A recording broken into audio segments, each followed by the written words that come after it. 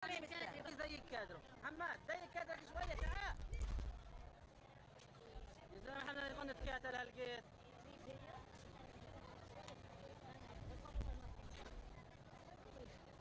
يا محمد يا زلمه مش مستاهل الشغله، تعال بك تعال كاميرتك عندها وقعت.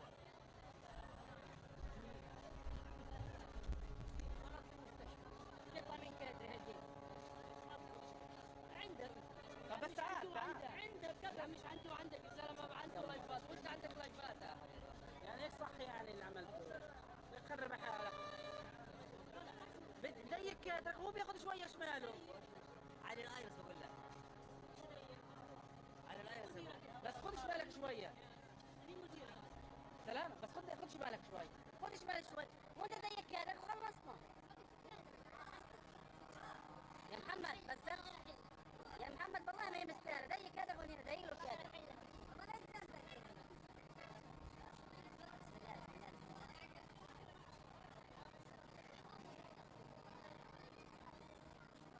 سمحت يا فراس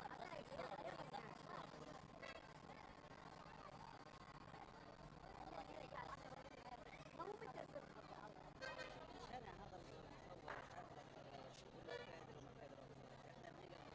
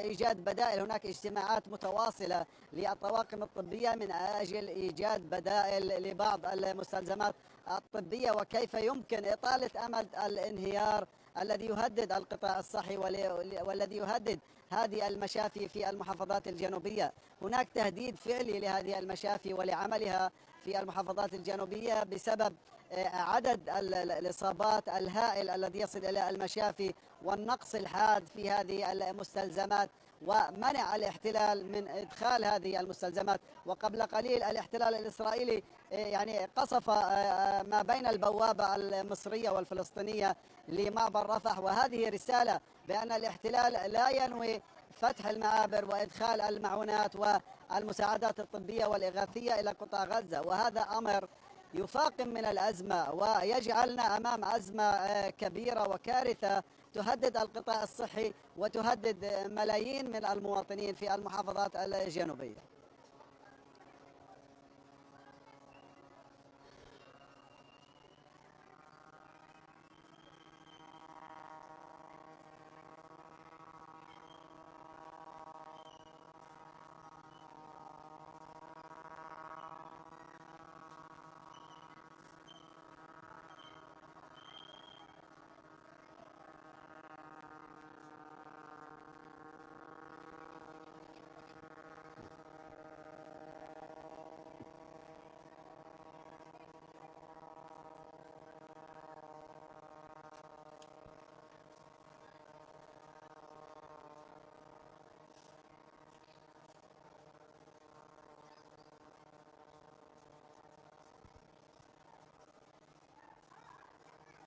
نعم، يعني هناك الاحتلال الإسرائيلي يستهدف المشافي ليست بشكل مباشر، ولكن الاحتلال يقوم بتقطيع الطرق الواصلة لهذه المشافي واستهداف منشآت سكنية إلى جانب هذه المشافي، فبالتالي هذا بشكل تهديد ويشكل إرباك لعمل الطواقم الطبية داخل المشافي، ويحدث حالة من القلق وحالة من الرعب في صفوف المرضى والمصابين في المشفى. الاحتلال يستهدف يعني القطاع الصحي بالكامل. هناك عدد من الشهداء من المسعفين. هناك الاحتلال استهدف العديد من سيارات الإسعاف بشكل مباشر. يعني القطاع الصحي مستهدف بشكل مباشر من قبل الاحتلال، كما يستهدف المواطنين.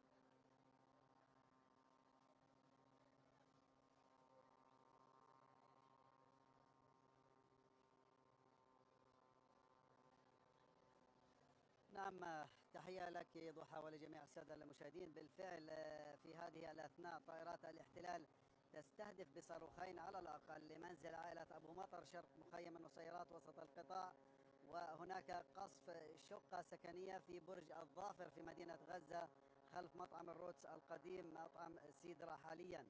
وأيضا الطائرات الحربية الإسرائيلية تقصف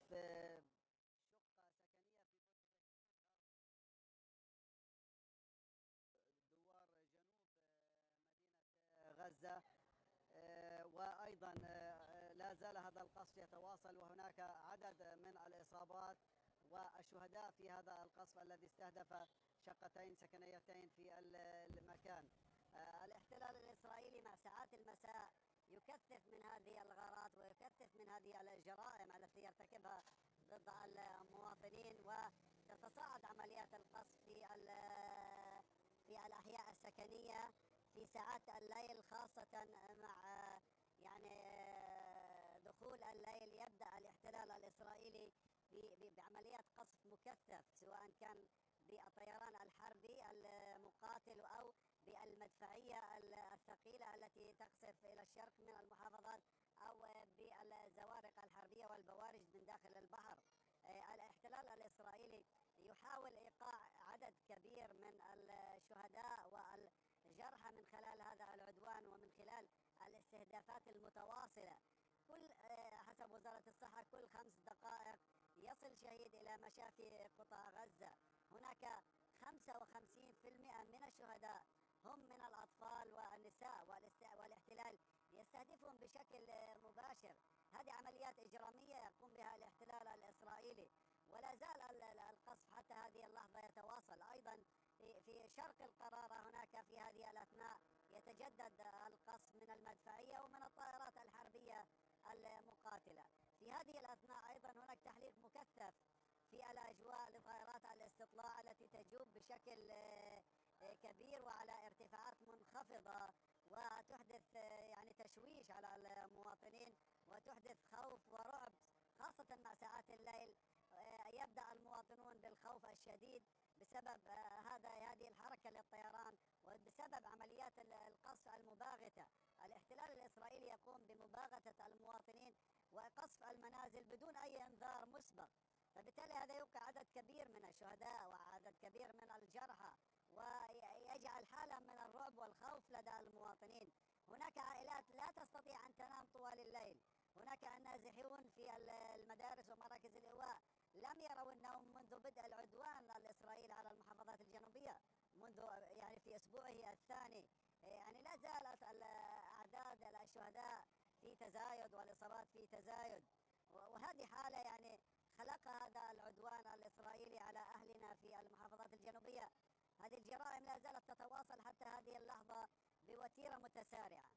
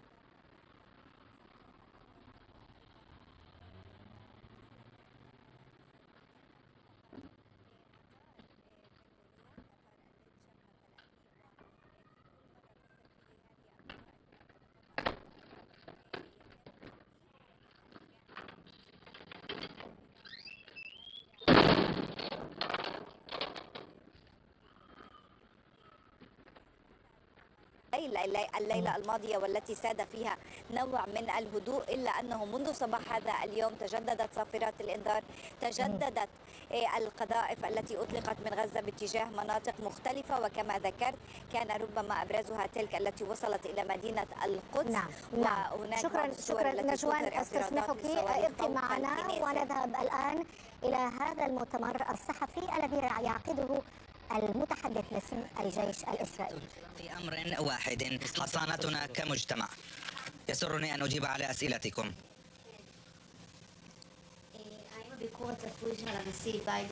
هل الزيارة المرتقبة للرئيس بايدن سوف نواصل كما وصفت هنا التجهز خاصتنا للمراحل القادمة للحرب للمعركة. الذي يوجهنا للمراحل القادمة هو جهوزية قواتنا، وأتحدث كل يوم وتحدثت عن ذلك في المسح. نحن منشغلون طيلة اليوم بأن يكون لمقاتلينا ولجنودنا كافة المعدات اللازمة لهم، وهذا الأمر يقدمنا ويجعلنا نتقدم أكثر وأكثر في الحرب. أليس من المفروض أن يكون لهذه الزيارة تأثير؟ زيارة رئيس الولايات المتحدة الأمريكية إلى هنا تملك أهمية استراتيجية كبيرة للشرق الأوسط بكامله. الشخصية الرفيعة المستوى الأكثر رفعا تتلقى مسحا، تتحدث عن السيناريوهات المتوقعة في الشرق الأوسط، عن الأعمال التي سوف نكون مطالبين بالإقدام عليها في غزة، في حرب غزة، في خطواتنا. يجب أن نعرف أننا مستعدون بالضبط لهذه. رأينا صباح اليوم سرقة معدات. هل الحدث الذي تتحدث عنه وقع قبل عدة أيام، وهذا الحدث كان فيها شاحنة لحماس وصلت إلى موقع للأونروا وسرقت من هناك وقودا وأيضا معدات أخرى طبية. هذا الأمر يشغلنا كثيرا.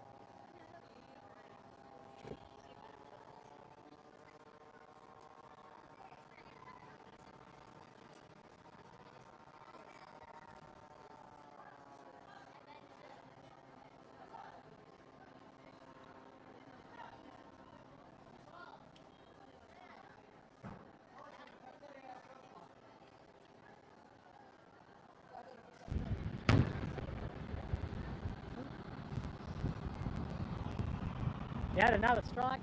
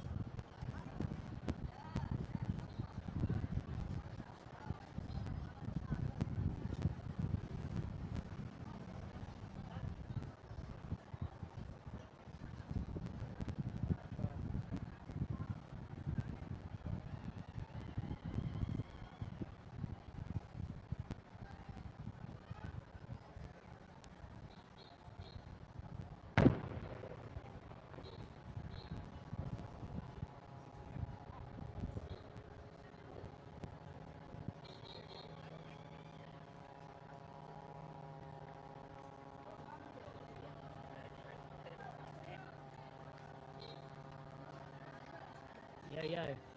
Sorry, I'm back.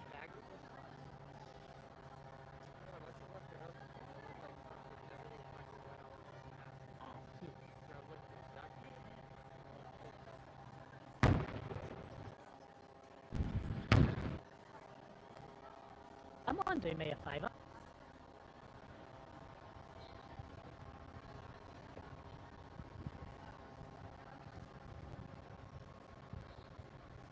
No, ground invasion has not started yet.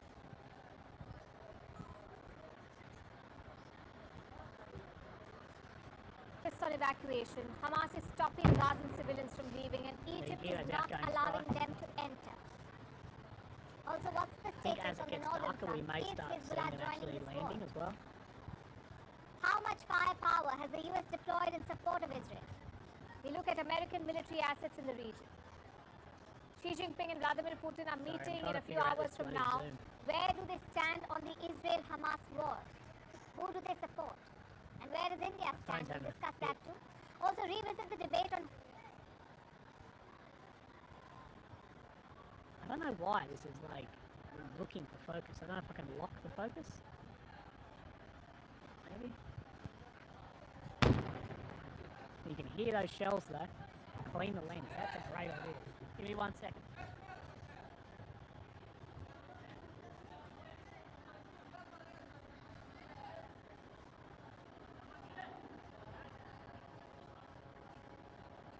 You're about to have a pair of socks on you guys today, and yes, I do have armor on.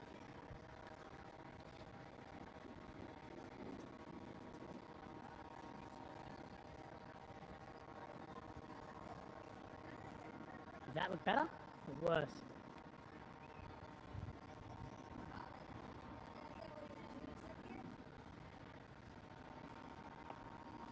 Surely that's going to be a little bit better. Ah, damn, that's okay. Don't worry about the link. That's all good. Right, so you should be hearing...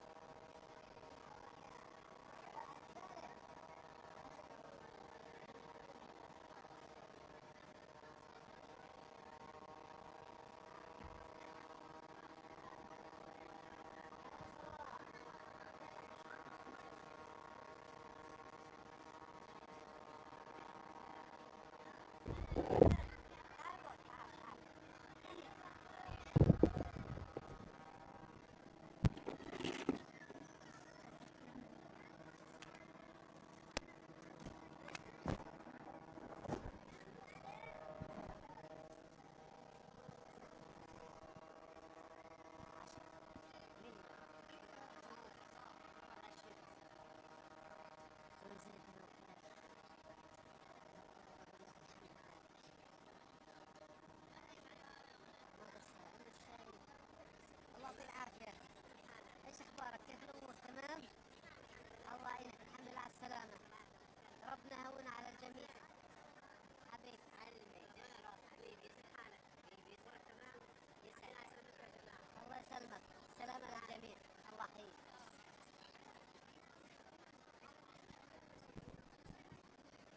والله بقول لك الله سبحانه وتعالى شغال الصرافة جاهز.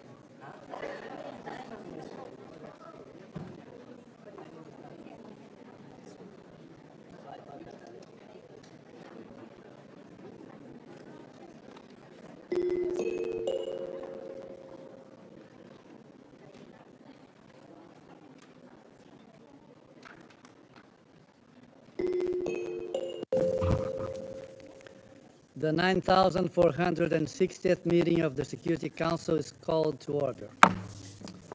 The provisional agenda for this meeting is the situation concerning Western Sahara.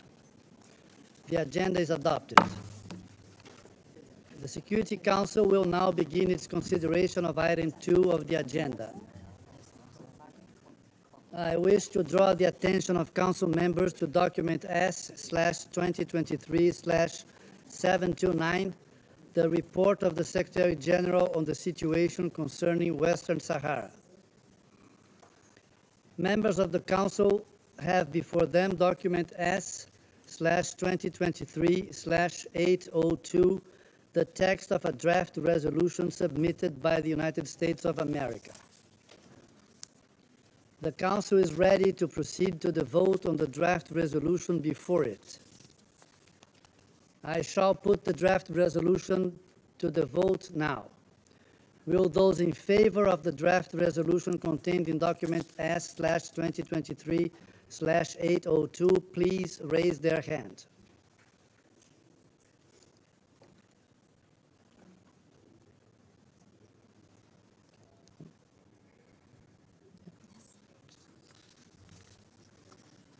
Those against? Abstentions?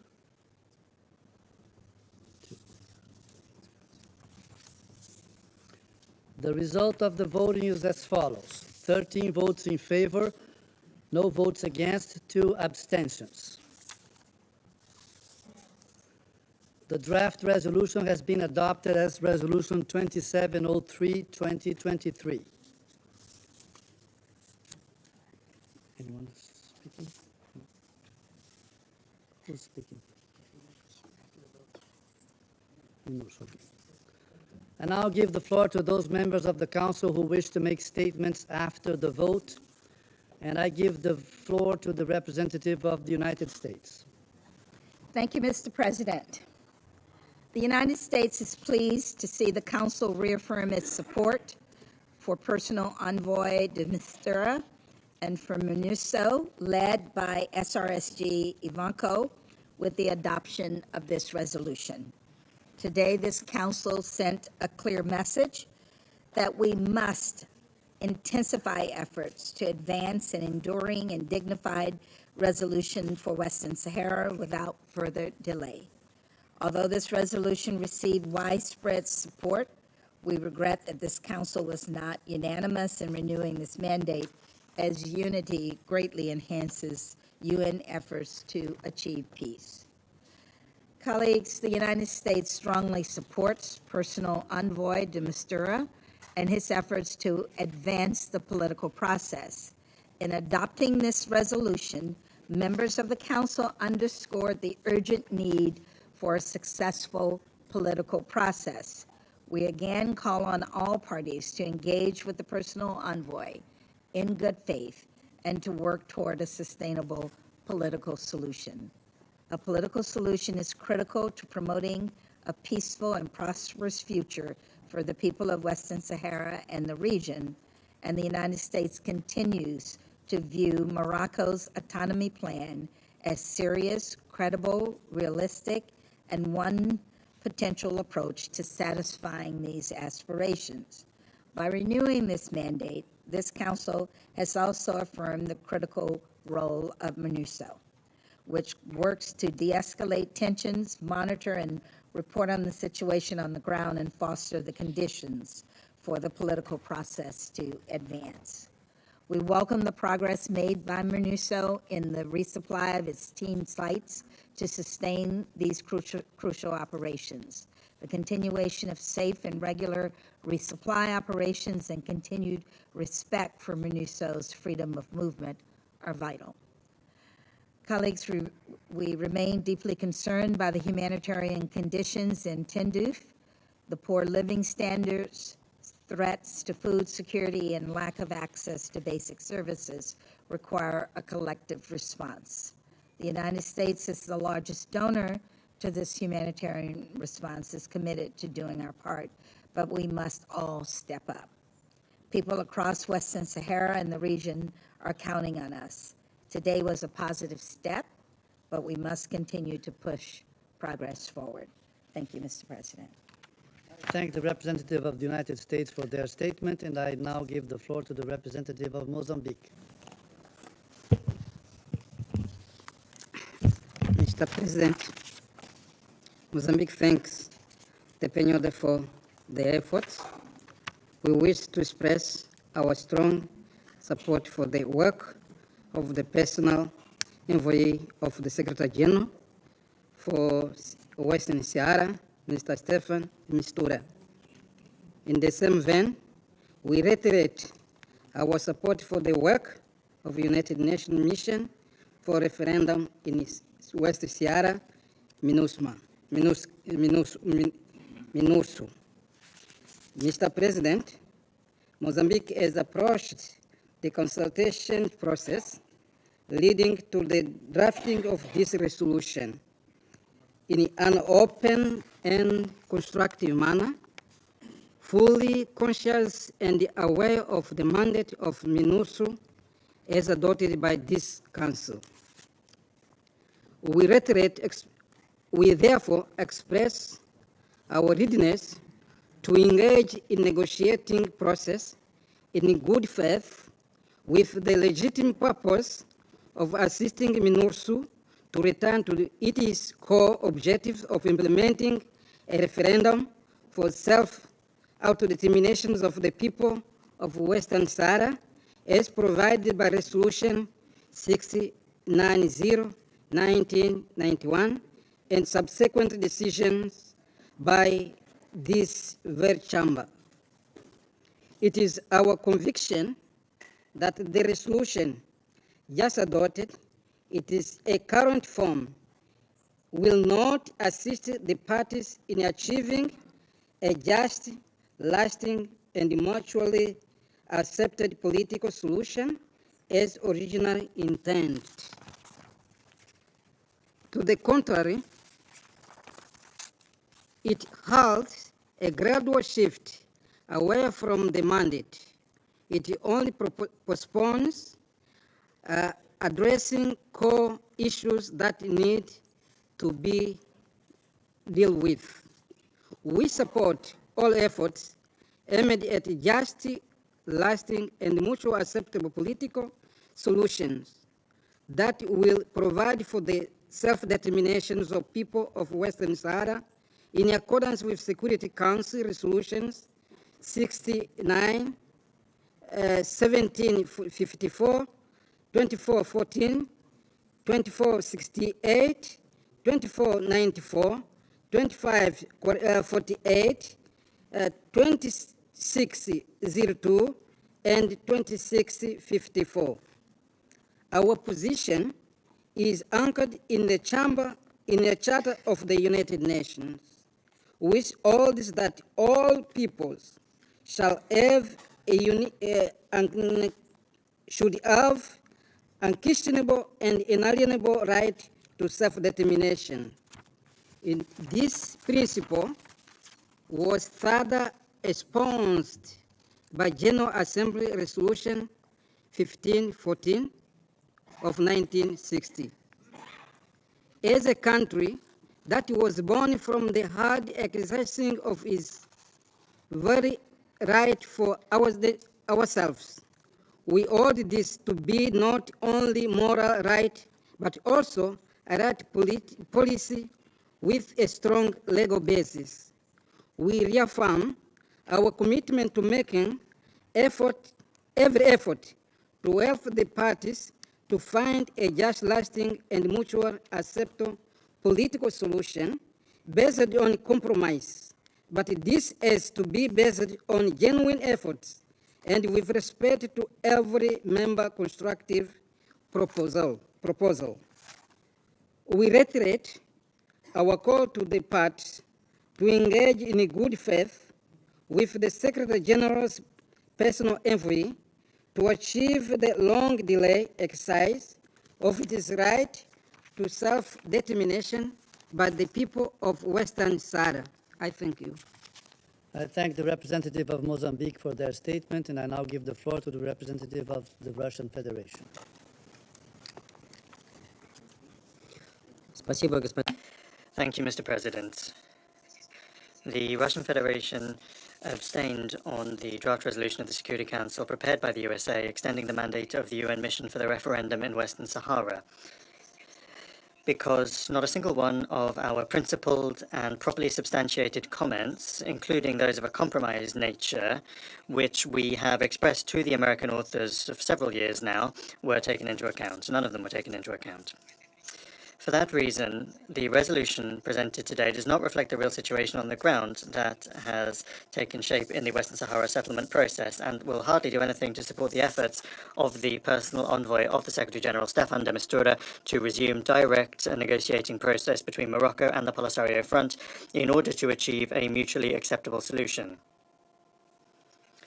Mr. President, since 2018, resolutions extending MINURSO's mandate have been amended in ways that, as we see it, do harm to the impartial and unbiased approach to the problem of Western Sahara. There is vague wording emerging, which raises questions. Wording that determines the direct parties to the conflict and the Western Sahara settlement process.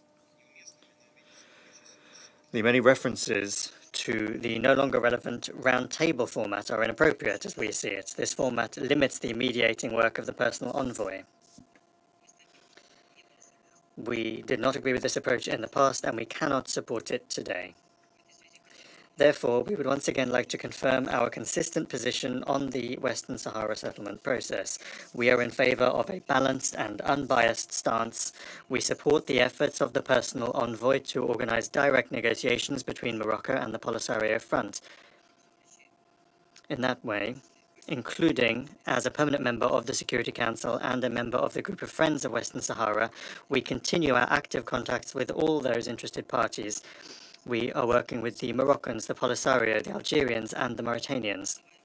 We call on all parties to refrain from unilateral actions which could complicate a resumption of a focused political dialogue. The ultimate formula for a settlement must be based on mutually acceptable solutions which would facilitate a just political settlement of the situation surrounding Western Sahara that suits the Moroccans and also the Polisario, and which stipulates self-determination for the people of Western Sahara within procedures that correspond to the principles and purposes of the UN Charter. In conclusion, we would like to underscore that our position today reflects exclusively our assessment of the unscrupulous work of the pen holders on the draft that was presented today. Once again, our very serious doubts over the impartial action by the pen holders of the country subject to the Security Council, the fulfilling of those obligations, our serious doubts are being borne out. At the same time, we consistently support the UN mission in Western Sahara, which plays a key stabilizing role to create conducive conditions on the ground for the resumption of dialogue between Morocco and the Polisario Front, and for advancing the peace process, and also the head of the mission, Alexander Ivanko. Thank you for your attention. I thank the representative of the Russian Federation for their statement, and I now give the floor to the representative of China. Thank you, Mr. President. Mr. President, over the years, MINURSO has diligently fulfilled its council mandate and made positive contributions to maintaining stability in Western Sahara and promoting a political settlement. The resolution just adopted shows the Council's determination to support the mission in the performance of its duties and to resolve politically the question of Western Sahara. China is pleased to see the positive progress made on MINURSO's logistical support and hopes that relevant parties will continue to strengthen communication and cooperation with the mission in accordance with Council resolutions to enable the mission to deliver on its mandate. China's position on the question of Western Sahara is consistent and clear. China supports a just and a lasting solution acceptable to all parties reached through consultations among parties as equals on the basis of the relevant Council resolutions. China supports the personal envoy of SG in continuing to step up mediation efforts to further progress in the political process on the basis of an in-depth understanding of the concerns of the parties. It is China's hope that future Council discussions on the resolutions on MINURSO mandate can reflect the latest changes of the situation. We also hope that the pen holder can facilitate full consultation of the Council to garner broader consensus. Thank you, Mr. President. I thank the representative of China for their statement, and I now give the floor to the representative of France. Monsieur le Président. Mr. President, France welcomes the adoption of the resolution which renews the mandate of MINURSO for 1 year.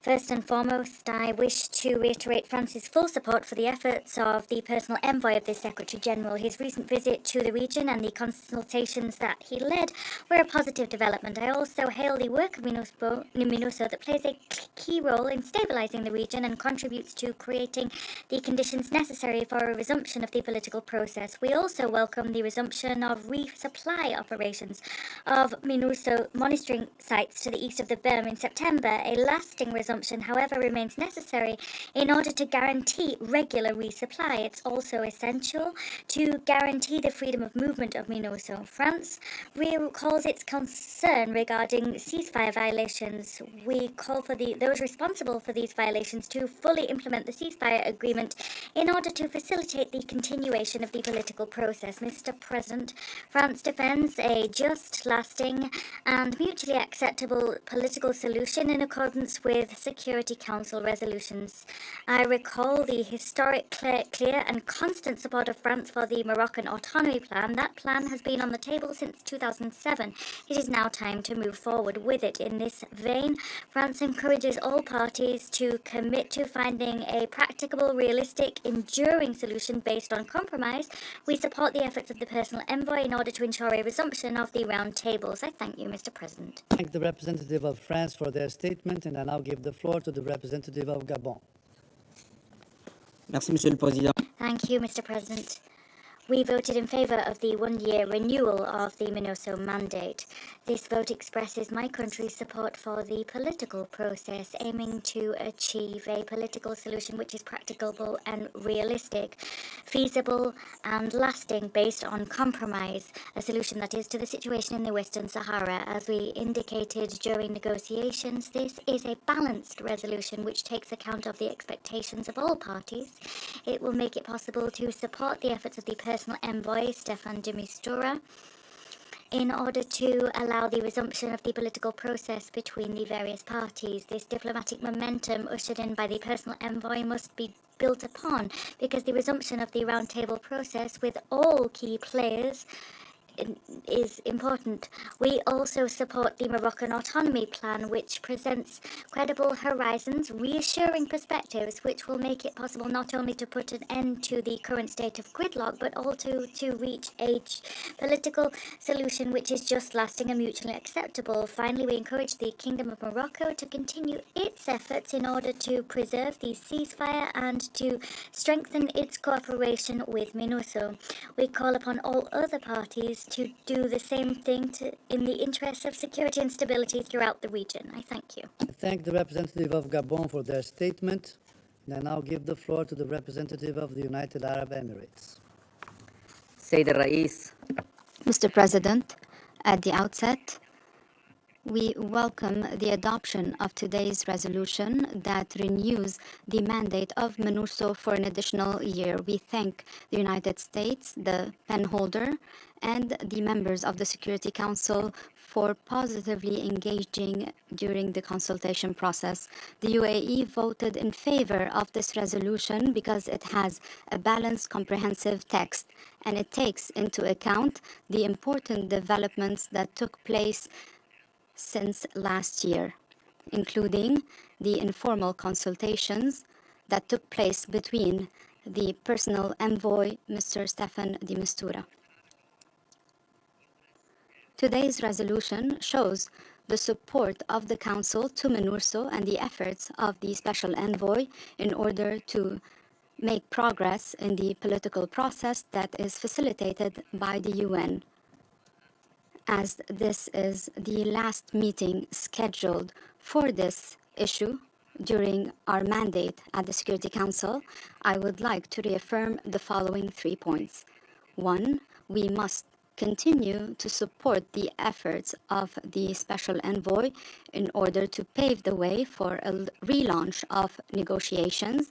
We believe that the roundtable format with the participation of all parties will help break the political impasse. We stress in this regard that the autonomy initiative provided by the Kingdom of Morocco and that was described or mentioned by UN Security Council resolutions as serious and legitimate, this is the only way to reach a last, durable, and pragmatic political solution that is mutually acceptable. Second, enabling MINURSO to resupply its sites in a sustainable manner and not just on an exceptional basis. This is necessary to allow MINURSO to carry out its mandate in an effective manner. In this regard, we commend the cooperation between MINURSO and the Kingdom of Morocco and their support for the ceasefire. We believe that the Polisario Front should cooperate fully with MINURSO and should remove all obstacles that could impact the work of the mission and to commit to the ceasefire. In conclusion, we reaffirm our support to the Kingdom of Morocco and its sovereignty over the Moroccan Sahara. We look forward for the UN to continue its constructive efforts in order to reach a solution for this issue that lasted for decades, and this will help strengthen security and stability in the region, a region that is facing many challenges. I thank you, Mr. President. I thank the representative of the United Arab Emirates for their statements. There are no more names inscribed on the list of speakers. The meeting is adjourned.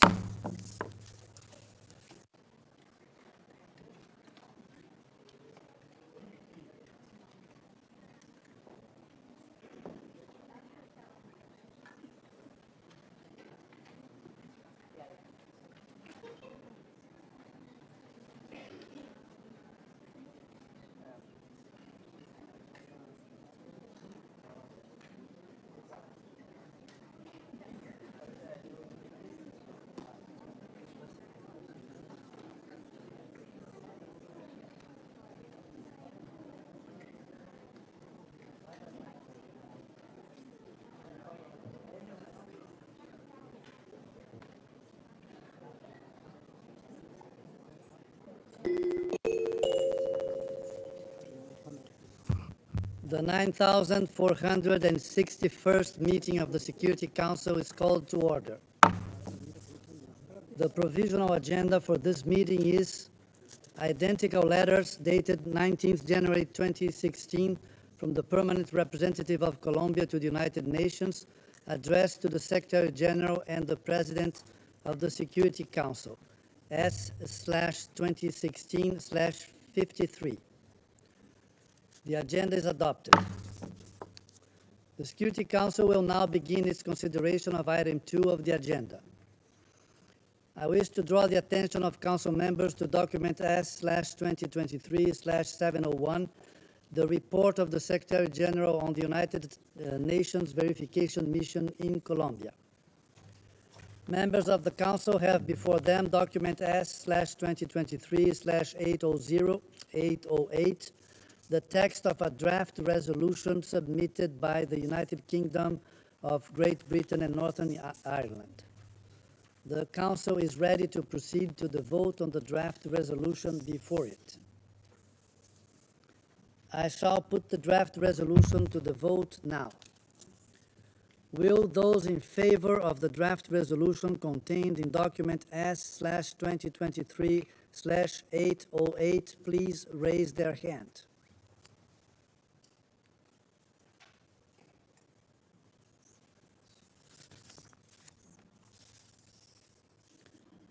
The draft. I give the floor to the representative of the United Kingdom. Thank you, President. And I'd like to thank colleagues for the constructive engagement during negotiations.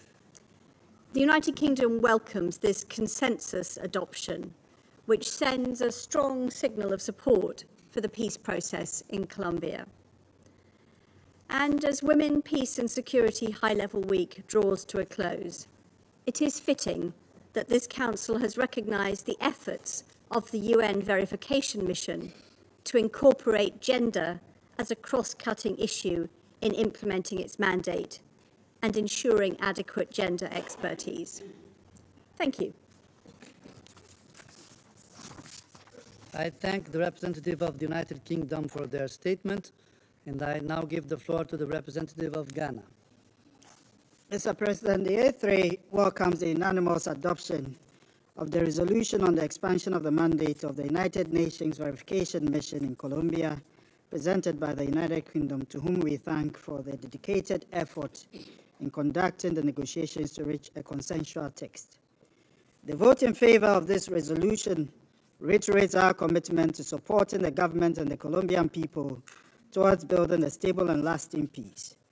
Guided by the trust that Colombia has placed in the United Nations to verify the implementation of the peace agreement in the country, and given the remarkable achievements registered so far in the negotiations with the National Liberation Army, ELN, we are committed to supporting the mission in its continued monitoring and verification of the ceasefire agreement between the government of Colombia and the Estado Mayor Central, contingent on the necessary conditions set forth by the Secretary General. We'll continue to monitor and encourage further advancement of the ethnic chapter of the peace agreement, an important component of the agreement which will go far in re-establishing justice and equality for all Colombian people, including Afro-Colombians and indigenous people. In concluding, the A3 will continue to offer its unwavering support to the verification mission and the special representative as they diligently monitor and enforce compliance with the commitments of the Colombian peace agreement. Their exemplary performance in this role deserves acknowledgement and reinforces our commitment to their ongoing efforts. I thank you. I thank the representative of Ghana for their statement, and I now give the floor to the representative of Japan. Well, thank you, Mr. President. We are pleased the Council came together today to unanimously extend the mandate of the UN verification mission in Colombia for another 12 months. We are particularly delighted that a reference to the importance of including youth in the peace process was reflected. As the driving force of the future, the voices and the active participation of youth should be protected, respected, and promoted for the peace process to be sustainable. Protection for young community members and leaders is needed to ensure their full and effective participation in peace-building efforts. The need to provide protection of young community members and leaders to ensure their full and effective participation in peace-building efforts was also part of the advice from the Peace-Building Commission to the Security Council, and this practice will strengthen relations between the PBC and the Council, which Japan believes is important. We hope that such good practices will be enhanced. We also welcome the emphasis on the efforts of the UN verification mission to continue to integrate a gender perspective as a cross-cutting issue into its work, among other perspectives. To conclude, Japan reaffirms its firm support for the work of the UN verification mission and will remain committed to supporting the peace process and the peace-building efforts in Colombia. I thank you. I thank the representative of Japan for their statement. I shall now make a statement in my capacity as the representative of Brazil. I'll speak in Spanish. Distinguished colleagues, Brazil congratulates the members of the Security Council on the unanimous adoption of the mandate renewal for the United Nations Verification Mission in Colombia. Brazil thanks the United Kingdom for its sterling work as penholder. The work of the Security Council in Colombia is in line with and must always be in line with the needs and priorities of Colombia as expressed by its government. In this connection, we are delighted to note that the resolution adopted today fully reflects the sovereign will of that country. Brazil supports the strategy of the Petro government to achieve a total peace. We recognise the importance of and the need for the additional dialogues that are underway to spread the dividends of peace throughout the country in its entirety. We continue to follow with interest and optimism the dialogue of the government with the self-proclaimed group Estado Mayor Central, EMC. As in the case with the ELN, we hope that the Council will be able to authorise the mission to verify the implementation of the ceasefire agreement with the EMC when the necessary degree of maturity has been reached on this front. It is important to optimise the contribution that the Council makes to progress across the various negotiation processes underway in Colombia, with the ultimate goal of encouraging ceasefires, both with the government and between the groups that continue to be engaged in territorial disputes. The peace process in Colombia is an example for the world of how to prioritise and incorporate the perspective of women, peace and security into work. The verification mission in Colombia must also reflect that reality, guaranteeing the integration of a gender perspective in each facet of the work underway to build and consolidate peace is vital to achieve broader and sustainable solutions. We're not adding work to a mandate, but what we're doing is strengthening the quality of our approach, the approach that we adopt for the peace processes. Tackling issues crucial to peace in Colombia, from rural reform to the reincorporation of former combatants, using a gender-sensitive approach enriches our work and strengthens the foundations for a lasting peace in the country. Once again, we congratulate the people and government for Colombia on their tireless efforts to seek, achieve, and consolidate total peace across its territory.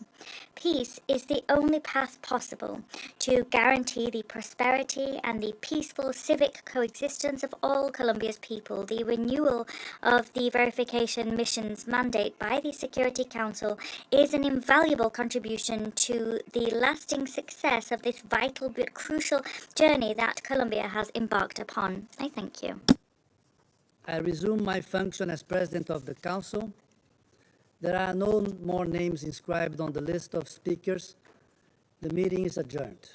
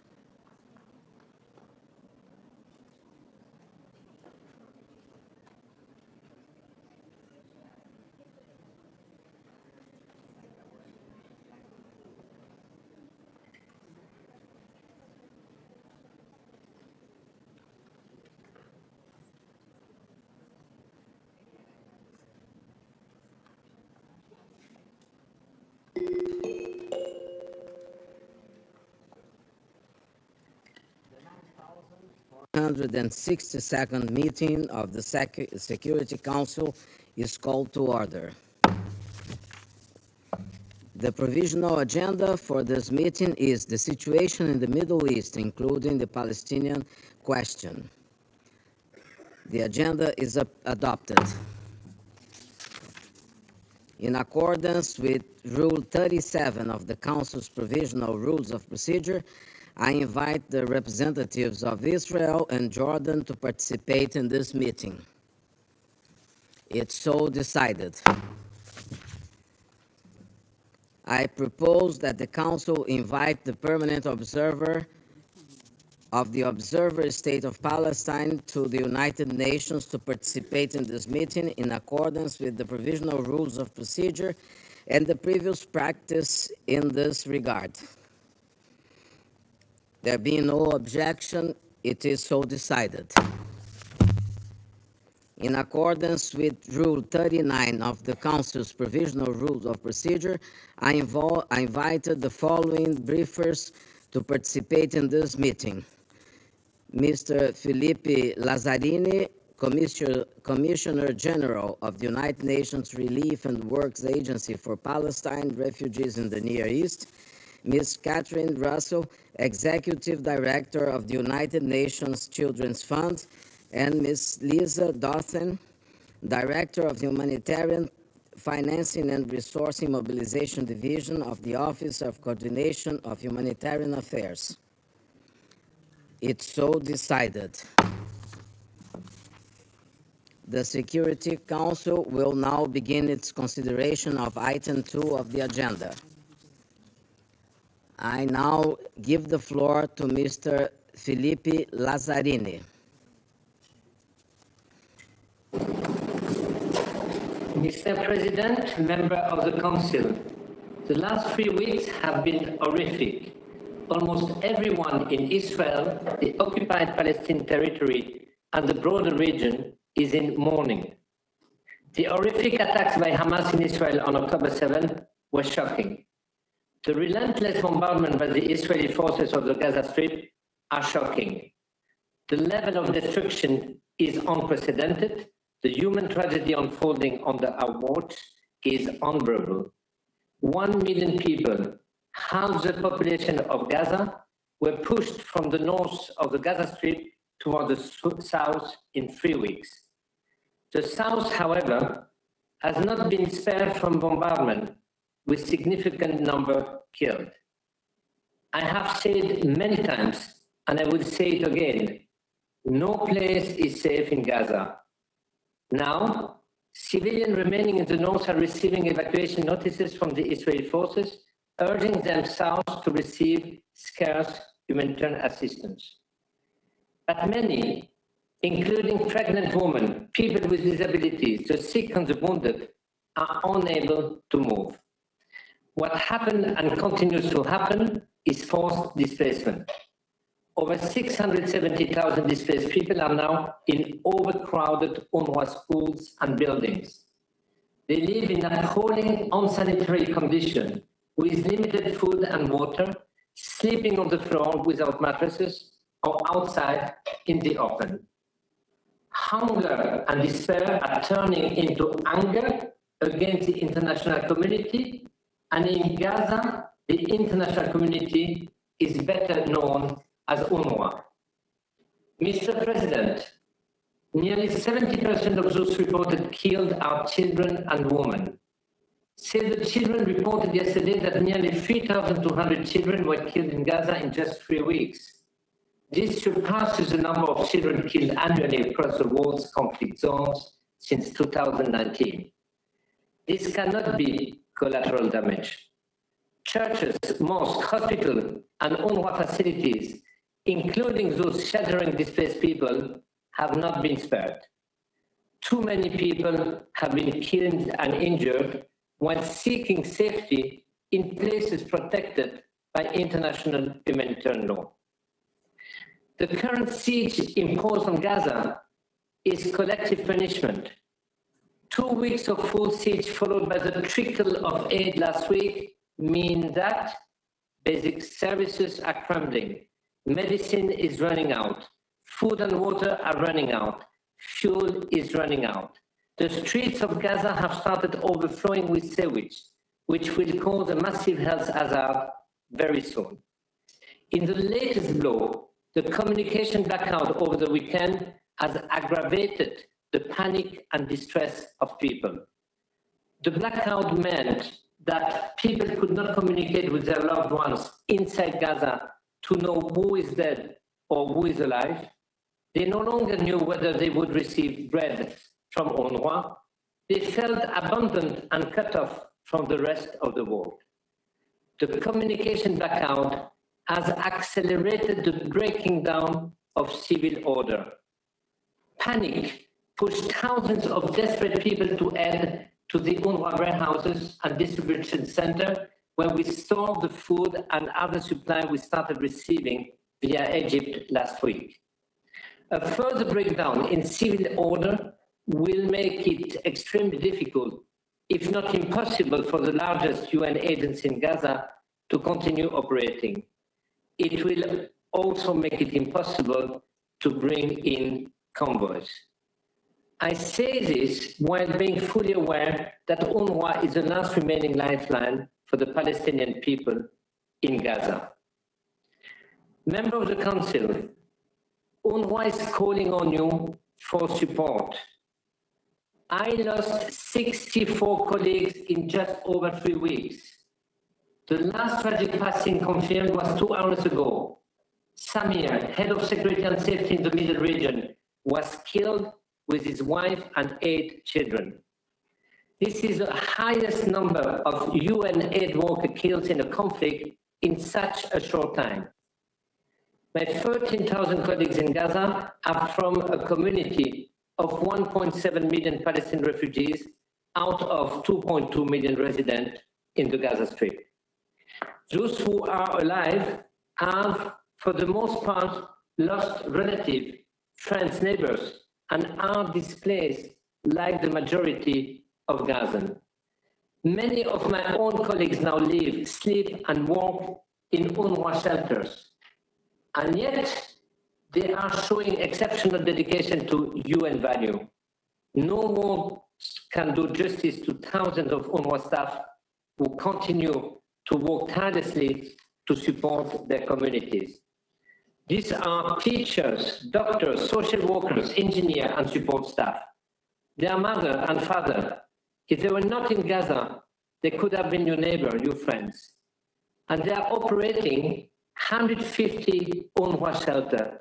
They are keeping 1/3 of our health center open and run 80 mobile health teams. They support the entry of humanitarian convoys and the storage and distribution of aid. They distribute the little fuel we have left to hospitals, bakeries, and shelters. My UNRWA colleagues are the only glimmer of hope for the entire Gaza Strip, a ray of light as humanity sinks into its darkest hour. But they are running out of fuel, out of water, out of food and medicine, and will soon be unable to operate. Let me be clear, the handful of convoys being allowed through Rafah is nothing compared to the needs of over 2 million people trapped in Gaza. The system in place to allow aid into Gaza is geared to fail unless there is political will to make the flow of supplies meaningful, matching the unprecedented humanitarian needs. Mr. President, Gaza has over 2 million people, half of them children. Gazans are vibrant, educated people who aspire to have normal lives, families, children, education, and dreams of a better future. Today, Gazans feel that they are not treated as other civilians. Most of them feel trapped in a war they have nothing to do with. They feel the world is equating all of them to Hamas. This is dangerous, and we know this too well from previous conflicts and crises. An entire population is being dehumanized. The atrocities of Hamas do not absolve the state of Israel from its obligation under international humanitarian law. Every war has rules, and this one is no exception. Hannah Arendt said, "The death of human empathy is one of the first and most revealing signs of a culture that is about to fall into barbarity. More than ever, Gazans deserve our empathy. Its absence will deepen the polarization in the region and further push away any prospect of peace." Mr. President, while a lot of the focus is on Gaza, I wish to reiterate that another crisis is unfolding in the West Bank, including East Jerusalem. The United Nations has been sounding the alarm for months on the increased violence. Palestinian fatalities this year are the highest since the UN started to keep record in 2005. At least 115 Palestinians have been killed since October 7, including 33 children. The movement restrictions imposed across the West Bank are impacting our services, including schools and health centers. Meanwhile, the situation on the Israeli-Lebanese border is getting worse, with regular exchanges of fires and civilian casualties reported. In conclusion, I'm very worried about the potential spillover of this conflict beyond Gaza unless the following is enforced. First, there must be strict adherence to international humanitarian law. This means civilian and civilian infrastructure, including UN premises, schools, hospitals, places of worship, and shelter hosting civilians, must be protected all over the Gaza Strip, north and south, and at all times. This is not an option, it is an obligation. Second, we need a safe, unimpeded, substantial, and continuous flow of humanitarian aid, including fuel, into the Gaza Strip and across it. For this, we need an immediate humanitarian ceasefire. Third, UNRWA still needs funds. We have the necessary and largest presence on the ground. We can deliver if we have the means and the resources, including the finances to pay staff on the front lines. UNRWA has received generous contribution towards its initial flash appeal, but without a fully funded core budget, we cannot pay salaries and deliver. Finally, in these dark times, we must not lose sight of our humanity. Our empathy should apply to all, Palestinian, Israeli, Jewish, Christian, and Muslim. The rules of war must be followed by all parties, at all times, in all places. Civilians must be protected, hostages released, and a genuine humanitarian response facilitated. An immediate humanitarian ceasefire has become a matter of life and death for millions. The present and future of Palestinian and Israeli depend on it. I urge all member states to change the trajectory of this crisis and work towards a genuine political solution before it's too late. Thank you. I thank Mr. Lazzarini for his briefing. I now give the floor to Ms. Catherine Russell. Thank you to Ambassador Nusseibeh and Ambassador Franca Danesi for convening this meeting, and to members of the Security Council for this opportunity to speak about the humanitarian situation in the state of Palestine and Israel. At UNICEF, we firmly believe that the true cost of this latest escalation will be measured in children's lives, those lost to the violence and those forever changed by it. After little more than 3 weeks, the devastating tally is quickly adding up, with rampant grave violations being committed against children. According to the Palestinian Ministry of Health, more than 8,300 Palestinians have been killed in Gaza, including over 3,400 children, with over 6,300 children injured. This means that more than 420 children are being killed or injured in Gaza every day, a number that should shake each of us to our core. Of course, the violence being perpetrated against children extends beyond the Gaza Strip. In the West Bank, including East Jerusalem, at least 37 children have reportedly been killed. And of course, more than 30 Israeli children have reportedly been killed, while at least 20 children remain hostage in the Gaza Strip, their fates unknown. Civilian infrastructure has also come under fierce attack. According to the World Health Organization in Gaza, 34 attacks have been reported against healthcare facilities, including 21 hospitals. 12 of Gaza's 35 hospitals, which are also being used as shelters for displaced people, can no longer function. At least 221 schools and more than 177,000 housing units have been damaged or destroyed. Meanwhile, what little clean water remains in Gaza is quickly running out, leaving more than 2 million people in dire need. We estimate that 55% of water supply infrastructure requires repair or rehabilitation. Only one desalination plant is operating at just 5% capacity, while all 6 of Gaza's water waste treatment plants are now non-operational due to a lack of fuel or power. The lack of clean water and sanitation is on the verge of becoming a catastrophe.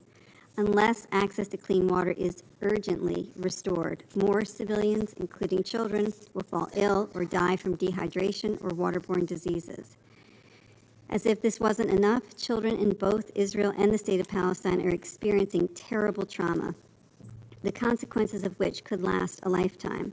Studies have shown that violence and upheaval can induce toxic stress in children that interferes with their physical and cognitive development and causes mental health problems over both the short and the long terms. We are doing our best to reach all children in need, but the delivery of humanitarian aid, especially in Gaza, is now extremely challenging. This is due to both the current siege conditions imposed on Gaza and the highly dangerous circumstances under which our staff are operating.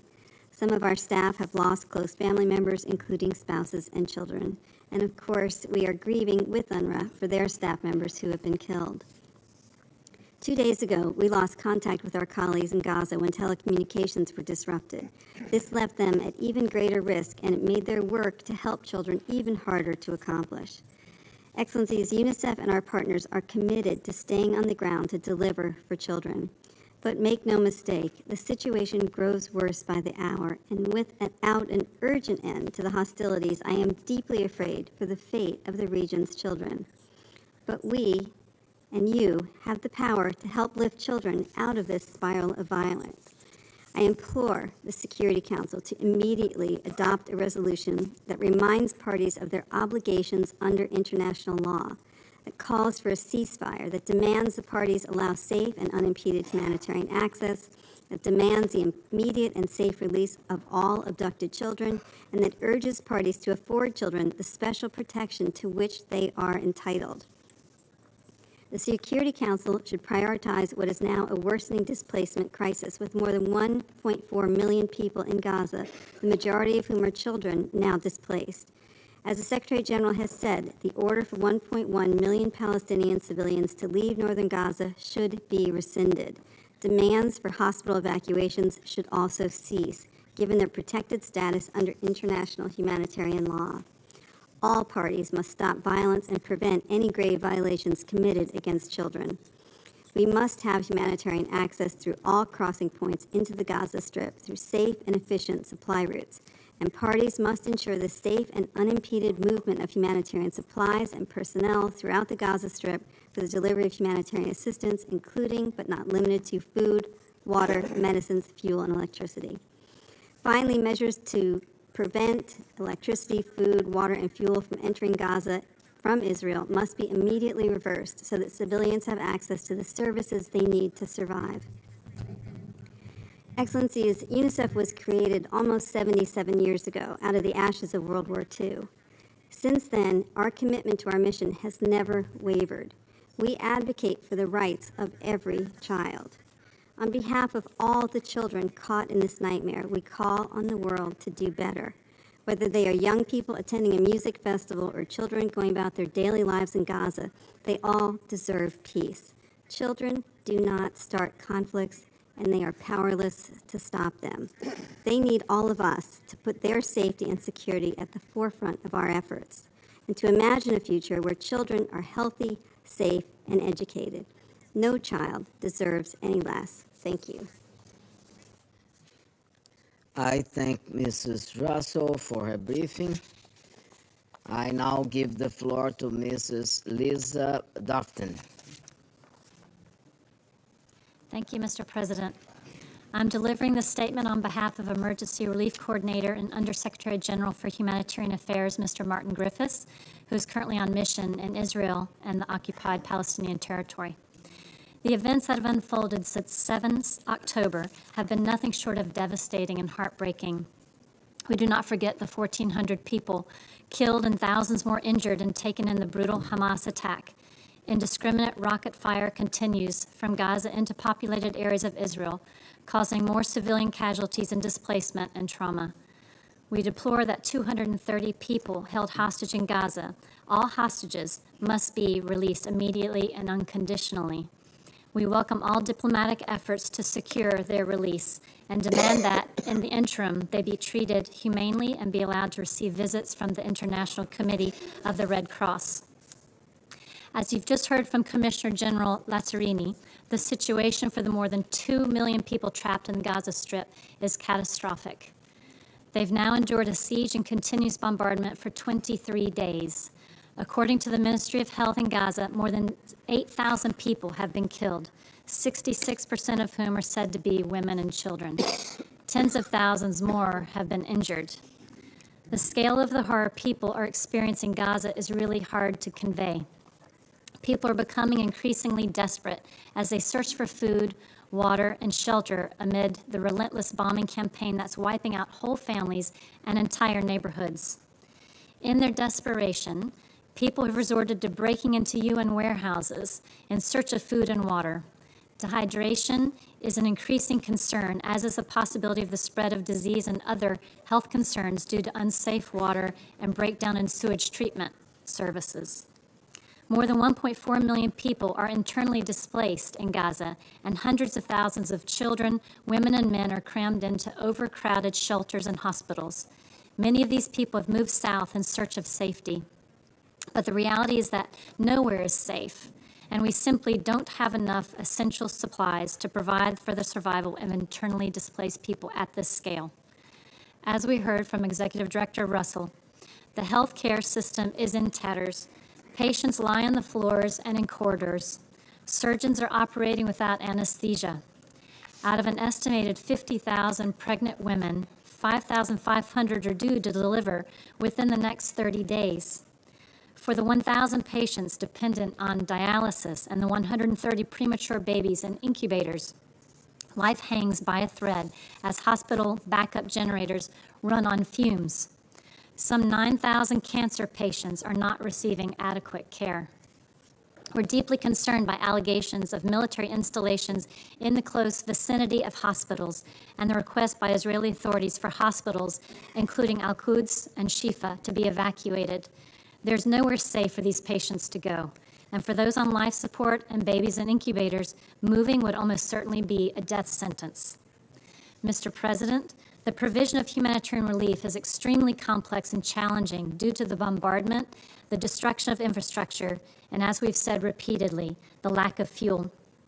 We mourn the loss of 64 UNRWA colleagues and other humanitarian staff who've been tragically killed, and we extend our deepest condolences to the families and colleagues. We have the utmost admiration for the bravery, selflessness, and commitment of humanitarian workers who are delivering aid to those in need in this perilous environment. Mr. President, we welcome the agreement that has allowed us to get some relief into Gaza via the Rafah border crossing, but these deliveries are a drop in the ocean compared to the vast scale of needs. It's imperative that we're able to get humanitarian supplies and relief into Gaza safely, reliably, without impediment, and at the scale required. In particular, urgent for us to replenish fuel supplies, which are vital for powering most essential services, including hospitals and water desalination plants, and to transport humanitarian relief inside Gaza. And more than one entry point into Gaza is indispensable if we are to make a difference. Karim Shalom between Israel and Gaza is the only crossing equipped to rapidly process a sufficiently large number of trucks. Meanwhile, in the West Bank, scores of civilians have been killed and incidents of settler violence have increased, causing hundreds of civilians to be displaced.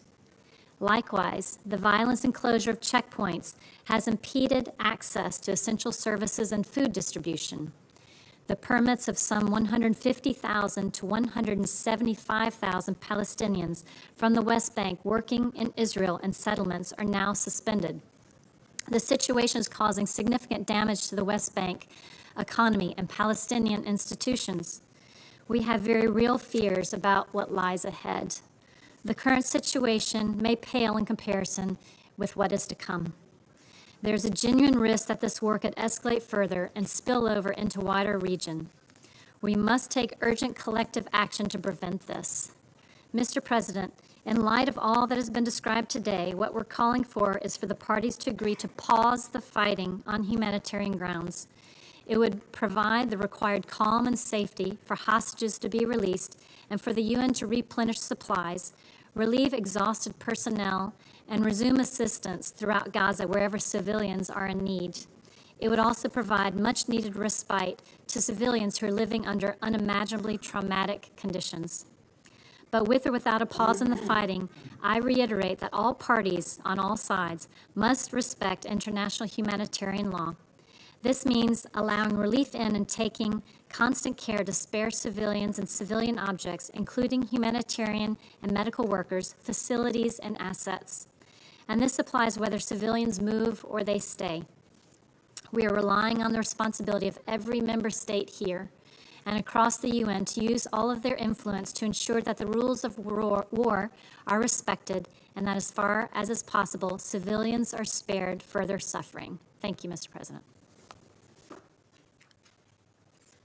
I thank Ms. Dufton for her briefing, and I shall now make a statement in my capacity as the Minister of Foreign Affairs of Brazil.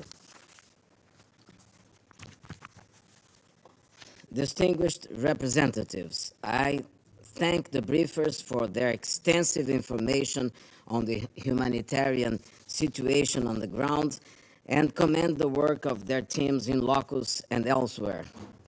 They honor once again the work of this organization and everything it stands for. Following instructions of President Lula, I come back before you again today with a profound sense of urgency and dismay.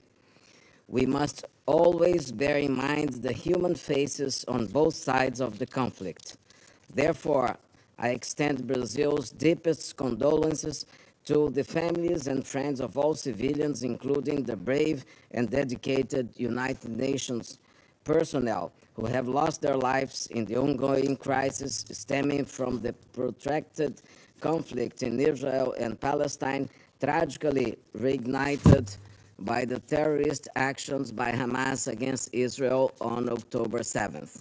Nothing justifies such crimes. All hostages must be immediately and unconditionally released, and access to them by the Red Cross must be immediately granted.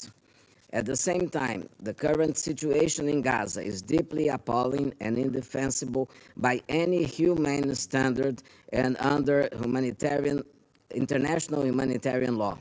An alarming humanitarian catastrophe is unfolding before our eyes, with thousands of civilians, including an overwhelming and intolerable number of children, being punished by crimes they have not committed. In 3 weeks, we have watched this conflict claim the lives of more than 8,000 civilians, of whom more than 3,000 are children. Since the last time I spoke in this council, just last week, the count of children deaths increased by 1,000.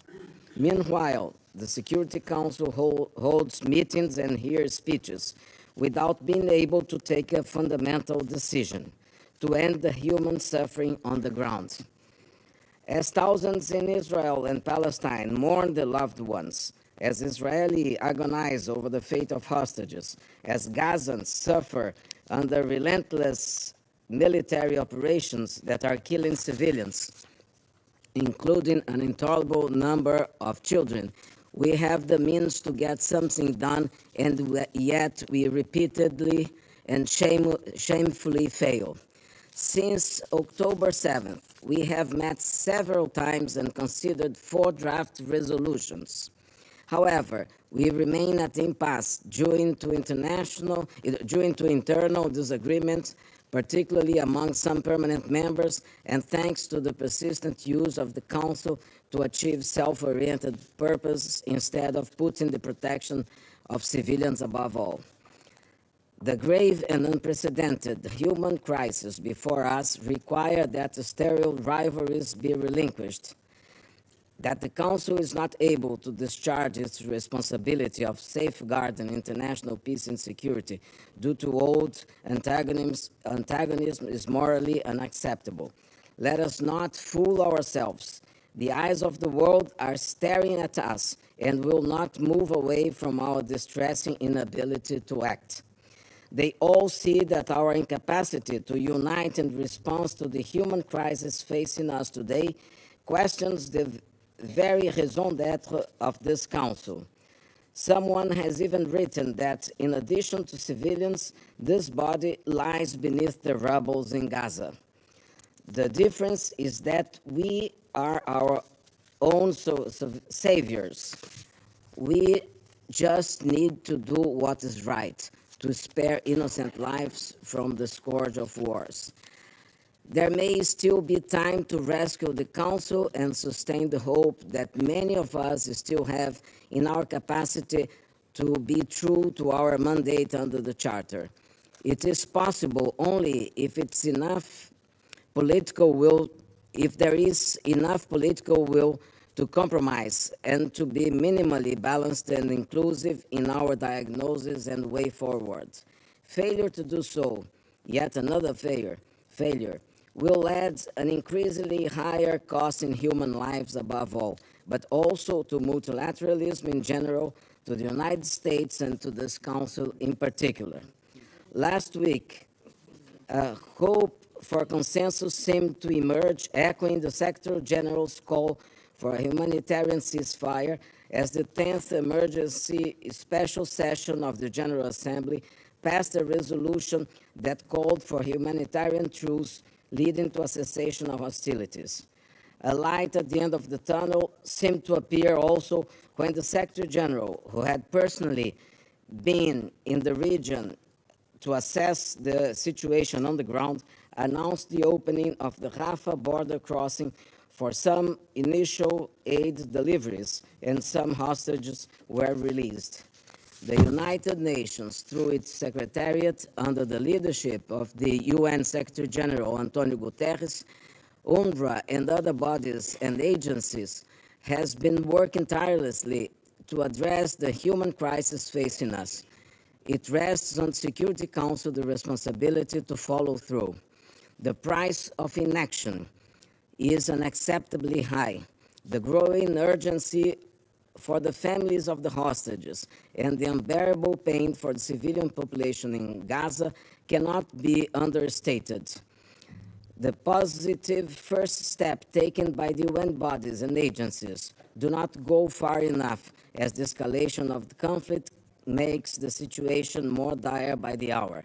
The relevance of a resolution of the Security Council lies on the need for sustained humanitarian aid and for granting safe working conditions for those involved in rescuing hostages and providing humanitarian work. The cessation of hostilities is therefore to the benefit of the civilian population on both sides. All the risk of reinstating the obvious, I want to put it bluntly. There cannot be rescuing of hostages and humanitarian aid under shells. This is why Brazil and fellow E10 members have been working tirelessly to try to get this Council to act more decisively since the last showdown around proposed resolutions. In Brazil's view, the main goals are clear: the immediate and unconditional release of all hostages and the end of violence through whatever modalities can be agreed without further delay, so that rapid, safe, unhindered, and sufficient humanitarian aid can be delivered to the strained people of Gaza. Besides the 8,000 lives lost, many more are about to meet their fatal destiny, as hospitals have no means to keep providing basic treatment for the patients. Therefore, Providing essential resources to those in Gaza, including water, food, medical supply, fuel, and electricity, is urgent and imperative. Surgeries are being performed without anesthesia. Lives are being lost at hospitals for lack of energy, and the most basic medical supplies, food and water are scarce, and prices have skyrocketed. And the flow of humanitarian aid so far amounts to little more than a photo op. Tanks and troops are on the ground in Gaza, and time for action is running out. My questions to you all are, if not now, when? How many more lives will be lost until we finally move from rhetoric to action? It is also critical and urgent to allow for the safe and immediate evacuation of foreign nationals from Gaza and from elsewhere in the region if they feel threatened. While every state has the right and duty to protect its citizens, actions must be consistent with international law and international humanitarian law, in particular, the principles of distinction, proportionality, precaution, military necessity, and humanity. The right and duty to protect a state's population cannot and should not come at the cost of more deaths of civilians and more destruction of civilian infrastructure. As the UN Secretary General Guterres has repeatedly reminded us, even wars have rules. Any indiscriminate attack against civilians and critical infrastructure, as well as depriving civilians of basic goods and service, are morally unjustifiable and illegal under international humanitarian law. Brazil strongly condemns actions that blur the line between civilians and combatants. Today, UNRWA shed light on the grim and disheartening reality in Gaza, highlighting the objectionable level of destruction of civilian infrastructure and tragic loss of innocent lives, including those of women, children, at least 35 of its staff. The World Health Organization has been constantly recalling the urgent need for the cessation of violence and for the humanitarian action at a time when Gaza's health infrastructure is on the verge of collapse. Beyond the immediate and very urgent humanitarian considerations, a threat to regional stability looms, and any repercussion could be catastrophic. Brazil urges a united shift towards de-escalation and calls on all parties to act with the utmost restraint.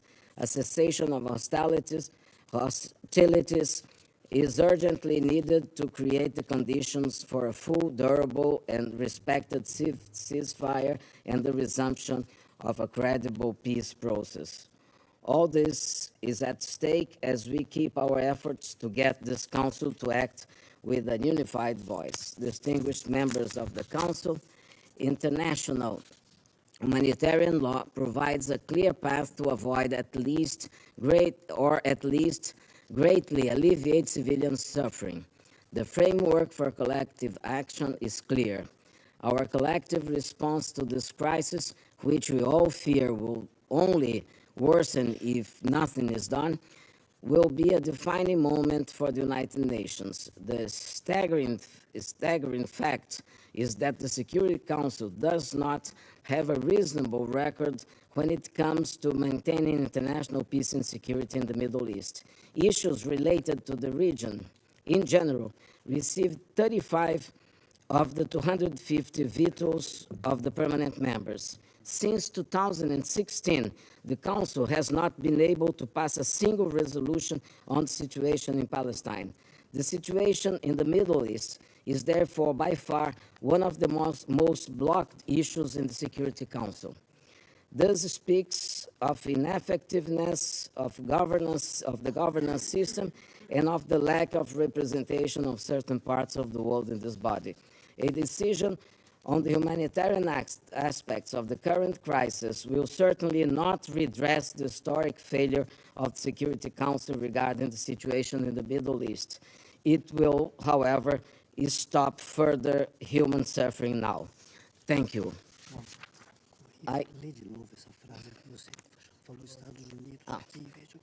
Sorry. I would like for the register to read again another sentence that that was misspelled in my speech. The sentence is on page 4. Failure to do so, yet another failure, will add an increasingly higher cost in human lives above all, but also to multilateralism in general and to the United Nations and this Council in particular. I thank you. I resume now my function as President of the Council. I now give the floor to the permanent representative of the United Arab Emirates. Mr. President, thank you for your presence here with us in New York today and for the special dedication that Brazil has given to peace in our region. I also pay special tribute to our briefers today and to their team's dedicated work in the most unimaginable circumstances on the ground in the Gaza Strip. Commissioner General Lazzarini, I was very shaken by your recent words to your staff over the weekend in which you said, "I am constantly hoping that this hell on earth will soon come to an end." I want to extend the UAE's deep condolences for the 64 UNRWA workers killed in this war. They paid the ultimate sacrifice for the life-saving work the United Nations does every day around the world, and we have failed to protect them. Last Friday, 121 countries, representing an overwhelming majority of the world, issued an unambiguous call for an immediate, durable, and sustained humanitarian truce in Gaza. They stood up for the humanitarian imperative, for human rights, for international law, and most importantly, for the self-evident truth that Palestinian life is precious, equal, and deserving of the full protection of the law. We have heard many say that the 2.2 million Palestinians in Gaza are not Hamas, that this is not a war against them. And while these are welcome words, it is time that action reflected them. The more than 8,000 people that have been killed in Gaza, and as we've heard today, 70% of whom were women and children, were surely not all Hamas. Nearly 1,000 children are missing and may be trapped or dead under the rubble. They are not Hamas. Will we help them? The number of Palestinian children killed in just 3 weeks of Israel's bombardment of Gaza exceeds the total number of children killed in conflicts worldwide in each of the last 4 years. As Ms. Russell has so eloquently said, that should stain our moral conscience if nothing else does. Children do deserve our special protection and are entitled to it today. If we lean on the General Assembly's moral authority in other settings, we must also respect it in this one. Indeed, members of this council have repeatedly expressed their concerns about the fraying of the international order. This council, ignoring the expressed will of the majority of the world, may be what breaks it. Colleagues, we need a ceasefire now. As Foreign Minister Vieira said, we need to ensure that safe, sustained, and at-scale humanitarian aid reaches Gaza now, and that access to electricity, clean water, and fuel is restored now. The shutdown of cellular and internet services over the weekend as part of the offensive meant that wounded civilians were searching for help in the dark. As we have heard today, there have been over 76 attacks on healthcare, including 20 hospitals and clinics, damaged or destroyed. More than 650,000 people are sheltering in UNRWA facilities. Let me be absolutely clear on this point. These sites are protected by international humanitarian law. Announcements that they are targets or warnings for them to evacuate do not, I repeat, do not alter their protected status. We need to see the rescission of dangerous, unrealistic evacuation orders. On Saturday, the Palestinian Red Crescent reported warnings from Israel to immediately evacuate Al-Quds Hospital, which hosts hundreds of patients, including newborn babies in incubators. Around 12,000 civilians are also seeking refuge there right now as we sit here in this chamber in New York, speaking to each other again and again and debating the language of our humanitarian resolution and response. An evacuation order in these conditions is cruel, it is reckless, and so is our delay as a Security Council. Mr. President, all of Gaza's civilian population is at risk by the escalating hostilities, as are the Israeli and international hostages taken by Hamas, wrongly taken by Hamas. While our eyes have been trained on Gaza, the occupied West Bank has not been spared from violence either. Israeli settlers are escalating their attacks against Palestinian civilians and forcing their displacement. These attacks must be prevented by the State of Israel. Across the region, there have been several credible warnings of a wider escalation. The drums of war are beating. Colleagues, taking these warnings seriously begins with stopping this war in Gaza.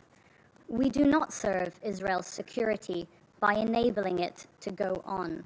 We cannot reverse the heinous October 7th attacks by condoning this war in which civilians are paying the price.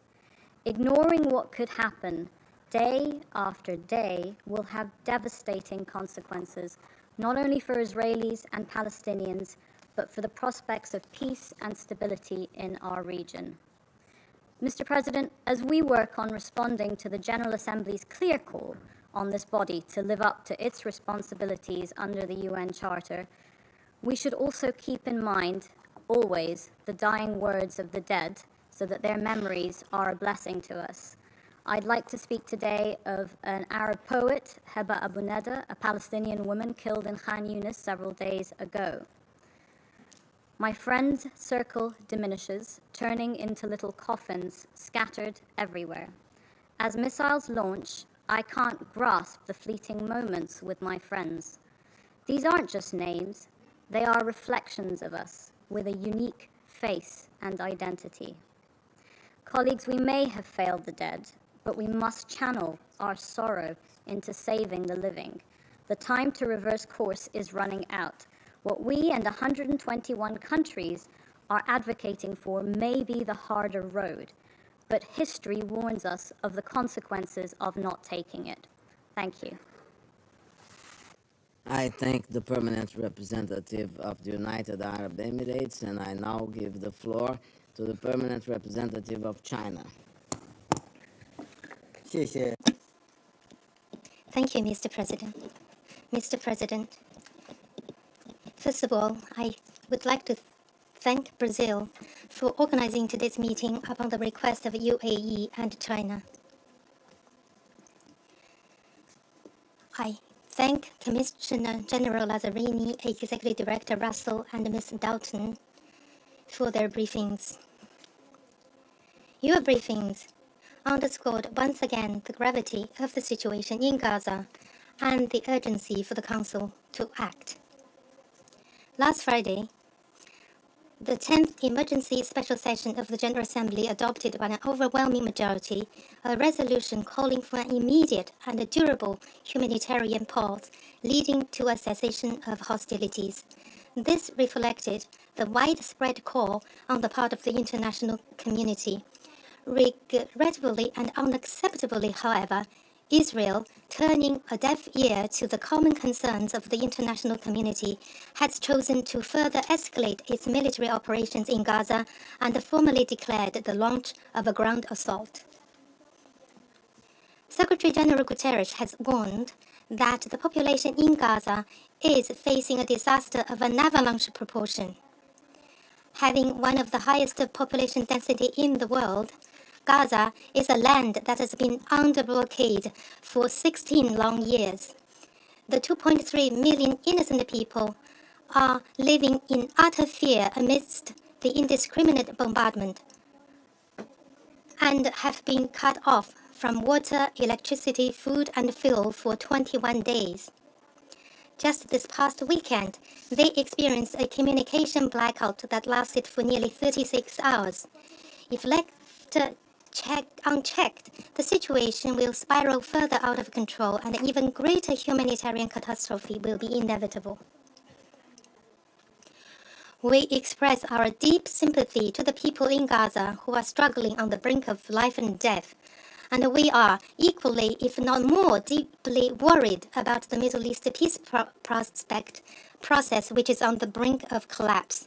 China solemnly calls on the parties to the conflict to cease all hostilities, disengage immediately, set in place a humanitarian truce, and make every effort to prevent the situation from escalating further.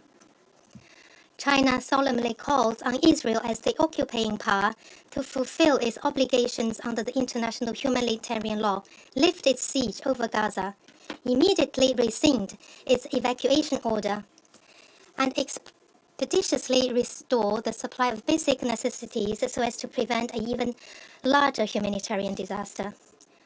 China solemnly calls for intensified diplomatic efforts to facilitate the release of the hostages without delay and to work on this basis to seek to open up space for dialogue so as to return to the track of a political settlement.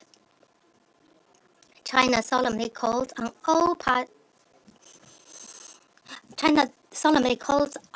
the power that has a special power on the parties concerned to put aside their own self-interests and geopolitical considerations and make every effort to stop the war and restore peace. Mr. President, the decades-long history of the Palestinian-Israel issue has taught us that military means are not the solution. Absolute security cannot be achieved by imposing collective punishment on civilians, and responding to violence with violence will only exacerbate hatred and confrontation. We call on the parties to the conflict to abandon their blind faith in the use of force and commit themselves to breaking the cycle of violence and achieving common security. There is no firewall in Gaza. It is a dangerous myth to think that a contained war is possible there. Allowing the fighting in Gaza to continue could very well turn it into a military catastrophe that will engulf the entire region. The situation in the West Bank and along the Lebanese-Israeli border has already sounded the alarm. We call on all parties concerned about the spillover of the conflict to devote their efforts towards promoting a ceasefire in Gaza. As long as the war rages, more violations of international humanitarian law are bound to happen. Without a comprehensive ceasefire, humanitarian assistance, no matter how much there is, will only be a drop in the ocean. What the people of Gaza need now is more than just a reiteration by the Council of the importance of international humanitarian law and the repetition of unfulfilled promises of protection. What they need is concrete actions to restore peace, uphold the law, the rule of law, and save lives. The Council has so far held several meetings on the situation of Palestine and Israel, and it cannot be said that there was no consensus at all. The resolution just adopted by the General Assembly has also pointed the Council in the right direction. In the face of the current critical situation, China once again solemnly calls on the Council to strengthen unity, build consensus, and take responsible and meaningful action as soon as possible. We believe that so long as we focus on the most pressing issues on hand, such as a ceasefire and an end to the fighting, the protection of civilians, and the prevention of a larger humanitarian disaster, it is possible for the members of this council to reach a consensus, and indeed, this is what they should do. At this juncture, silence means acquiesce, and inaction is tantamount to a green light. The eyes of the world are upon us, and history will record our choice. Thank you, Mr. President. I thank the permanent representative of China for his statement, and I now give the floor to the permanent representative of the United States. Thank you, Mr. President. Commissioner General Lazzarini, Executive Director Russell, and Director Doughton, I want to express my heartfelt Gratitude to you and your teams for the courageous work done by you under the most difficult circumstances. Humanitarian actors have stepped up, as they always do, to try and save lives in the midst of the humanitarian crisis in Gaza. This work is heroic, but tragically, it comes with great risk. We mourn the more than 60 UN staff who've been killed in Gaza since the start of this conflict. The lives of UN personnel must be protected. The lives of humanitarian workers must be protected. The lives of journalists must be protected. The lives of all civilians, innocent civilians, Israeli and Palestinians, men and women, children and elderly, must be protected. There's no hierarchy when it comes to protecting civilian lives. A civilian is a civilian is a civilian. Colleagues, it's been 3 weeks since Hamas killed more than 1,400 innocent civilians and took more than 200 people hostage. Gaza-based militants continue to fire barrages of rockets toward Israel. Citizens from dozens of member states are still being held hostage by Hamas. And the humanitarian crisis in Gaza is growing more dire by the day. At this moment of pain and sorrow and suffering, we must all come together.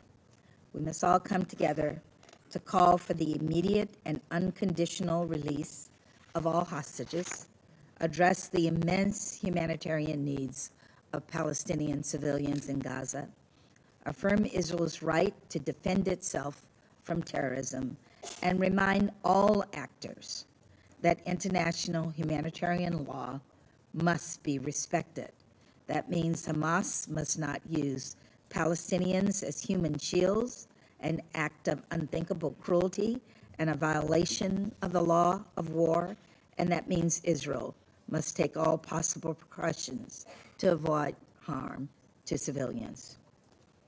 Yesterday, President Biden spoke to Prime Minister Netanyahu and reiterated that while Israel has the right and responsibility to defend its citizens from terrorism, it must do so in a manner consistent with international humanitarian law.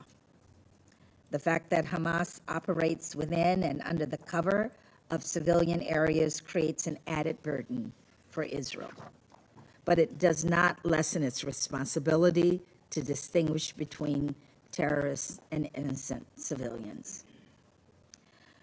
Colleagues, the United States is also deeply concerned by the significant uptick in violence against Palestinian civilians in the West Bank. We condemn the killings of Palestinian civilians, and we urge Israel to prevent these attacks, working with the Palestinian Authority. The Biden administration also shares the international community's concern about telecommunications shutdowns in Gaza. We've made this clear to Israeli leaders, and we understand communication networks have started to be restored. This is essential. A shutdown of telecommunication imperils the lives of civilians, UN personnel, and humanitarian workers, and risks exacerbating the humanitarian crisis in Gaza. Lives hang in the balance, and we must all step up, as the United States has done.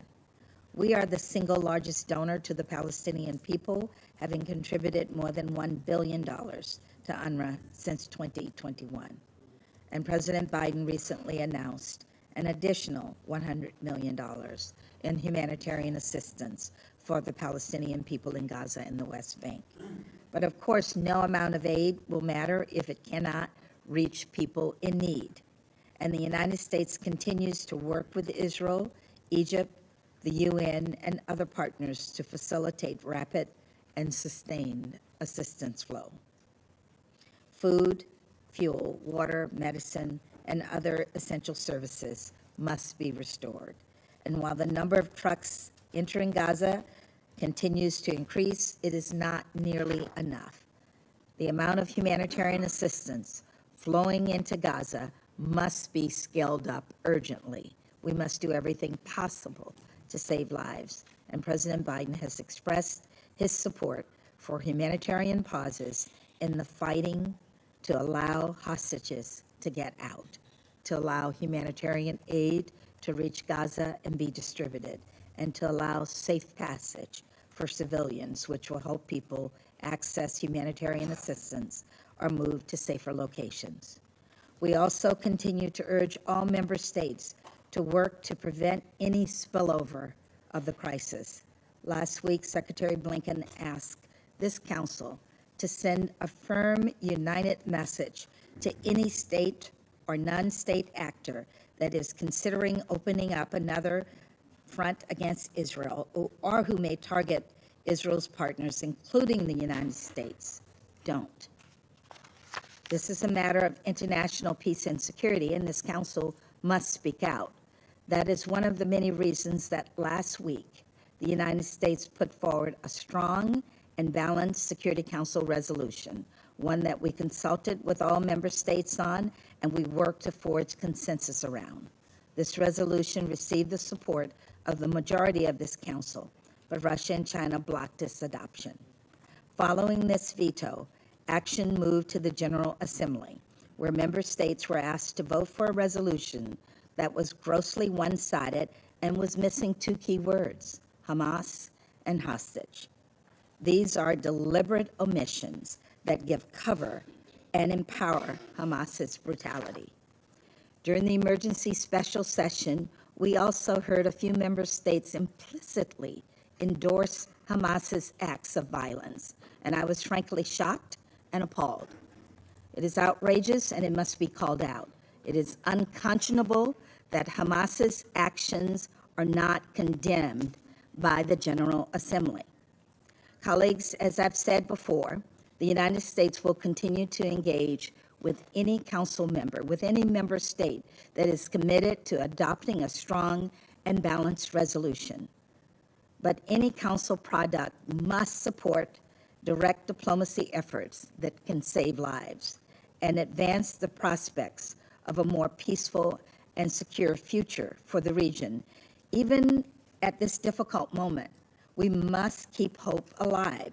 We must work toward a brighter future, a future where Israelis and Palestinians have equal measures of security, freedom, justice, opportunity, and dignity, a future where Palestinians realize their legitimate right to self-determination and a state of their own, a future where two democratic states, Israel and Palestine, live side by side in peace.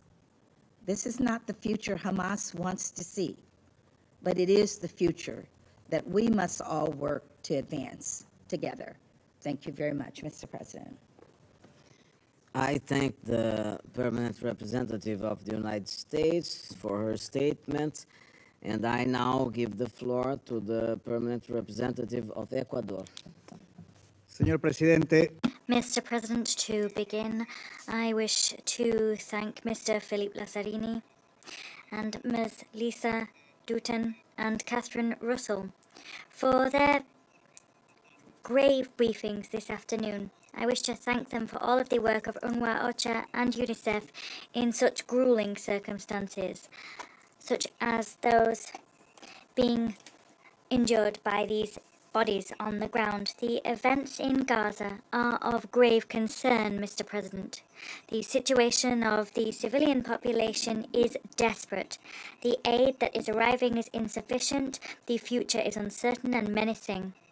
Telecommunication blackouts that have just been referred to and the beginning of ground operations are worsening this state of affairs. Ecuador values the efforts that have been made to render viable the entry of vital supplies from Egypt. We hope that we will ultimately manage to establish a system which makes it possible to supply the civilian population in a sufficient and continuous fashion. We recognize the right of countries to protect their civilians when international law allows. However, at the same time, we recall the obligation for that right to be exercised in full compliance at all times with international law and international humanitarian law, as we have stated on several occasions. as Ecuador and other members of the Council indeed have stated on several occasions. We support the work of the Secretary General, that of the United Nations system, and we support the work of its agencies who have the mandate to provide humanitarian aid to the population affected by this conflict. My country has appealed vehemently for the avoidance of the spillover of this violence to other areas in the region. At this moment, I wish to draw particular attention to the need to avoid exacerbating tensions and fueling the violence in the West Bank and on the border between Lebanon and Israel. I reiterate our request to all to act with a sense of responsibility and common sense. Anything else, and death, more pain and more suffering will be all that await. Mr. President, as I have said on several occasions in recent weeks, this Council must speak out in the face of the eruption of violence in the area and its dire humanitarian consequences. All efforts must be made to achieve this goal. Particularly, we must reach agreements between those who have the power to prevent, with their will alone, the adoption of a decision which enjoys the majority support of this Council. It is timely to recall here that exercising greater power brings with it greater responsibility. The Council must bear in mind that this organization was born to defend the dignity and worth of the human person, to ensure that reason prevailed in international relations, and to create a better world for all. It is our obligation, Mr. President, to strive so that we can always discharge that mandate. I thank you. I thank the permanent representative of Ecuador, and I now give the floor to the permanent representative of Switzerland. Merci, Monsieur le Président.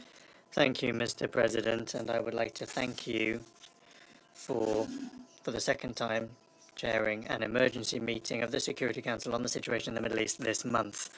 I would also like to thank the Commissioner General of UNRWA, Felipe Lazzarini, Director Lisa Doughton of OCHA, and the Executive Director of UNICEF, Catherine Russell, for their briefings and their efforts, and above all of their efforts in these particularly tragic circumstances.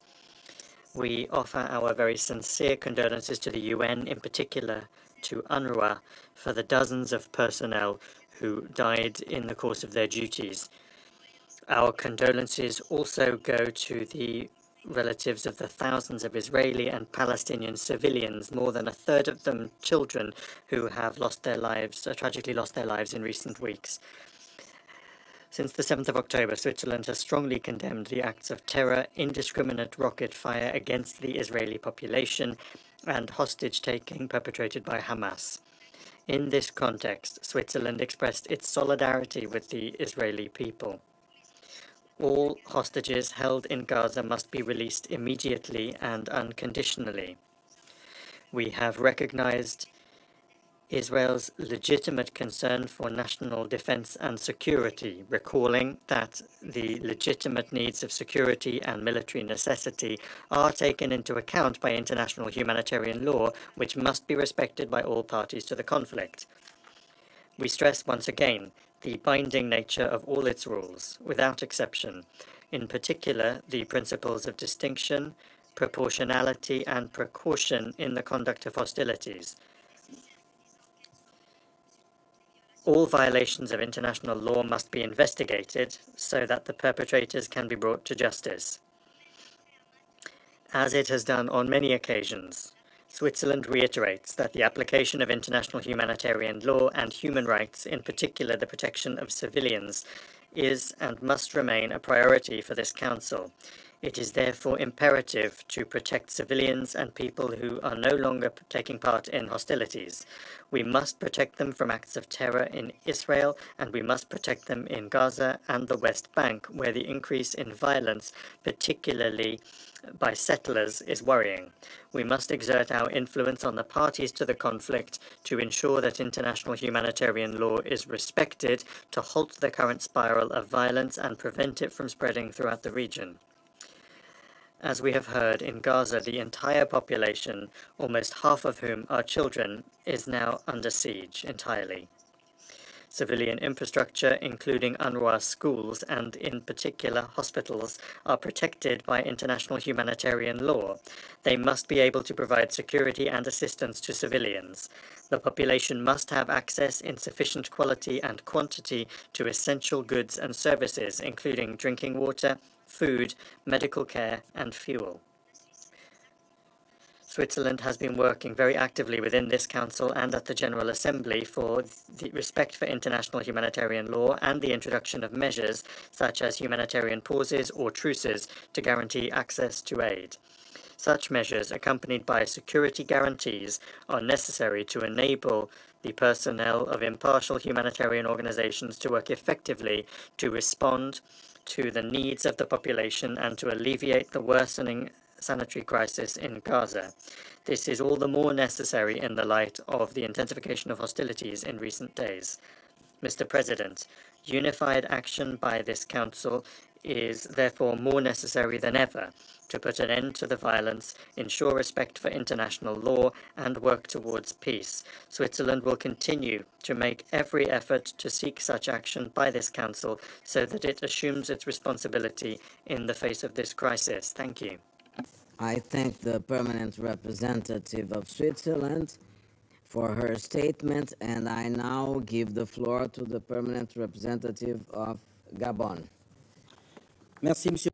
Thank you, Mr. President. I thank UNRWA Commissioner General Philippe Lazzarini, the Executive Director Catherine Russell, and OCHA Director Lisa Ducton for their briefings on the current situation in Gaza.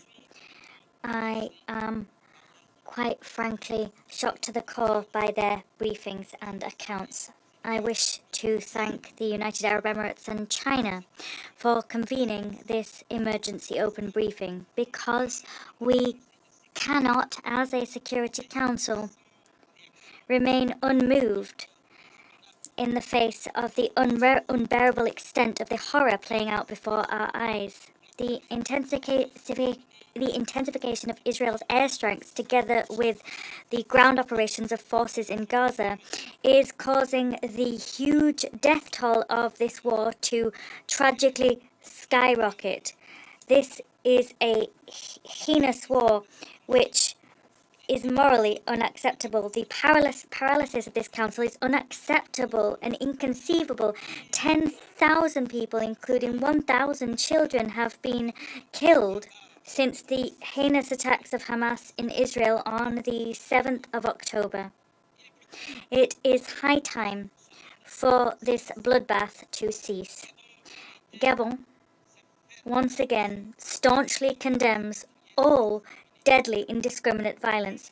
We wish to say the following very clearly indeed. Civilian populations must be neither currency nor human shields, nor must they be the target of collective punishment. All hostages must be released unconditionally, and Israel's right to self-defense must be exercised in accordance with international humanitarian law and with the principles of proportionality, precaution, and distinction. The dehumanizing cycle of violence against civilian populations must immediately stop. Within this council, we must move beyond the bonds of the political and geopolitical bonds that bind us to inaction. We must move beyond divisions, rivalry, and sterility to call for an immediate cessation of hostilities and for unhindered humanitarian access to those in need, those civilians trapped in the devastated ruins of Gaza. We call for the compliance with and implementation of the resolution adopted by the General Assembly on the 26th of October 2023. We hail the efforts to restore calm undertaken by the countries in the region. At the same time, we reiterate the Secretary General's appeal for a humanitarian ceasefire. We reiterate our appeal for restraint and encourage all states that have influence that they can bring to bear on parties to ratchet up efforts to bring parties to choose peace and to preserve human life.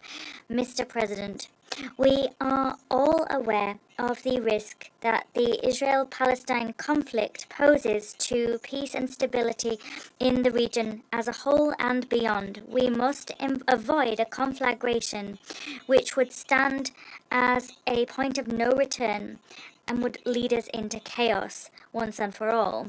To conclude, I wish to reaffirm my country's conviction that diplomacy, dialogue and negotiation, with a central role played by the United Nations, are and remain vital channels to achieve a lasting solution to this deadly crisis. We reiterate our commitment to the two-state solution. Thank you. I thank the permanent representative of Gabon for his statement, and I now give the floor to the permanent representative of Malta.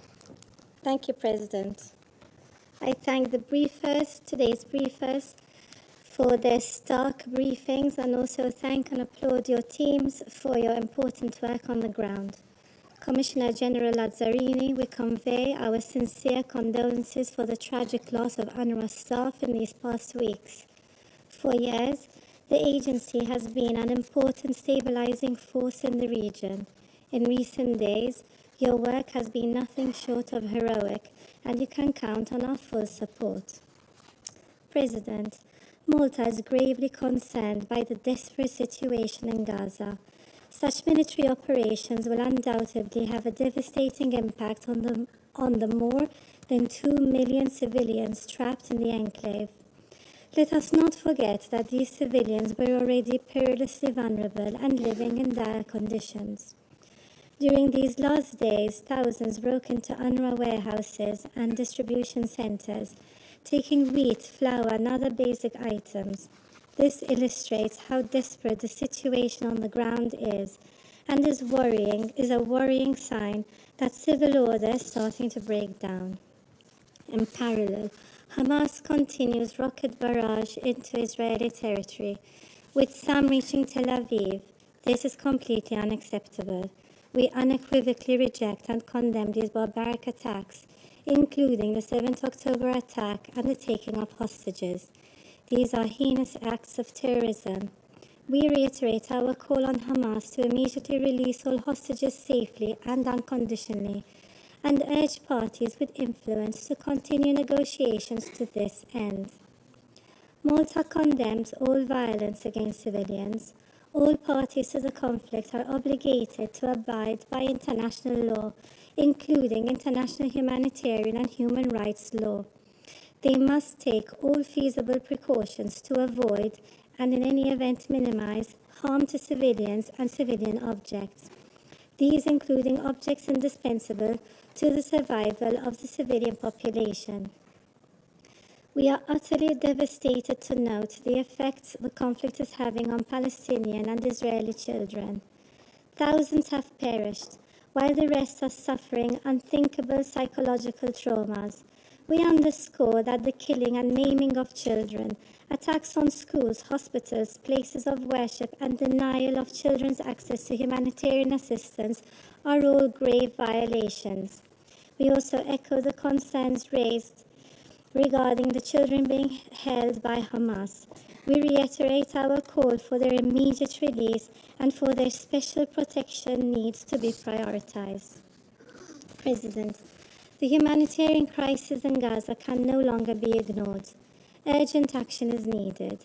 This is why we voted in favor of the General Assembly resolution last Friday at the 10th Emergency Special Session.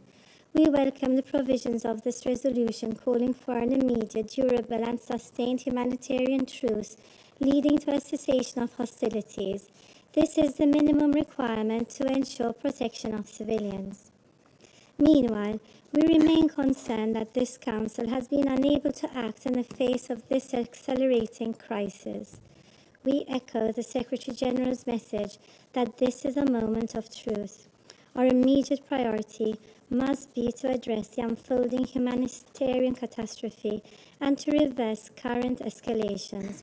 We urge Council members to unite in good faith and act decisively for the sake of regional and international security. We also stress that it is unacceptable that humanitarian actors working through the most life-threatening and extraordinary conditions to protect Gazan civilians also must contend with communications blackouts. Connectivity is of utmost importance, not only to the civilian population, but also so that aid responders can continue doing their critical work. Malta reiterates the call also made in the European Council conclusions for the continued, rapid, safe and unhindered humanitarian access in Gaza, including through humanitarian corridors and pauses. All efforts made by international actors in this regard are welcome. Furthermore, we are alarmed at the precarious developments in areas outside of Gaza. It is critical that the international community works together to prevent a spillover which would further increase internal tensions and destabilize the entire region. Malta underscores that any lasting and sustainable plan for peace in the Middle East must be based on a two-state solution, in line with relevant Security Council resolutions and internationally agreed parameters. De-escalation, restraint, and mediation are critical. The longer we fail to address these imperatives, the harder it will become to climb out of the abyss and towards the path of peace. Thank you. I thank the permanent representative of Malta for her statement, and I now give the floor to the permanent representative of France. Monsieur le Président. Mr. President, I thank the Commissioner General of UNRWA, Executive Director of UNICEF, and the Office for the Coordination of Humanitarian Affairs for their briefings. The terrorist attacks by Hamas and other groups against Israel on the 7th of October have triggered an unprecedented crisis. The humanitarian situation in Gaza is tragic. Civilians are dying every day, including many children. The population is going hungry. The lack of water brings with it the risk of epidemics, and hospitals are overwhelmed. It is urgent that unfettered humanitarian access be guaranteed for the Gaza Strip that needs food, water, and electricity. The number of convoys must increase significantly in order to be commensurate with what is needed. A humanitarian truce is needed, which could ultimately lead to a ceasefire. France has significantly increased its humanitarian assistance through the chartering of a special flight last weekend and welcomes the commitment of the Secretary General, the work of UN agencies, and the work of humanitarian actors on the ground who are working in extremely difficult conditions. Our most sincere condolences go to the United Nations following the deaths of 63 UNRWA staff members. Civilians must be able to leave Gaza without being impeded from doing so, and we have constantly requested that for our own nationals and their families since the 7th of October. Nothing can justify the suffering of civilians who must be protected. All victims deserve our compassion, and all lives are valuable. Israel has the right to defend itself and the duty to do so in compliance with international humanitarian law, sparing the civilian population. France voted in favor of the resolution introduced by Jordan on behalf of the Arab group, which calls for a truce and humanitarian access and for the protection of civilians, which condemns terrorist acts and which calls for the immediate and unconditional release of hostages. And I recall our condemnation in the most energetic terms of the terrorist attacks by Hamas, which in no way represents the Palestinians and which has nothing but contempt for their suffering. I also reiterate our call for the hostages to be released immediately and without condition. Following this vote in the General Assembly, this Council must be able to fully shoulder its responsibilities and achieve a just decision based on our common principles. France will continue to work on the new draft resolution presented by Brazil so that it can be adopted quickly. Mr. President, the extreme severity of the situation in Gaza should not lead us to forget what is happening in the rest of the occupied Palestinian territory. France firmly condemns the violence perpetrated by settlers against the Palestinian population, acts of violence which are increasing in the West Bank. We call on the Israeli authorities to put a stop to this. We must prevent this engulfing the entire region. France remains extremely worried following a launching of a shell that landed in UNIFIL headquarters in the south of Lebanon on the 28th of October. France is committed to avoiding a spread of this conflict. This war has reminded us, as if any reminder were necessary, that the world can no longer ignore the legitimate aspirations of the Palestinians and Israelis to live in peace and security. We all are aware of the conditions for this, namely the necessary security guarantees for Israel and a state for the Palestinians. We must all mobilize in order to restore a political horizon. The only viable solution is a two-state solution, and France will continue its engagement within this council for it to adopt a resolution as quickly as possible. We owe this to the Israelis and the Palestinians. Thank you. I thank the permanent representative of France for his statement, and I now give the floor to the permanent representative of Albania. Thank you, Mr. President. And let me thank Commissioner General Lazzarini, Executive Director Russell, and Ms. Dawson for the information provided. We pay tribute to you, your work, and your teams on the ground and mourn the loss of over 60 UN workers fallen in the line of duty. The past 3 weeks have been dramatic for Israelis and Palestinians and tormenting for the Middle East and many elsewhere. The overall death toll in civilian victims is frightening and unsustainable. We extend our condolences and deepest sympathy to the families of all victims, Israelis and Palestinians alike. Mr. President, 7th of October will remain a defining moment in the never-quiet history of the Middle East.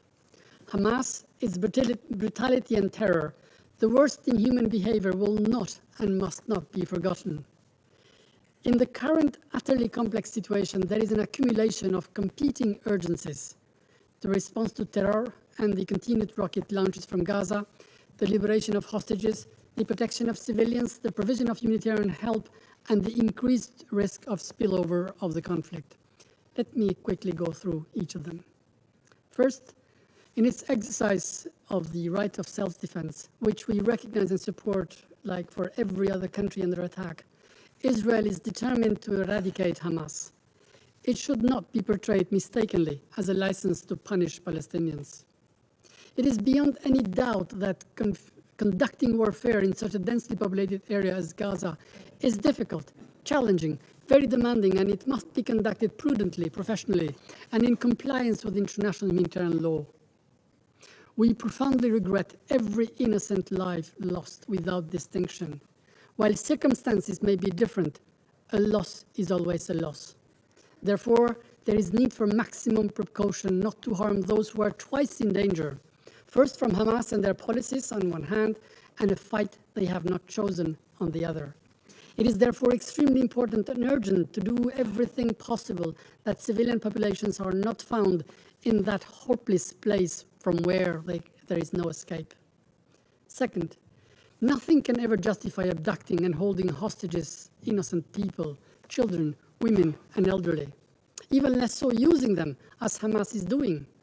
They must be liberated, they must be brought home.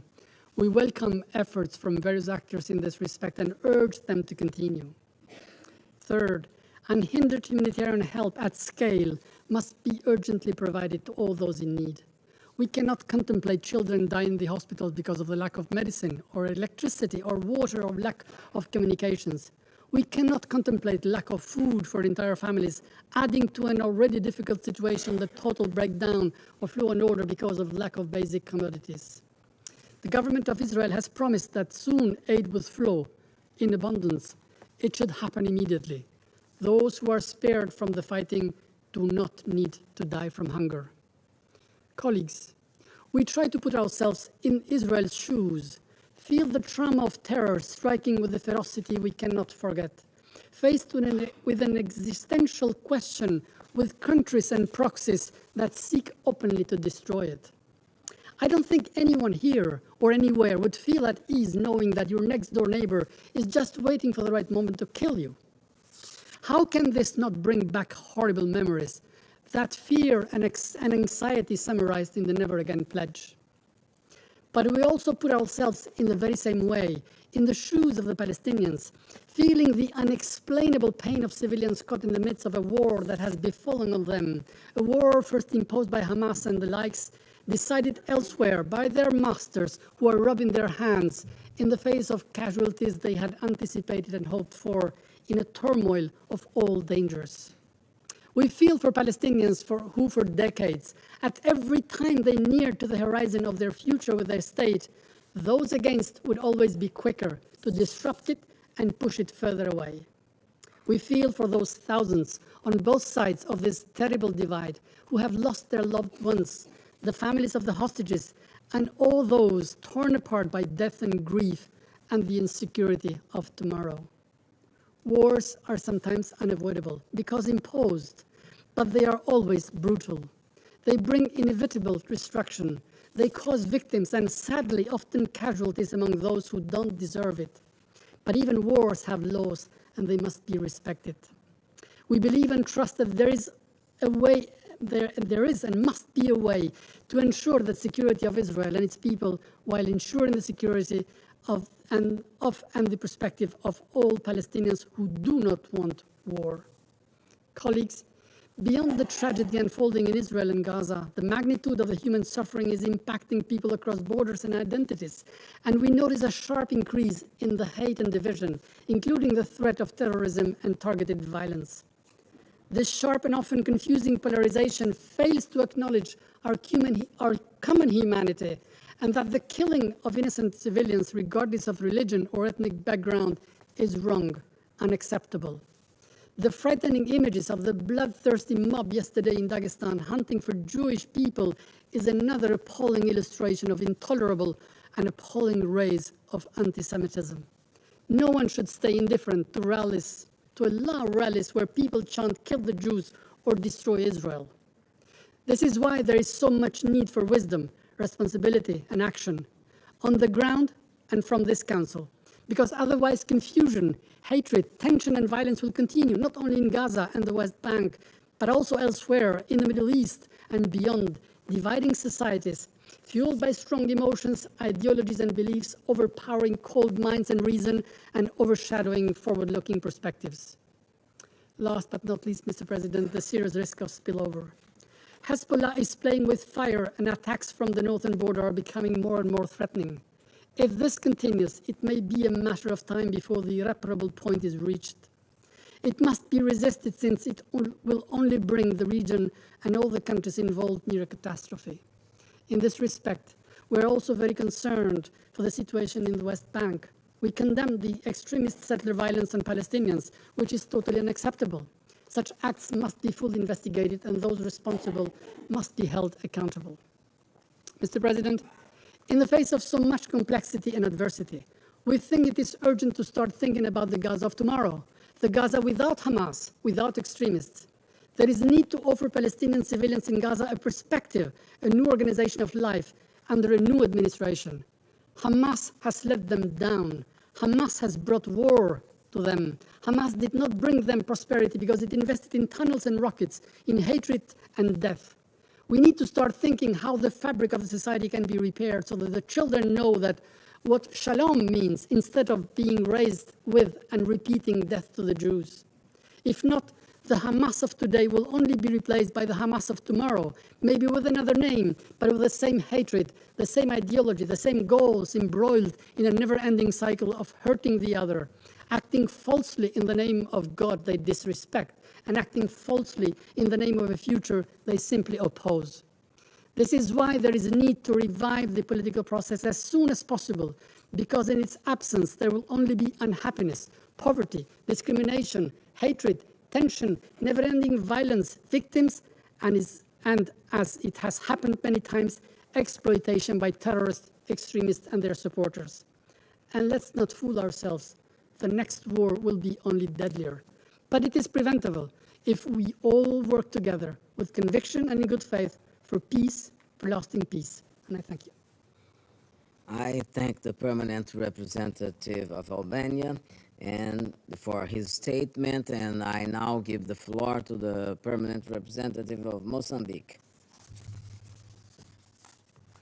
Thank you, Mr. President. Mozambique thanks the Brazilian presidents for timely convening this meeting.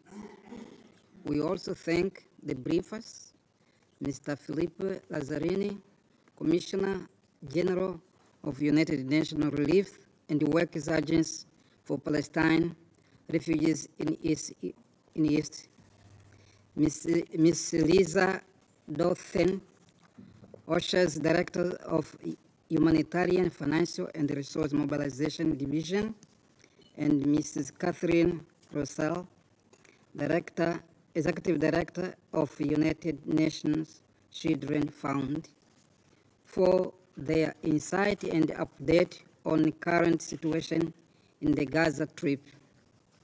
Mr. President, a glue and tragic situation is taking place in Gaza. We are horrified by reports of suffering and death of children, women, and men in Gaza. It is clear that the protection of civilians in time of war is not being observed. In this context, Mozambique joins our voice with that of many others in reiterating an immediate and unconditional humanitarian ceasefire to ease the suffering of millions of our brothers and sisters, Israelis and Palestinians in the Gaza Strip. Mr. President, we should remind ourselves that the laws of war have established the clear rules to protect human lives, human dignity, and respect humanitarian needs. These laws cannot augment or sidelined under any circumstances. They must be respected and observed by everyone, everywhere, at all times, without exception or excuse. We have condemned attacks on Hamas on 7 October against the Israeli children, women, and men. We strongly condemn the attacks against the civilian populations, in particular children, women, elderly, and the UN humanitarian staff. We call on their protection. That is vital. It is therefore imperative that we continue working together towards ensuring the safety and protections of civilians in the conflict zones. The world looks at us as experts, as a member of this Security Council, to respond expeditiously to the situation in the Gaza Strip. The United Nations awaits actions and leadership from this Council. Article 24 of the UN Charter clearly states that, I quote, in order to ensure prompt and effective action by United Nations, its members confer on the Security Council primary responsibility for maintenance of international peace and security, end of the quote. Accordingly, we reiterate our appeal to members of this Council to fulfill their functions and powers, to change the course of actions in the Gaza Strip. Mozambique, as a strong advocate for peace and dialogue in the Middle East region, particularly in Palestine, we echo the United Secretary General repeated calls towards resolving the Israeli-Palestinian conflict, which is the key to sustainable peace in the Middle East. For this desirable purpose, We firmly believe that the parties can work together through constructive dialogue for a lasting peace in full compliance with the principles of two-state solution based on Security Council and the General Assembly resolutions and decisions. I thank you, Mr. President. I thank the permanent representative of Mozambique, and I now give the floor to the permanent representative of the Russian Federation. Mr. President, distinguished Mr. Minister, we fully support the convening by the delegations of the UAE and China of this emergency meeting of the Security Council on the humanitarian situation in the Gaza Strip.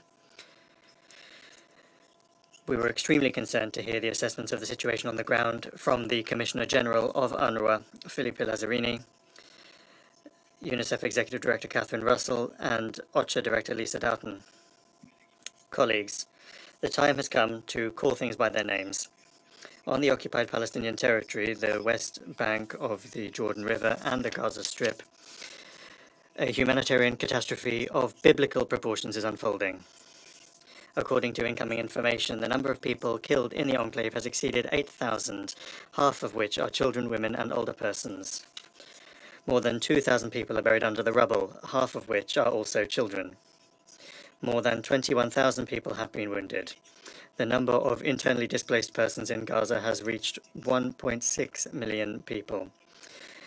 In UNRWA camps alone, there are 640,000 Palestinians. In the West Bank, more than 100 people have been killed and 3,000 have been injured. These chilling numbers are growing by the hour. We express our gratitude to all humanitarian workers on the ground that are working to exhaustion with a catastrophic lack of basic, including medical supplies, and also with an extremely high risk to their own lives. The scale of losses from UN agencies is shocking. 63 staff members have been killed, 22 have been injured, and 42 UNRWA objects have been destroyed. And we pay tribute to the UN staff that continue to work in unimaginable conditions and to those that have paid for this with their lives. According to media reports, during Israeli shelling on the Blue Line, 2 peacekeepers from the UN Intermittent Force in Lebanon have been wounded. The largest hospital in Gaza, Al-Quds, is under the threat of attack from the IDF. The Israeli Air Force is launching strikes 50 meters from facilities, demanding immediate evacuation. Almost 640,000 IDPs have found refuge in 150 UNRWA sites across the Gaza Strip. As a result of the bombing, 9 hospitals are entirely unusable, and the remaining ones are experiencing an acute lack of medicines. The blockade of the Gaza Strip has essentially become total. In the enclave, internet and mobile service has been switched off. It has been quite simply cut off from the rest of the world. Nobody knows accurately what is exactly happening there. This sort of blockade not only is sowing greater panic among the civilian population, it is directly undermining the work of medical and rescue services, which means it is leading to more civilian casualties.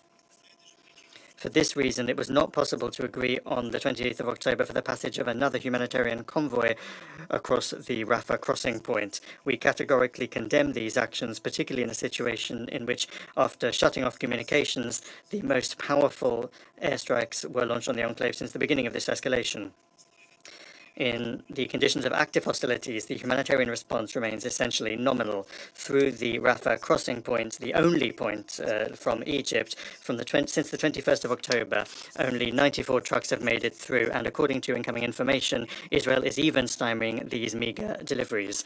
As a result, in the Gaza Strip, there is an acute lack of everything: water, fuel, food, medicines, and people are frightened and have been driven to despair.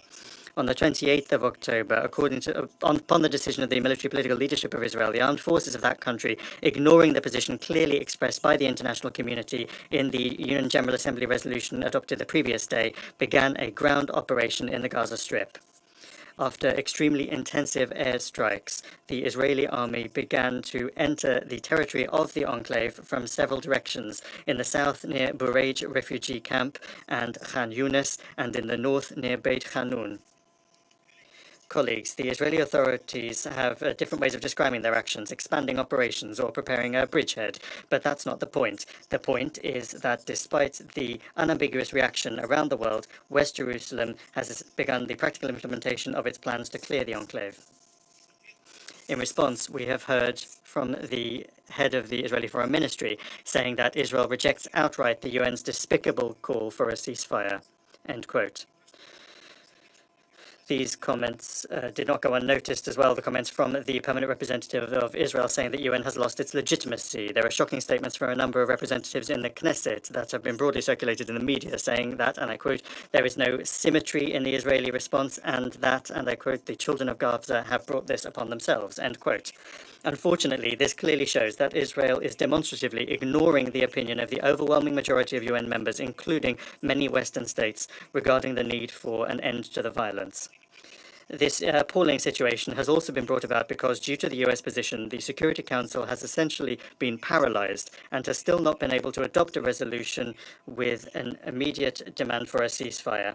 We have twice made attempts to do so, but Washington and Western Jerusalem have entirely other plans to wipe out the population of Gaza or to force them out of the Gaza Strip and to force the remaining Palestinian population to assimilate into Israel so as to resolve the Palestinian problem that way. In the context of the unprecedented scale of the escalation of the Palestinian-Israeli conflict, we also have to note the current rise in tensions on the Syrian-Israeli border, which is linked to the active external interference coupled with the illegal military presence of the USA in the north and northeast of the Syrian Arab Republic. On the 26th of October, US forces, upon the instructions of President Joe Biden, launched strikes on two objects in the Abu Kamal area in the east of Syria. Washington said that the attack was undertaken in exercise of their so-called right to self-defense, American style. And this is thousands of kilometers from US territory. These illegitimate and in no way justified actions by Washington are nothing other than a gross violation of Syria's sovereignty and the norms of international law. In the present circumstances, such an illegitimate use of force could have extremely dangerous consequences because it could provoke an armed escalation encompassing the entire region. Colleagues, the time for half measures and half-hearted glib appeals is past. No humanitarian pauses will help. Humanitarian assistance cannot be provided in the height of hostilities on the ground. I hope that everyone here understands that. The number of victims among the humanitarian workers is running into the dozens. Ambulances have been bombed and those that are left are unable to operate due to a lack of fuel. All noble humanitarian passages are of course important, but in and of themselves they're not going to stop the war. The priority of the global community now is to stop the bloodshed, to minimize the harm to the civilian population, and to move the situation into the political diplomatic sphere. There must be a consolidation of collective efforts aimed at relaunching a fully fledged negotiating process between Israelis and Palestinians with the aim of realizing the UN-endorsed two-state solution. Upon the basis of that, an independent Palestinian state should be created in the 1967 borders with East Jerusalem as its capital, coexisting in peace and security with Israel. Mr. President, I would like to ask the permanent representative of the USA a question. Can you explain why you oppose a ceasefire? Does this mean that the USA, as a permanent member of the Security Council, supports the doctrine of a massive retaliation in Gaza? Where is your compassion for civilians that you so eloquently express at every Security Council meeting on Ukraine? And that's even though the lives of civilians in Ukraine are far from facing the same level of threat as Palestinians in Gaza. Or is it that you only think about those who are in the European continent and that Palestinian lives don't stir any emotions in Washington? And I would like to put the same question to the other Western delegations in the Council, who shamefully abstained on all of our draft resolutions calling for a ceasefire. Colleagues, your double standards are more than evident. The populations of your own countries are now calling for an answer to that, where there are mass demonstrations in support of Palestine. In this situation, the Russian Federation is making intensive efforts to de-escalate the situation on the ground, aimed at rapidly resolving the crisis. We have sent a clear signal to all of the parties involved. There must immediately be an end to the fighting and the ensuring of humanitarian corridors for the emergency provision of humanitarian assistance to all those who need it. And President Putin has been extremely clear. We categorically will not accept and condemn any terrorist acts. We express condolences to all those who have lost their loved ones in Israel and in Palestine and in other countries. But while condemning terrorism and the taking of hostages and demanding their unconditional release, we categorically cannot agree that the threat of terrorism can be responded to while violating the norms of international humanitarian law, including the indiscriminate use of force on objects of civilian infrastructure where civilians are known to be located, and alongside addressing the urgent tasks to end the current escalation of violence, we must immediately begin to agree on a strategy for collective actions for a political settlement to the conflict.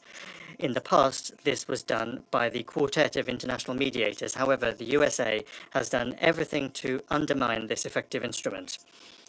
On the agenda is establishing a collective mediating mechanism with an active role for states in the region.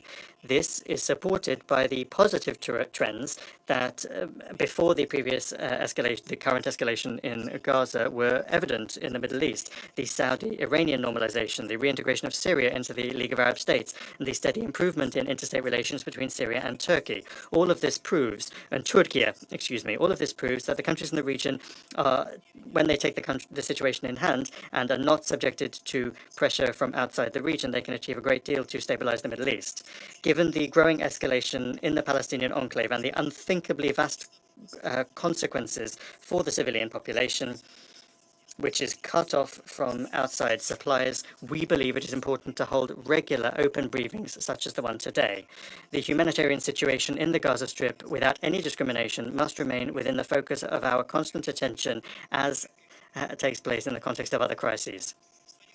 Mr. President, some colleagues trying to shift the focus from the tragic events surrounding the Palestinian-Israeli conflict touched upon the 29th of October incident in Makhachkala airport in Dagestan in Russia. Exhaustive comments on this have already been provided by the Russian leadership and representatives of the regional authorities and the Muslim leadership. Assessing the actions will be provided by the Investigative Committee of Russia, which has launched criminal cases into this disorder.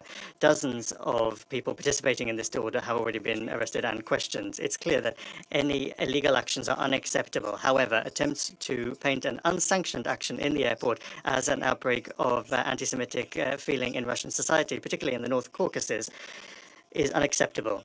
This region has long been an example of the peaceful and friendly coexistence of those from many different peoples. In Russian society, unlike Western societies, the principles of tolerance and religious and racial grounds are well rooted. In our society, there is the coexistence of the representatives of all of the main faiths: Christianity, Islam, Judaism, and Buddhism. As is confirmed by data from the Russian security services, the events in Makhachkala are clearly clearly show signs of external interference, including information interference through social networks. And the traces of that, you will be not surprised at all, come from Ukraine. Some wish to abuse the situation and play on the feelings of Muslims in Russia by showing terrible pictures from the Gaza Strip, showing the horrors that are taking place there, the deaths of women, older persons, children, and medical workers. I would recommend that some of our colleagues do not try to shift the blame, but rather that they pay attention to the situation in their own capitals, where there are many Muslim demonstrations that are being brutally put down by the police. This is an example of Western countries' commitment to multiculturalism and freedom of expression. Thank you.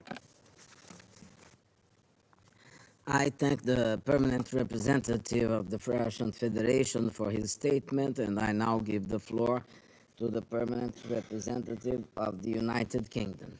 Thank you, President. I'd like to thank Commissioner General Lazzarini, Executive Director Russell, and Director Doughton for your stark and clear briefings. Let me start by recognizing the courage, commitment, and sacrifice of UN employees and humanitarian workers in Gaza, and in particular, the 103 aid workers, including the 64 UNRWA staff who have been killed in Gaza in the last 22 days. We also offer our sincere condolences to all Palestinians and Israelis who have suffered or lost loved ones. Since Hamas' terrorist attack against Israel on the 7th of October, the United Kingdom has underscored Israel's right to self-defense against terrorism. We continue to be clear that this must be done in accordance with international humanitarian law. Our efforts with our international partners have focused on the protection of civilians, securing and scaling up humanitarian access, and the release of hostages. Sadly, despite these efforts, the situation in Gaza deteriorates daily. Hamas bears sole responsibility for starting this conflict. President, I'd like to highlight 3 priorities.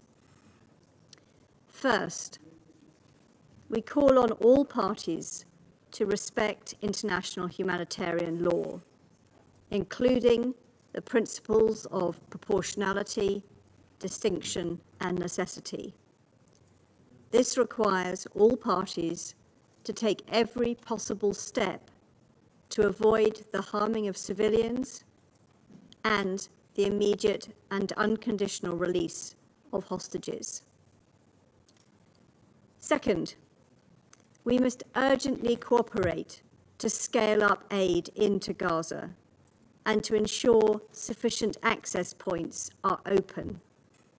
For this to happen successfully, there needs to be a safer environment, which necessitates humanitarian pauses.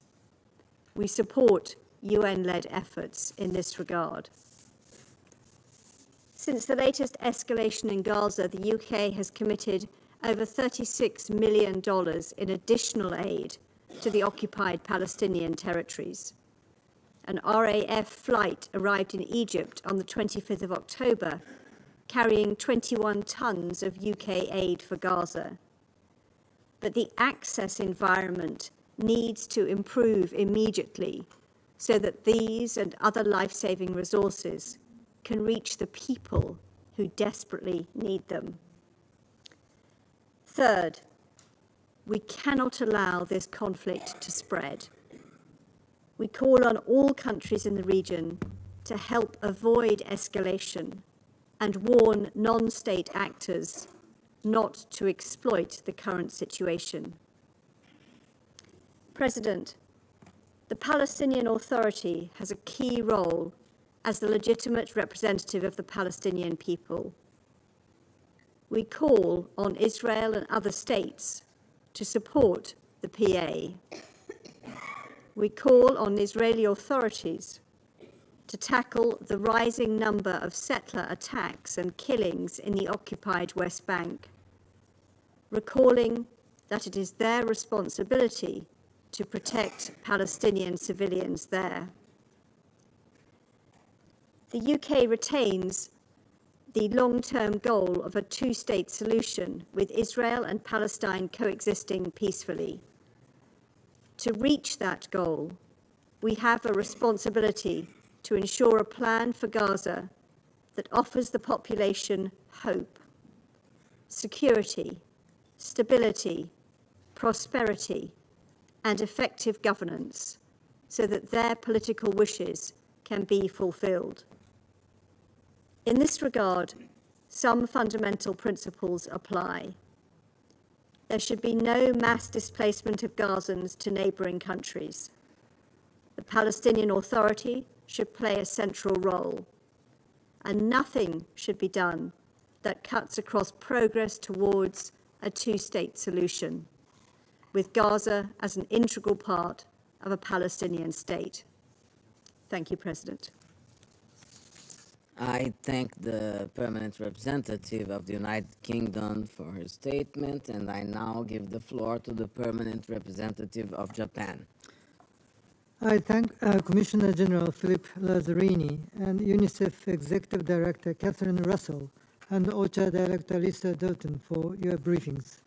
I join other colleagues in expressing our respect to all humanitarian actors who are tirelessly working under unimaginable conditions. Mr. President, since October 7th, thousands of people have been killed and wounded. The tragic sequence of events shows no signs of abating, descending further into a devastating cycle with unimaginable losses of life and the destruction of civilian facilities. Just recently, Israel announced the expansion of its ground operations in Gaza. Japan has been paying careful attention to the situation with grave concern. Japan has expressed unequivocal condemnation to the terror attacks committed by Hamas and other militants and extends its sincere condolences to all victims. We demand the immediate and unconditional release of the remaining hostages. The international community should never tolerate such a heinous act. Hamas does not speak for the Palestinian people. Every member state has the right to defend itself and its people in accordance with international law. At the same time, all parties must act based on international law. The deterioration of the situation in Gaza has led to a deepened humanitarian crisis to an unprecedented level of severity. The loss of any more innocent lives, regardless of their nationalities, religions, or ethnicities, is simply unacceptable. No one's life is more important or less important than that of others. Full, rapid, safe, and unhindered humanitarian access, consistent with international humanitarian law, must be allowed in order to alleviate the devastating humanitarian situation.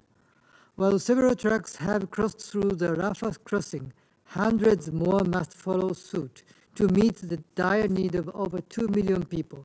And in this context, we should also take further steps immediately, including humanitarian pauses and establishment of humanitarian corridors.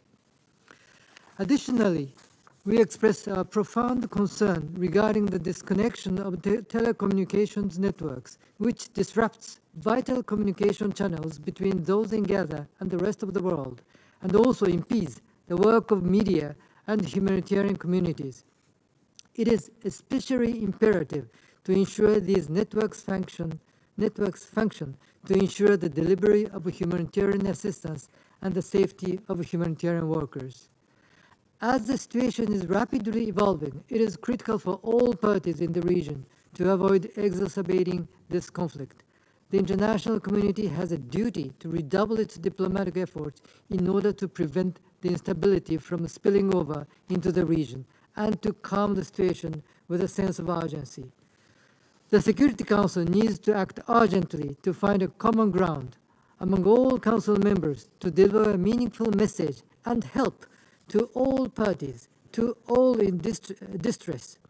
While we remain unable to act, lives are being lost day by day, minute by minute.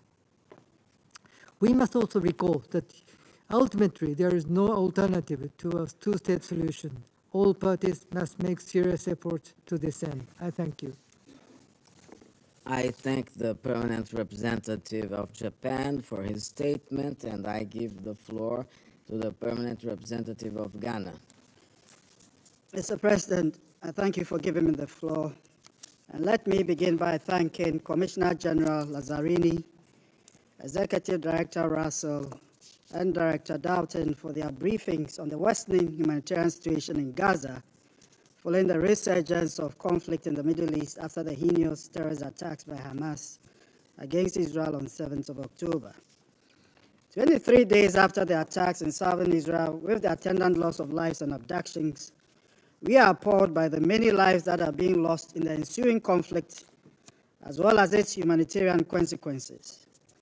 We are equally concerned by the potential spread of the conflict to the wider region, and the heavy toll that it bodes for innocent civilian populations.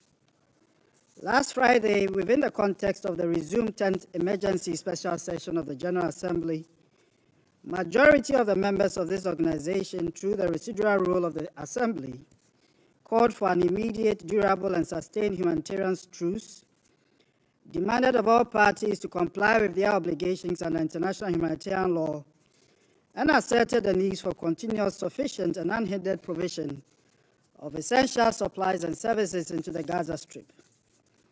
It also called for the immediate and unconditional release of all civilians held captive and demanded their safety, well-being, and humane treatment in compliance with international law.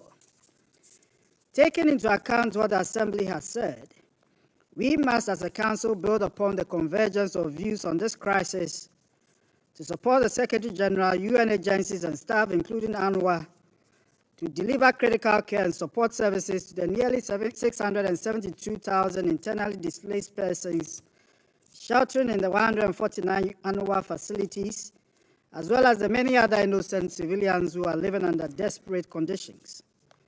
From recent reports of UNRWA, the number of trucks that are allowed into Gaza will need to be scaled up significantly if we are to make any impact in addressing the desperate humanitarian needs of the 2 million people in Gaza, especially in the health and food security components and the supporting supply needs. In this context, we appeal to Israel, Egypt, and other stakeholders to work constructively towards enhanced humanitarian access through the Rafah border crossing, and to all donors to step up financial and material contributions to UNRWA to meet the growing and urgent humanitarian needs of the people of Gaza. We must also use the weight of the Assembly's decision to strenuously encourage the efforts of leaders in the region, especially Qatar, as well as the ICRC, that have been at the forefront of negotiations to secure the release of all Israeli and foreign hostages, to impress upon the Hamas militia to heed the demand of the international community for the immediate and unconditional release of all captured civilians. Holding innocent civilian populations as captives is wrong and unacceptable, regardless of the motives.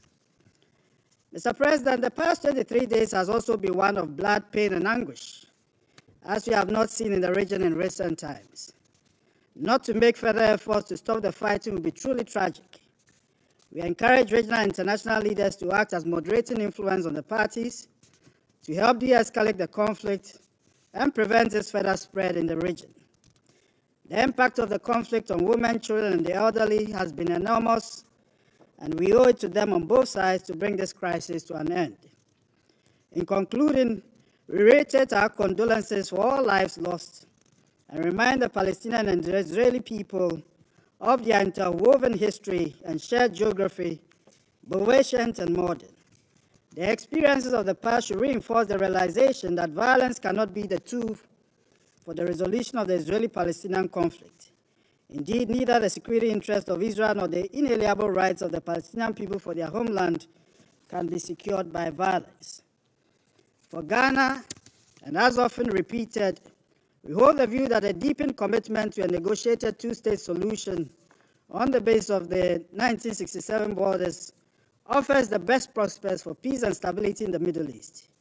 We hope that in furtherance of this Council's responsibilities, we can find a consensus to end this conflict, bring the parties to the table of dialogue, and help deliver a secure and assured statehood for both Israel and Palestine sooner rather than later. I thank you. I thank the permanent representative of Ghana for his statement. The representative of the United States has asked for the floor to make a further statement. I give them the floor. Thank you, Mr. President. My apologies for taking the floor, but I need to respond to some comments made by the Russian permanent representative. Since the beginning of this conflict, the Russian Federation has spared no moment trying to either directly or indirectly blame the United States for this crisis. It is irresponsible. It is false that we are responsible in some way for what is going on. No state has worked harder than the United States to try to resolve this situation, and we continue to work hard to do so. This is a typical Russian narrative that has, again, no basis in fact. Russia, frankly, has no credibility. Its prevarication knows no bounds. It claims to care about the humanitarian situation in Gaza. I think it's pretty clear. Russia doesn't care about solving crises, humanitarian crises. It creates them. If you have any doubts, just look what's going on in Ukraine. Regarding U.S. actions in Syria, we responded to attacks against U.S. personnel acting in self-defense under Article 51 of the UN Charter. I think Russia will recall the UN Charter. It has been working to drive a stake through the heart of this sacred document through everything it's been doing in Ukraine. So let me just close by saying, Mr. President, the United States will continue its efforts to do what it can to ease the situation in the region.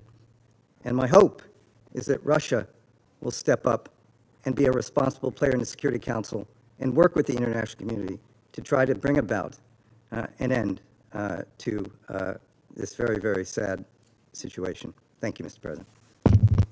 I thank the representative of the United States for the statement.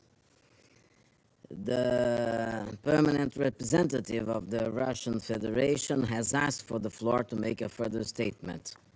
I give him the floor. Thank you, Mr. President. I'll be brief. And taking stock of the latest comment from my American colleague as an admittance, we didn't hear a response to the question that we put to him, but I would like to put a rhetorical question to him, which I don't require an answer to because it's a rhetorical question and the answer is obvious anyway. How many times during the present crisis has the United States initiated a meeting on the humanitarian situation in Gaza? Thank you. I thank the permanent representative of the Russian Federation for his statement. I now give the floor to the permanent observer of the Observer State of Palestine. Mr. President, I want to begin by welcoming you to this chamber and to leading the deliberation of this emergency meeting requested by our colleagues from United Arab Emirates and China, which we appreciate. The fact that you are with us for the third time during this month is an illustration of the commitment of Brazil at the level of the foreign minister, and I am sure with the urgency from President Lula to do everything that you can in order to bring about the end of this carnage and the tragedy that the Palestinian people are going through, particularly in the Gaza Strip. We, the Palestinian people and the state of Palestine, and our people everywhere, particularly in the Gaza Strip, and our leadership, do really appreciate this commitment, this effort that Brazil is doing. And I am personally delighted to see you for the third time because I consider you as a good friend from the time when we worked together as permanent representatives of our states. I want also to thank the three briefers, Commissioner General Lazzarini, Executive Director Ms. Russell, and Director Ms. Doughton, for their briefings and for their moving calls. And it is coming from people who are in the field, leading teams in the field trying to save lives of the Palestinian people. we don't only express our gratitude and appreciation for what they do, and also receive with them accepting condolences for those who have lost their lives and paid the ultimate price for trying to save the life of the Palestinian people. They are the best faces of the United Nations. They are the best among us, led by a hero by the name of Guterres, who stood outside the Rafah crossing and made his brave humanitarian call: have a peaceful ceasefire, allow humanitarian convoys to reach everywhere in the Gaza Strip to save lives, to put an end to this war, and to save hospitals, to save every institution that is providing life for our people. Those are the best faces of the United Nations. And if they are in fact the best faces, which we truly believe and we express our gratitude to them, I believe we have to listen to everything that they have said and to listen to their important call and requests: humanitarian ceasefire and humanitarian convoys up to scale, as the Secretary General requested, of a minimum of 100 truckloads every day. If we genuinely respect their calls and what they are doing, let us not only listen closely to them, but to implement their request. And with that spirit, allow me, Mr. President, to deliver my statement. Mr. President, Dag Hammarskjöld said, and I quote, "The United Nations was not created in order to bring us to heaven, but to save us from hell." End of quotation. Gaza is now hell on earth. You've heard that not from me, you've heard it from Lazzarini and many others. Gaza is now hell on earth. Saving humanity from hell today means for the United Nations to save Palestinians in Gaza. The 2.3 million Palestinians living there are enduring suffering that no human beings should endure. They are besieged and bombed with nowhere safe to go. Again, you heard Lazzarini. He said there is no safe place in the Gaza Strip. Half the homes in Gaza have been destroyed or damaged. Gaza population is comprised of 70% of refugees. Over 1.4 million Palestinians have been forcibly displaced from their homes. Again, Mr. Lazzarini.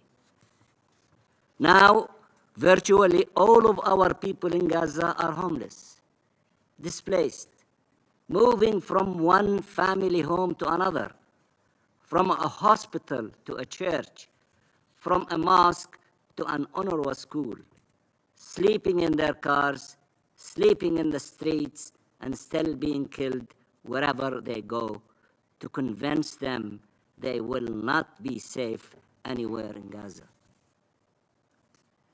A leaked document prepared by the Israeli Intelligence Ministry confirms that, in fact, relocating Palestinians from Gaza to tent cities in Sinai is not a threat we imagined, but a reality Israel is trying to impose. They want to depopulate the Gaza Strip completely from the entire population and throw them in the lap of Egypt in the Sinai desert. Over 8,000 Palestinians have been killed, including over 3,000 in the south of Gaza, where Israel has pushed forcibly transferred hundreds of thousands of people. These staggering figures keep rising with every minute that action is delayed to stop the onslaught against our people. One figure more than any other explains the magnitude of this man-made tragedy.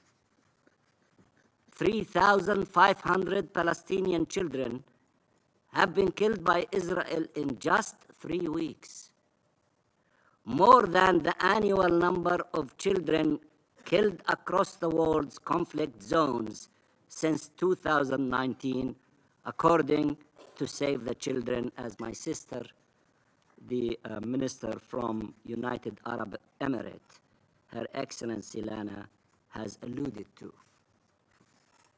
Let me repeat, 3,500 Palestinian children have been killed by Israel in just 3 weeks, more than the annual number of children killed across the world's conflict zones combined since 2019.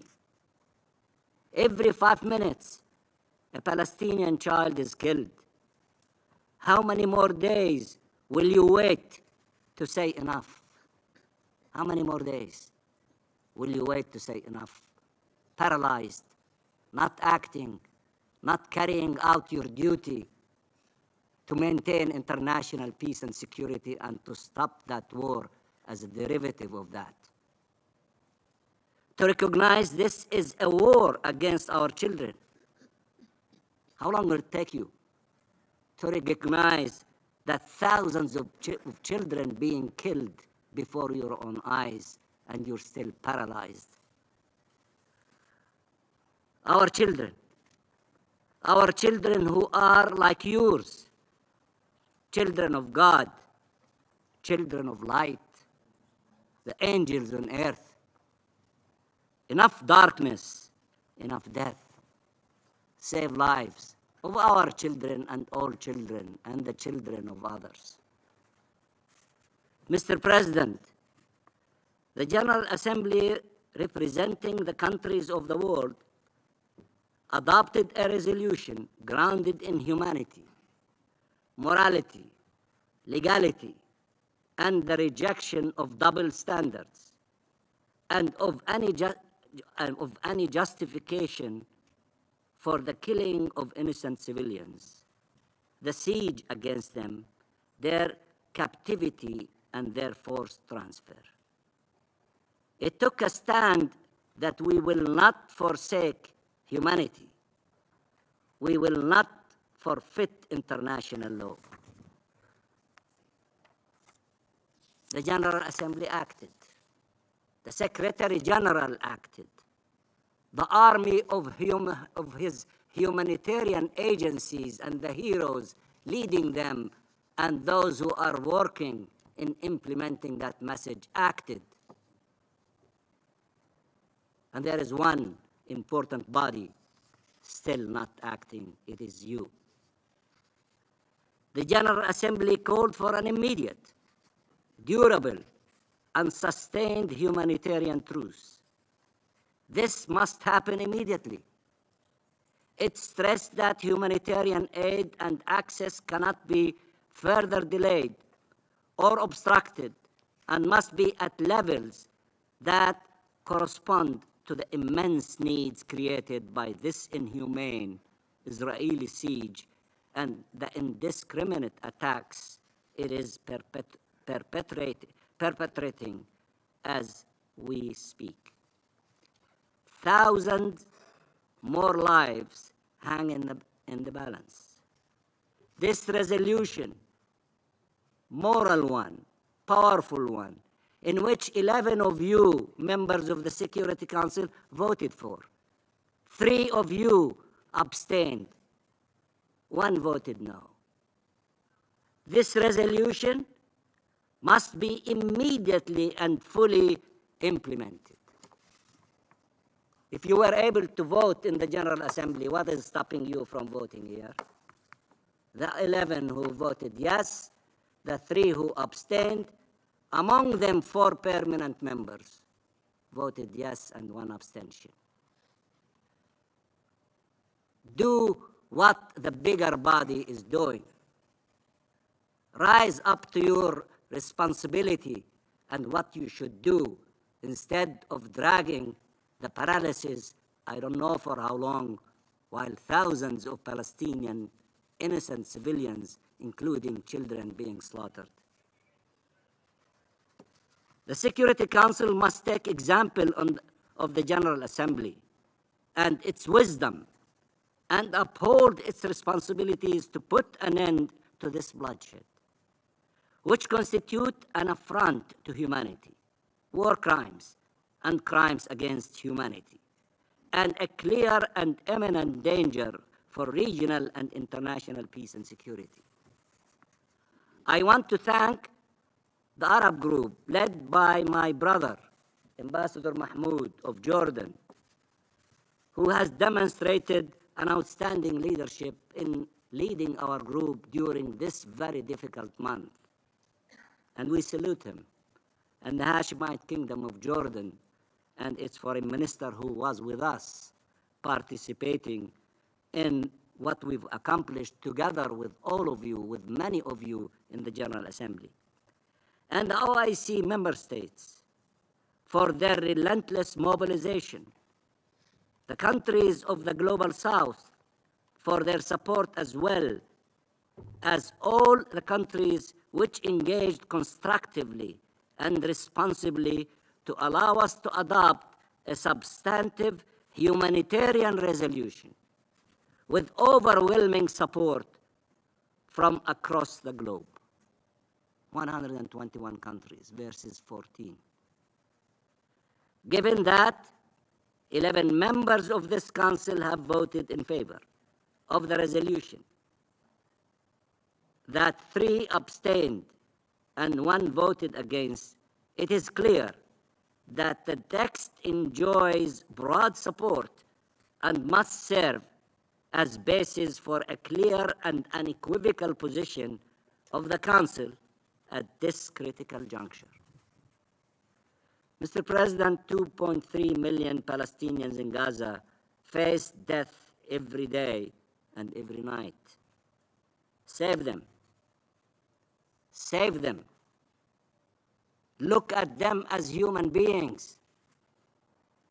You cannot look only at one side and ignore this tragic humanity completely.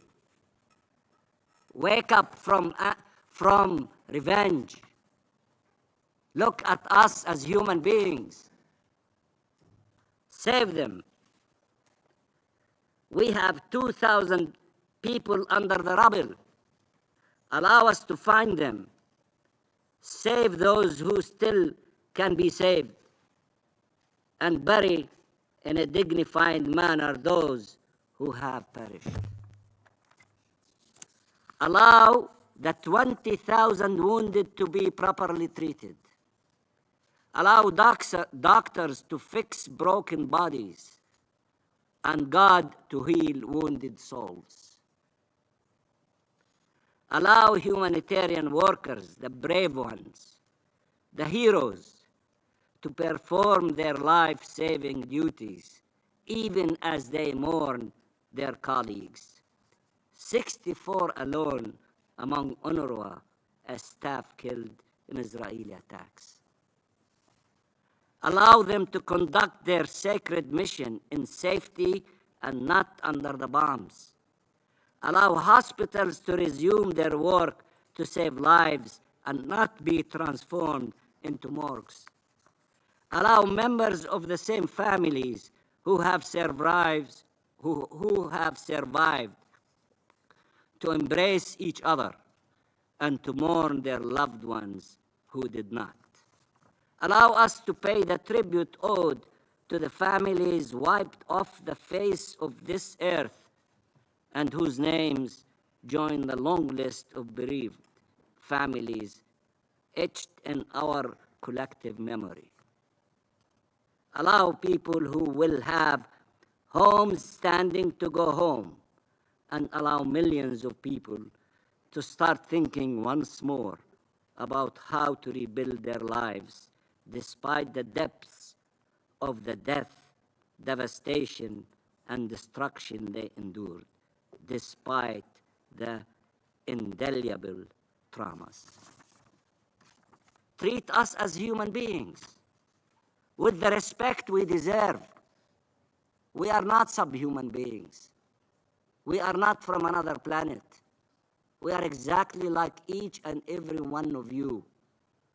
We are humans, human beings. Treat us in this manner with respect we deserve. Show respect for our inherent dignity, not in words, but in deeds, in action, in doing something to stop this crime against our people and our children and our women and our wounded and our sick. No one should justify our killing or find reasons to give more time to the killer. Call for an end of this assault on an entire nation. Stop the killings in the West Bank by settlers and occupation forces and the forced displacement underway there. Palestinians, as human beings, have rights that must be upheld, and they are entitled to protection, and we are entitled to be defended. Many of you talk about one narrative, about one state to defend itself. When our children are being killed, do we have the right to defend them? Do we have the right to defend our families? Do we have the right to defend our schools? Do we have the right to defend our mosques? Do we have the right to defend our churches? Do we have the right to defend our homes and our soil and our nation? Do we have rights? Or rights only the monopoly of one side?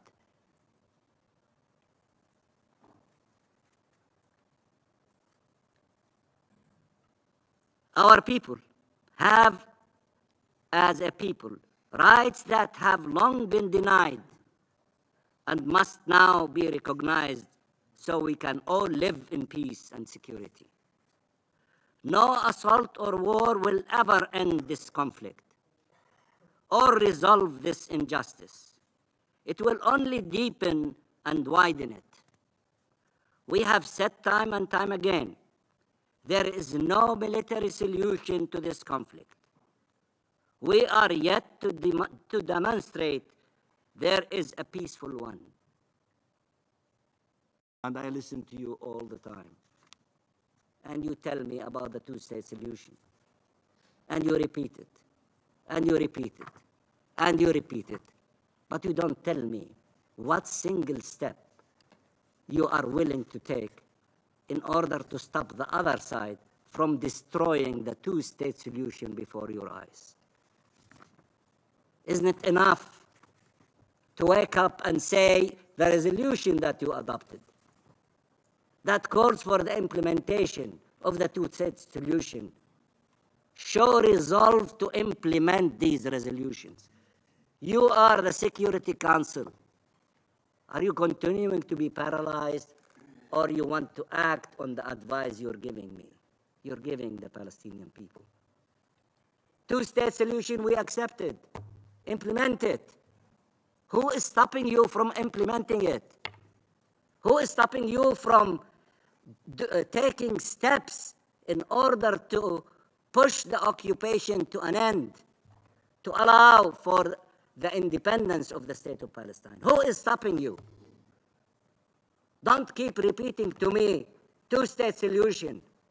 Tell me how you are going to defend it and how you are going to implement it, so that can our people believe you and have faith in what you are saying and respect what you call for when they see you marching toward the implementation. And whoever is standing on the path of the implementation of your will should be removed from the way so that we can see the implementation of the two-state solution. based on your resolutions, based on international law, based on the terms of reference. You agreed into all these things, but you're not acting. You keep repeating them, and you think by repeating them, you did your duty. No, you have to do more. You have to take the practical steps for allowing the two-state solution to become a reality. We have said time and time again, I repeat, there is no military solution to this conflict. We are yet to demonstrate there is a peaceful one. Prove us wrong. Every minute counts. Every minute is the difference between life and death for Palestinians in Gaza. And I thank you very much, Mr. President, and I hope that there is a short period of time till the end of this, your presidency. But if by any miracle that you can have a position from the Security Council to stop this war and to allow the hundreds of trucks with humanitarian assistance to enter the Gaza Strip, we will tip our hat to you and to the Security Council members. And I thank you very much, Mr. President. I thank the permanent observer of the Observer State of Palestine for his statement. And I now give the floor to the representative of the State of Israel. Thank you, Mr. President. Distinguished council members, my grandfather, Chaim, was a farmer. He lived in a small village in Transylvania with his wife, Bracha, and their 8 beautiful children. But in the spring of 1944, the small village ceased to exist. Their community was erased. The Nazis forced Chaim, Bracha, and their children, 8 children, onto cattle cars hurtling towards Auschwitz. Upon arrival, Bracha and 7 of their children, Pearl, Tzvi, Sarah, Hodaya, Leah, Henya, and little baby Mordechai, were murdered in the gas chambers and turned to ash. My grandfather's story was once a horror story of a different era, of a distant time of unfathomable hatred, a time which, until 3 weeks ago, we referred to as never again. Yet, never again happened again. The villages in southern Israel that were invaded by Hamas terrorists were peaceful agricultural villages, just like my grandfather's village in Transylvania. Entire communities were exterminated. Only this time, the murderers were Hamas Nazis. Entire Israeli families were turned into smoke and ash, no different than the fate that my grandfather's family met in Auschwitz. But the brutality of the crimes is not the only thing that the savage Hamas Nazis share with the German Nazis. They both share a common ideology, and it's not the two-state solution. The Einsatzgruppen Nazi death squads were committed to exterminating the Jews, just as the Nukhba, Hamas terrorists, are committed to exterminating the Jews and Israel. The Nazis sought a Judenrein, Jew-free Europe, just as Hamas seeks a Judenrein Israel. Hamas are modern-day Nazis, from their appalling, inhumane violence to identical genocidal ideologies. Hamas is not seeking a solution to the conflict. They are not interested in dialogue. The only solution Hamas is interested in is the final solution, the annihilation of the Jewish people. And may I remind my colleague, they are the rulers of Gaza, not you. Yet Ismail Haniyeh, the leader of Hamas, is no Adolf Hitler. He is not the Führer. He is not the leader of this genocidal death cult hell-bent on world domination. That role, dear colleagues, and you know it very well, is held by the supreme leader of Iran, the bloodthirsty Ayatollah Khamenei. Hitler's Third Reich was envisioned to be a 1,000-year empire stretching across continents, just as Khamenei envisions his radical Shiite hegemony to stretch across the region and beyond. The Ayatollah regime is the modern Nazi regime, and their death squads includes Hamas, Palestinian Islamic Jihad, Hezbollah, the Houthis, the Revolutionary Guard, and other savage jihadists. Instead of shouting, Sieg Heil, these radical Nazi Islamists scream, death to Israel, death to America, death to England. You could see it on the Khamenei's Twitter account. Just like the Nazi regime, the Ayatollah regime sows death and destruction everywhere it touches. Just as the French under the Vichy or the Italian under Mussolini, the residents of Gaza, Lebanon, Yemen, and Syria are enduring indescribable bloodshed and terror at the hands of Iran's jihadist Nazi forces. Like the suffering of Londoners during the Blitzkrieg, Ukrainian civilians are being murdered from the skies with Iranian Nazi weaponry. Like the ever-reaching hand of the Wehrmacht, the Houthi Iranian proxy attacked Saudi Arabia and the United Arab Emirates, and Albania was struck by unprovoked Iranian cyber attacks. The Islamic Nazi regime of Iran is responsible for aiding terrorists around the globe and working towards destroying every value our civilized world holds dear. Today, the world is watching the rise of a Shia Islamist Reich. Yet, just like the rise of Nazism, the world is silent. Deafeningly silent. Even if you continue calling this meeting the situation in the Middle East and the Palestinian question for the rest of time, it will not make it any truer. This meeting is only about the situation in the Middle East and the Iranian threat. This has nothing to do with the Palestinians. 3 weeks ago, humanity witnessed Iran's Hamas death squads in action. Like Babi Yar, they exterminated Jews in the hundreds like they were insects. Hamas Nazis deliberately sliced open the pregnant belly of a woman, removed her fetus, and stabbed it before its mother's eyes while she was still alive.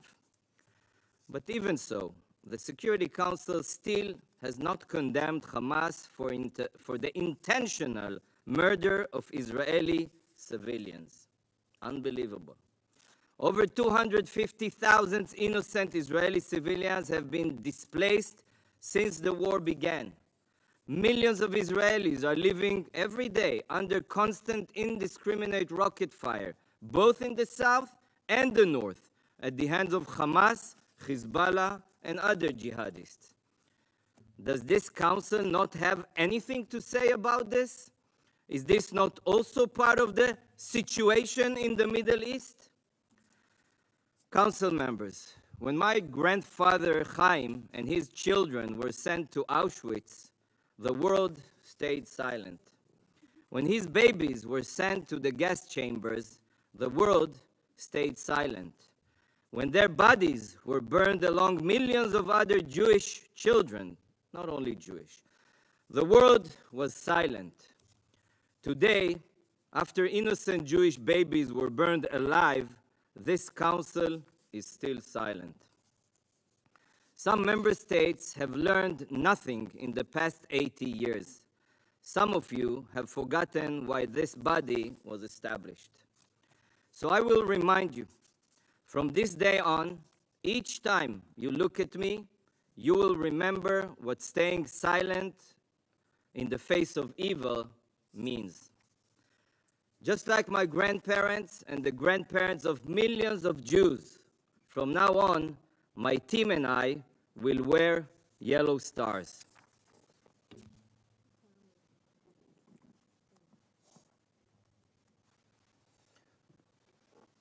We will wear this star until you condemn the atrocities of Hamas and demand the immediate release of our hostages.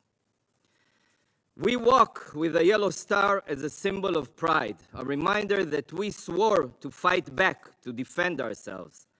Never again is now. Council members, in the face of the UN's silence, our enemies have become emboldened. They have seen the UN General Assembly applauding efforts to prevent the Jews from defending ourselves. They heard the Secretary General portray understanding for the Nazi slaughter. And this is precisely why we have seen the most staggering rise in Jew hatred since the Nuremberg laws and their aftermath. The anti-Semites have been empowered. They now know that slaughtering Jews in their beds is met with silence. They have been so galvanized by these organizations in action that they cannot wait to butcher Jews themselves. Calls for gassing the Jews are heard in Sydney. Chants for a Judenrein Palestine from the river to the sea can be heard from California to New York. Islamist battle cries against Jews are being screamed in London, Brussels, and Paris. An airport in Dagestan, Russia, was flooded yesterday by Islamist terror supporters who search for Jews to lynch. This is precisely where the world stood as the Nazis began their rampage. Precisely the same moment. And then, too, the world was silent. Understand where we are right now. Comprehend the weight of this moment. Internalize that the world stands at a crossroad just as it did in the 1930s. Will this council take the approach of Chamberlain, appease the Nazis and their sympathizers, or will this council take the approach of Churchill to fight evil with blood, toil, tears, and sweat? Israel has made its choice. We were attacked by the Hamas Nazis. We were shown that genocidal Jew hatred did not die with Hitler. It bubbled and grew until it invaded our homeland. But the difference between 1939 and today is that today Jews have a strong state and a powerful military. We are not defenseless. We are lions of Judah, and we will defend ourselves against those that seek to annihilate us. In the days leading up to and following the October 7th massacre, Simchat Torah massacre, the Führer Khamenei continued to spread his poisonous genocidal ideologies with the world. He tweeted about the end of Israel. He said that whoever normalizes relations with Israel would lose. He claimed that Israel is dying, and on the day of the massacre, he called for the eradication of Israel alongside a video of Israelis running for their lives as his Hamas Einsatzgruppen mowed them down with machine guns. Colleagues, if Hitler had a Twitter account, it would look exactly the same as Khamenei's. Exactly. Shockingly, despite the blatant genocidal Nazism of the Islamic Reich of Iran, the Secretary General and UN officials, who are being applauded here, are still meeting with Iranian officials without saying one word of condemnation for their support of genocide. What a disgrace. The Secretary General rolled out the red carpet for the Iranian Nazi foreign minister here in this very building last week, smiling and shaking his blood-soaked hand.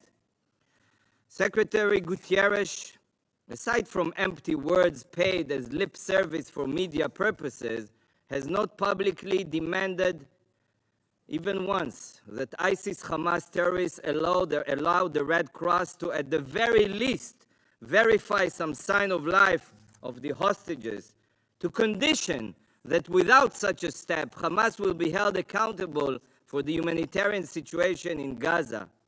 How can this be? Why are the humanitarian needs of Gazans the sole issue? The sole issue. you are all focused on. Is this not the bare minimum that must be called for from these monsters? Where is this council's voice as a council? Hamas Nazis have spent the past 16 years ruling Gaza. 16 years abusing Palestinians and butchering anyone who opposes them. When Hamas took power in Gaza in 2007, you all know it very well, they murdered hundreds of Palestinians with their own hands. They threw them off rooftops. They used Palestinians as human shields, building terror bases under hospitals and missile launchers next to schools. What do you expect us to do? They hoard medical supplies, food, and fuel for themselves when these resources could benefit their people. I assume Lazzarini forgot to tell you about it. They also deleted the tweet that was telling you about it. Their leaders live in luxury in Doha and Istanbul. They don't even live in the Gaza Strip, their leaders, as their people live in poverty. Hamas ISIS terrorists are operating inside and under hospitals, including Shifa Hospital, which houses their command center. I reiterate it. Hamas is preventing Gazans from living an active war zone by heading south. Hamas is holding roughly 500,000 liters of fuel right now as we speak next to Rafah crossing. Everything can be checked. In any discussion about lack of fuel, your demands should be directed at Hamas. Israel has approved dozens of more than dozens, of daily trucks of humanitarian supplies, including food, water, and medical equipment. But Israel refuses to supply the enemy, Hamas, with any aid, in accordance with international law. Hamas is the root cause of the situation in Gaza. Yet, you continue to insist on calling this meeting a discussion of the Palestinian question? Can anyone here provide a solution to the Palestinian question as long as Hamas controls Gaza? Calling for an immediate ceasefire is ultimately asking to tie Israel's hands and keep Hamas's rule in Gaza. Is this the future that you want for the people of Gaza? I'm sorry to say, but should this council have existed on June 6, 1944, it would be intensely debating how much electricity and fuel the citizens of Munich had as the Allies approached the shores of Normandy. This council would be fixated on debating the death toll of Germans versus British casualties. This council would be calling for a ceasefire before the Russians retook Stalingrad. We all know Hamas's intentions, and we all know that should they be given another chance, they will commit such atrocities again over and over and over, but this time on a much larger scale. Yet this organization, founded in the wake of the Holocaust, fails to act on its founding principles. Calling for a ceasefire is no different than calling off D-Day in 1944. Dear colleagues, Israel will no longer live with brutal Hamas Nazis on her border. We will not have savage ISIS-Hamas death squads invading our homeland again. Israel's operation in Gaza is not, I reiterate, is not a response to October 7th. It is an act of self-defense to ensure our future. Mr. President, the Israeli people are strong. We are unbreakable, and we are going nowhere. Many have tried to destroy us, the Babylonians, the Greeks, the Romans, and the Nazis, to name just a few. But none have succeeded, and the Iranian Reich will be no different. Israel will prevail, God willing. We will bring our hostages home, and the citizens of the Jewish state will live in peace and freedom. Thank you, Mr. President. I thank the permanent representative of the State of Israel for his statement. And now I give the floor to the permanent representative of Jordan. Thank you, Excellency. Bismillah ar-Rahman ar-Rahim. In the name of God Almighty, Mr. President, I would like to thank Mr. Felipe Lazzarini, the Commissioner General of UNRWA. I thank Ms. Catherine Russell, the Executive Director of UNICEF, and Ms. Lisa Doughton, Director from OCHA. I am pleased to make this statement on behalf of the Arab Group in New York. We address the Council today in this emergency session after the members of the General Assembly of the United Nations have voted to adopt a resolution as part of the 10th emergency session of the General Assembly on the Israeli illegal actions in East Jerusalem and the occupied Palestinian territory that Jordan co-sponsored as the chair of the Arab Group for October. Mr. President, the Arab Group and the OIC have submitted a request to the PGA to resume the GA 10th emergency special session after it has been very evident that the Security Council, since the start of the war in October, have not been able to shoulder its responsibility towards the maintenance of international peace and security and stop the war against our people in Gaza. Mr. President, the adoption by the GA of this resolution has sent a clear message that the international community has stood with justice and the protection of innocent civilians and adherence to legal, humanitarian, and legitimate obligations, and with the immediate stop of the raging Israeli war against Gaza, ending war crimes and the killing of defenseless innocent civilians, and ending the destruction of homes, civil facilities, hospitals, houses of worship, and infrastructure. And if this resolution is biased towards anything or anyone, it is biased towards justice, humanity, and right. We were able to address a number of attempts to politicize this resolution. Mr. President, the General Assembly resolution includes a number of elements that need to be provided so that we can find a horizon to ending this war. 1. Call for an immediate, durable, and sustained humanitarian truce leading to a cessation of hostilities immediately, and the protection of all humanitarian civil facilities, including hospitals and houses of worship. 2. Demands that all parties comply with their obligations under international law, including international humanitarian law. 3. Provision of humanitarian assistance, including supplies and basic services to all civilians that need them in the Gaza Strip. 4.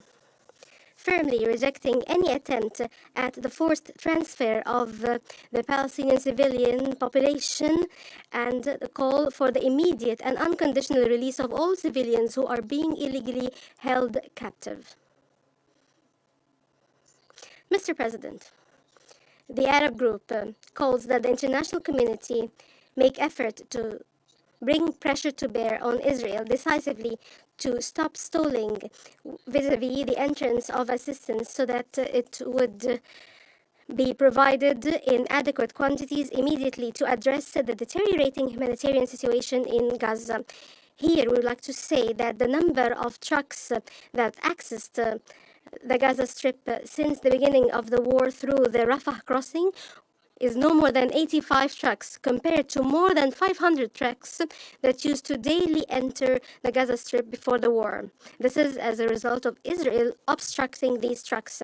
Here, we stress that the Arab Republic of Egypt has not spared any effort to ensure the expeditious delivery of aid and humanitarian assistance to the brothers and sisters in Gaza, despite the operational and logistical obstacles by Israel in the way of access for political considerations and false security pretexts, and Israel's continued threatening to shell the Rafah crossing. Mr. President, the continuation of the raging Israeli war against Gaza and the ensuing humanitarian disaster threatens a spillover effect into the region. Here, we warn against this impact and its repercussions on the security and stability of the region and the whole world. Here, we call for a cessation of Israeli aggression on Syrian territory, and a cessation on the Lebanese borders, and a cessation of Israeli violations on villages in the south of Lebanon that has led to the displacement of 30,000 Lebanese and has killed more than 50 individuals, in addition to directly targeting the centers of the Lebanese armed forces and UNIFIL, and the killing of journalists. Mr. President, the war on Gaza is in a new phase, bringing more destruction, killing, and oppression against the people of Gaza. Way more than what we have seen in the past few days. And when the Deputy Prime Minister and the Minister of Foreign Affairs of Jordan, Mr. Safadi, when he spoke at the Council last Tuesday, the total number of casualties of Palestinian civilians was 6,000 martyrs. Today, less than a week after that, the number of victims is 8,300 martyrs, including more than 3,400 children and 2,100 women, in addition to more than 2,000 individuals under the rubble for so many days now. The killing will not stop as long as Israel hears from some justifications for its crimes. It is given coverage, protection, without any accountability. Unfortunately, as long as this cover-up continues, as long as silence on its actions continues, Israel will be emboldened and will continue to commit such acts in total impunity. Mr. President, isn't it time for human conscience to wake up to the scenes that we watch every day, every minute, every hour? Carnage, destruction in Gaza. Isn't it time for this council to heed the cries for help from the people of Gaza? They have no safe place to go to shelter from the Israeli bombardment and its destruction. Their homes, their hospitals, and their houses of worship have come down tumbling on their heads while they're inside, and even UN facilities have been also shelled. 1.4 million of the people of Gaza have left their homes and their neighborhoods. This deafening silence needs to stop. Isn't it time for the Council to heed the calls of human conscience? And we thank the Secretary General for his words, despite all the attacks that he unfairly is at the receiving end of, when he calls for a ceasefire and the delivery of medical and humanitarian aids and the respect of international law and the protection of civilians and UN aid agencies. I don't know why is he being attacked for these positions, these fair positions of His Excellency the Secretary General. Isn't it time for your council to give prevalence to the principles of justice and humanity, and to say to Israel that this transfer is a crime that cannot be overlooked? The choice, either you die in the north of Gaza or be transferred to the south of Gaza to be also killed over there, this shouldn't be a choice. The Council should not accept this. Isn't it time for the Council to say to Israel that human life is sacred regardless of someone's religion, ethnicity, or origin? Isn't it time to protect UN facilities and the hospitals and infrastructure and facilities of Gaza? Isn't it time for the Council to heed the calls of humanitarian agencies that Mr. Lazzarini and Ms. Russell and Ms. Doughton have so clearly communicated to you to end this humanitarian crisis in Gaza? Isn't it time for the Council to hold Israel legally accountable and to punish Israel for the killing, ethnic cleansing, war crimes committed by Israel in Gaza, reminding that these crimes committed as the international community watches are being documented daily by international accountability mechanisms? Isn't it time for the Security Council to shoulder its responsibilities and to respect its principles and the purposes of the UN as set forth in the Charter? Isn't it time for the Council to work to stop the war and aggression and to protect our Palestinian people in Gaza and all the occupied Palestinian territory as well? This is the choice of this Council at a very pivotal point in the history of this organization. Mr. President, the Arab group reaffirms that the just, comprehensive, and lasting peace in accordance with the adopted terms of reference and the Arab Peace Initiative is a strategic Arab choice. The only means for this choice to be implemented is the establishment of an independent Palestinian state that is sovereign with occupied Jerusalem as its capital on the lines of the 4th of June 1967. Mr. President, I would like also to reiterate my thanks to all the member states that voted in favor of the GA resolution that has been a translation of a principled position in the face of double standards in the application of international law and an affirmation to end war, protect civilians, and adhere to legal and humanitarian obligations, and in line with the principles and values that this organization was established to uphold, and towards the promotion of security and stability and peace in the region and the world. And now, after having concluded this statement on behalf of their group, I would like to say that there are countries that have committed atrocities in countries that they have occupied, but I have never ever heard that an occupying state claim to be the victim, to play the victim as Israel is doing now. I thank you, Mr. President. These remarks are in the national capacity.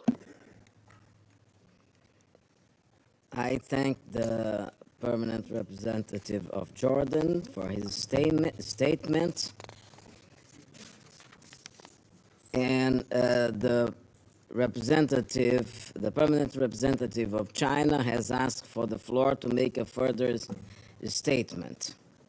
I give the floor to the permanent representative of China. Thank you, Mr. President. Mr. President, the U.S. representative in her earlier statement accused China of vetoing the draft resolution put forward by the U.S. I would like to respond to that. The U.S. representative accused China of vetoing the draft resolutions put forward. I have to tell the representative of the U.S. that we are not to blame for this. The U.S. representative should know very well that the draft resolutions of the Security Council on Palestine and Israel, and that led to the difficulty of the Council to play a constructive, responsible role on this issue. And that has led to the Security Council being very difficult to do anything about promoting and implementing the two-state solutions. The U.S. representative should also be clear that China, together with many other countries, opposed the U.S. resolution. The U.S. hastily put forward the resolution after vetoing the resolution put forward by Brazil. But the U.S. draft resolution totally disregarded the strong call of the entire world for ceasefire and truce, especially that call from the Arab countries. That confused right and wrong and attempted to take the Palestine-Israel conflict to another narrative, to another path. What is more dangerous is this behavior will give a green light to the further escalation of the situation there. For that kind of draft resolution, China has all the reasons to vote in opposition to that. Our position on the vote is based on facts, law, conscience, and justice. It's also based on the strong call of the entire world, especially that of the Arab countries. The General Assembly later on adopted that resolution, and in that resolution,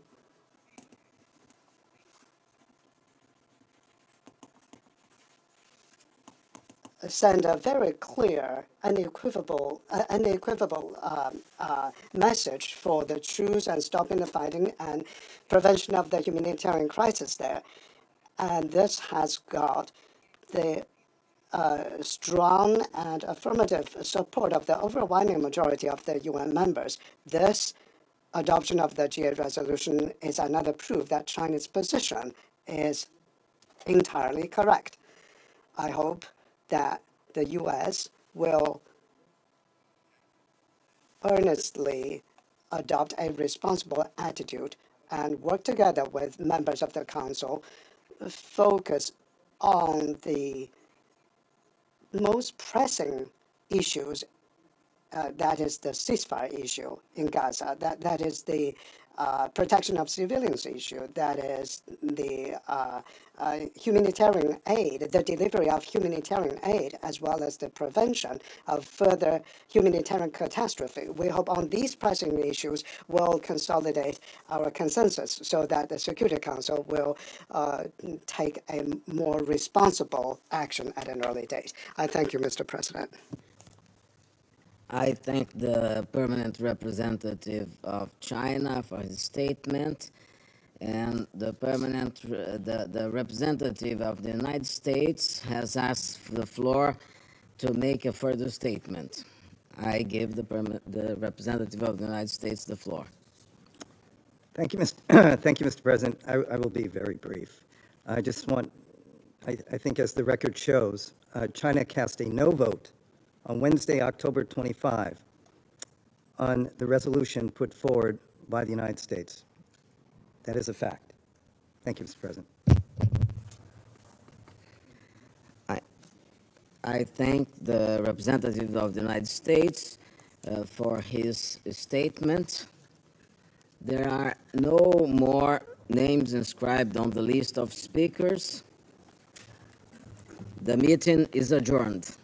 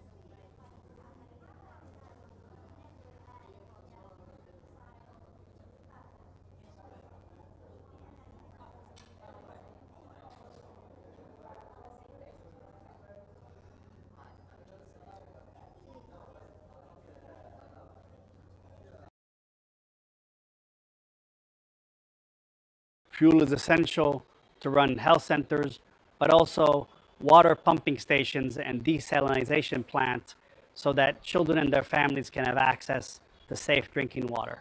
We need to be able to get the wounded out of Gaza to the care that they need.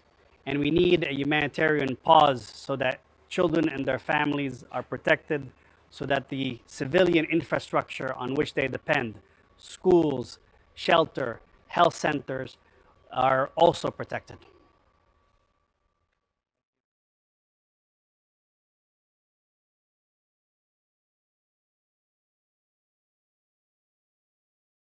Two days ago, we left our home in North. It was actually very emotional and overwhelming feeling to leave the home, leaving our memories behind, our place, and we don't know if we are returning to our place. And this is not our biggest fear now, of course. We are very worried for our lives. We don't know if there is any shelling will happen here or there. We don't know how safe also the place we are in, because there is no safer place basically in Gaza. We are around 17 people living in a very small place, around 70 meters square. Children, adults living together with no running water. I had actually today to go to fetch water with jerrycans, and this water basically for the bathroom. We don't use it for something else. We have some drinking water bottles. We are running out actually of them. So my mission tomorrow basically is going to secure more drinking water if I manage. The communication issue is really a big problem for us, especially on the phone calls as well, because it's very hard to keep connecting with other family members. My brothers and their families are also displaced in different areas in the south, in Rafah and Khan Yunis. I'm trying to manage myself. I'm trying to manage myself a lot, but sometimes I feel like breakdown, like I couldn't handle it anymore. Thankfully, I'm looking to my wife, to my children, and this gives me some hope to continue. I hope this will be over very soon. I hope there will be also the humanitarian aid will come through, and I hope we can reach to the end of this very soon. Thank you.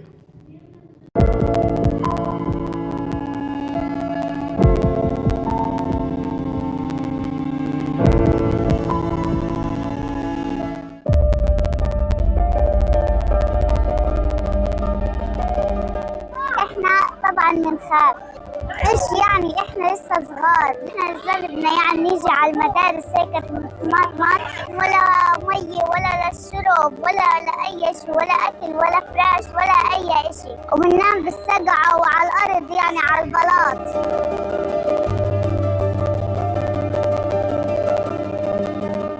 احنا كنا خايفين كثير، احنا ما عرفناش ايش هنسوي، حتى لما جينا هنا لسه احنا مش مطمنين، وحتى احنا هنا كمان ماشي عنا ميه ولا شرب ولا اكل، حتى الحمامات ماشي فيهم مي، كيف احنا بدنا نروح نغسل؟ احنا ما نمناش طول الليل.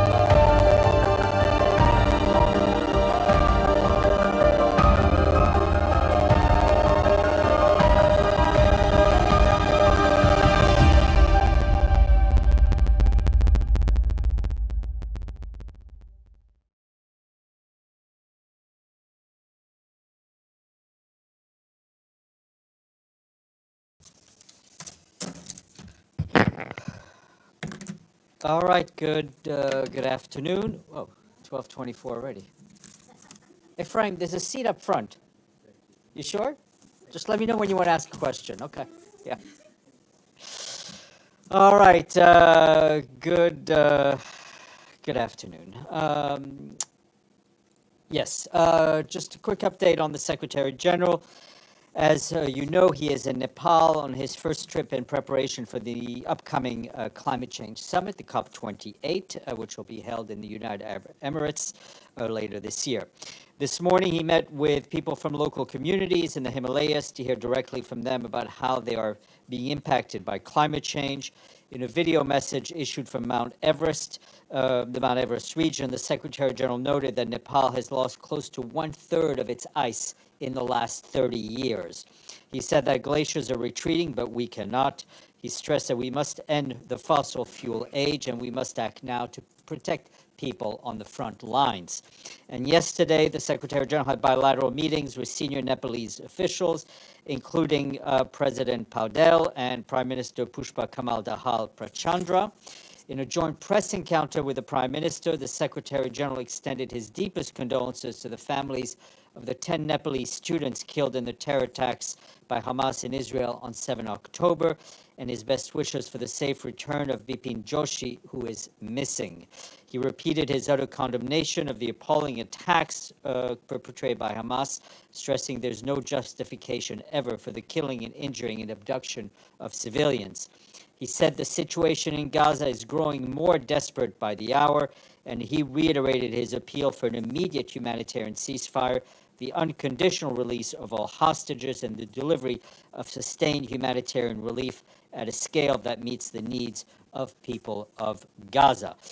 Tomorrow, the Secretary General will deliver a peace message from Lumbini, the birthplace of Lord Buddha. He will also address a joint session of the Parliament in Kathmandu, and then he is heading, as we've told you, to London to attend the Artificial Intelligence Summit, which is being organized by the government of Great Britain.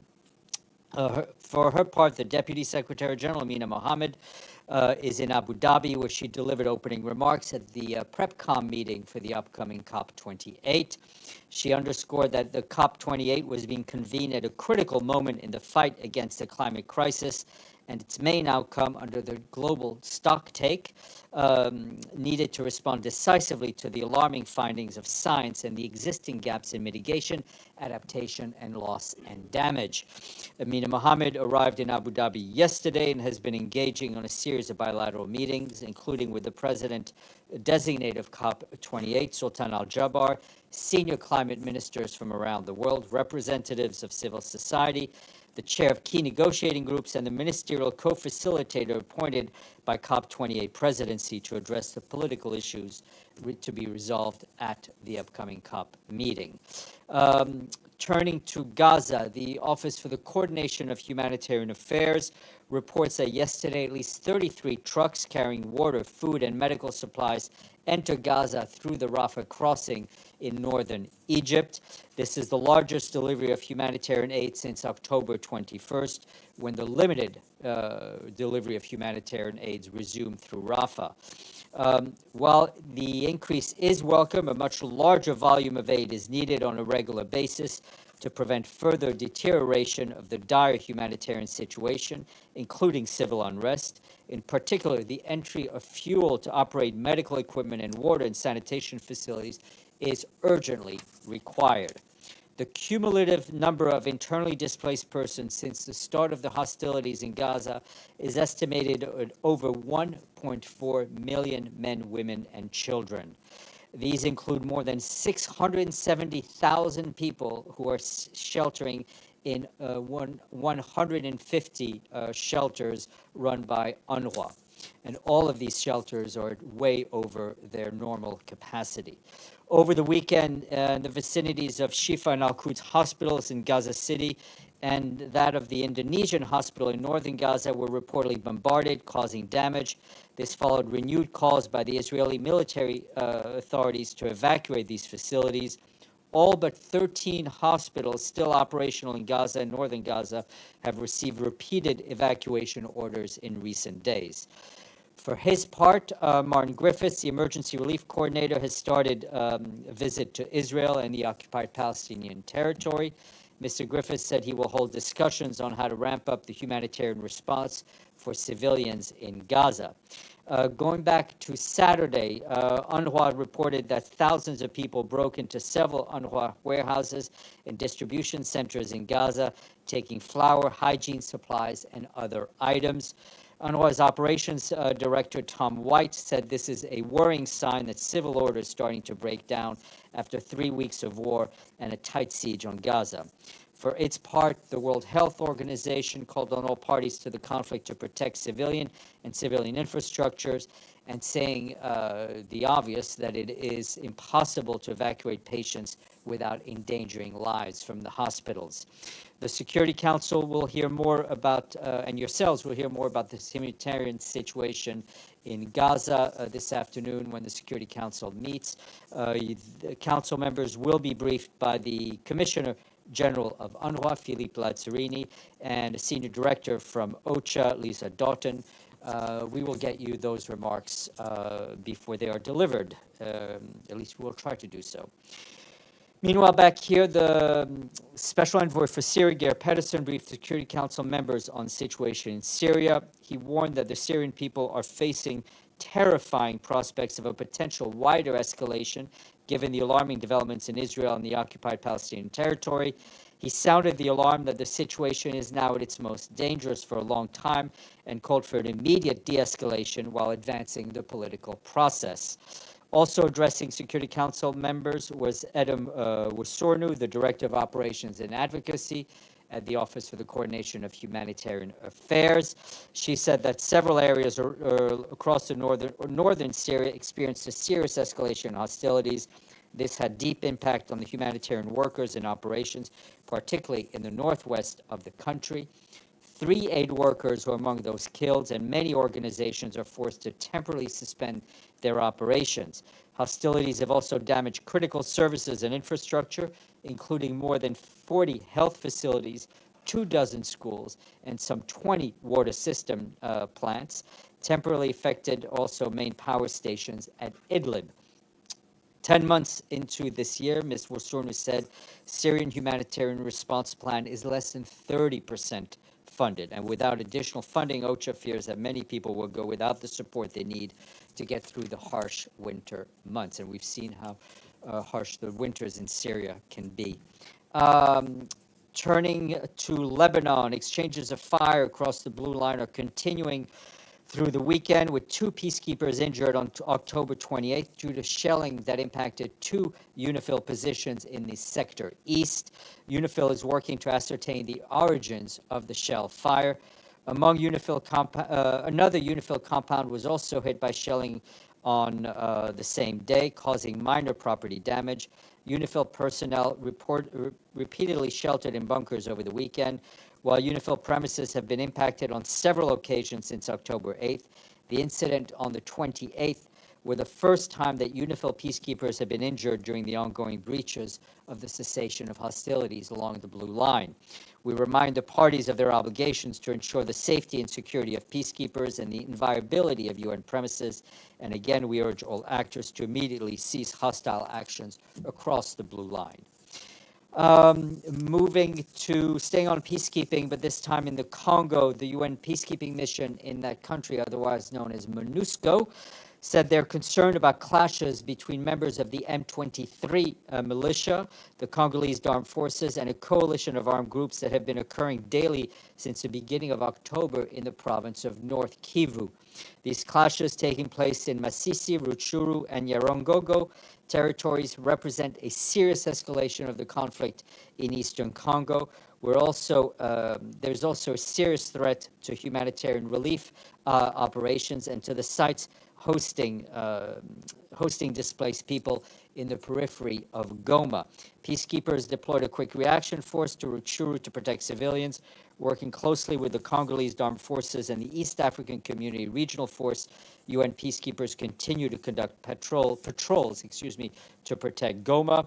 They've also established security perimeters around the humanitarian aid distribution centers in Kinshasa base and escorted the delivery of non-food items and other humanitarian assistance in the areas where approximately 25,000 internally displaced people are seeking protection around the mission's base. Also, I've been asked by some of you about the talks that are going on in Jeddah in Saudi Arabia regarding Sudan and whether we're involved in those talks. I can tell you that our colleagues at OCHA have a team in Jeddah to facilitate the humanitarian track of these critical negotiations. More than 6 months since the start of the current hostilities, we and our partners have reached more than 3.5 million people with humanitarian assistance, but that's only 20% of the people we've aimed to help. The number of people who need humanitarian assistance in Sudan has increased from an estimated 15.8 million people in November of last year to 24.7 million people in May, representing a 57% increase. In a statement issued over the weekend, the Undersecretary General for Humanitarian Affairs, Martin Griffiths, said the Sudanese armed forces and rapid support forces must fully adhere to international humanitarian law and ensure safe and sustained and unhindered access to people in need, including by breaking through the bureaucratic logjam. And an update from a humanitarian crisis that we don't want to overlook, which is taking place just a few hours flight south of here. Quick update from Haiti. The World Food Program tells us that since mid-August, violence in Port-au-Prince has forced about 40,000 people to flee from their homes. These recent movements bring the total number of displaced people across the country to 200,000. In the Haitian capital, displaced people have taken shelter in over 90 different locations, including schools, churches, and abandoned buildings. WFP has set up 3 central kitchens in the capital where each day as many as 22,000 meals are prepared and then transported to various sites where displaced people are staying. The food agency is in the process of shifting from serving hot meals to providing cash assistance to displaced people. However, and we often talk about what underfunding means for people, funding cut means that WFP has been unable to deliver continuous assistance to all those in need and is urgently calling for $136 million to reach the most vulnerable Haitians over the next 6 months. And I have been asked about the situation in Bangladesh, and I can tell you that the Secretary General is concerned about reports of violence at political rallies in Bangladesh, in which at least 9 people have died and numerous people have been injured. He calls on all parties to refrain from violence or any excessive use of force or arbitrary detention. He also stresses the need to respect for the right of freedom of expression and peaceful assembly. A couple of senior personnel appointments, then you get to ask me some questions. Today, the Secretary General is appointing Marcos Atias Neto of Brazil as the new Assistant Administrator and Director of the Bureau for Policy Program Services at UNDP. He succeeds Hao Xiang-Shu of China, who has been recently appointed as the Undersecretary General Deputy Administrator of UNDP. Mr. Neto is currently the Director of UNDP's Sustainable Finance Hub, and we congratulate him on his appointment.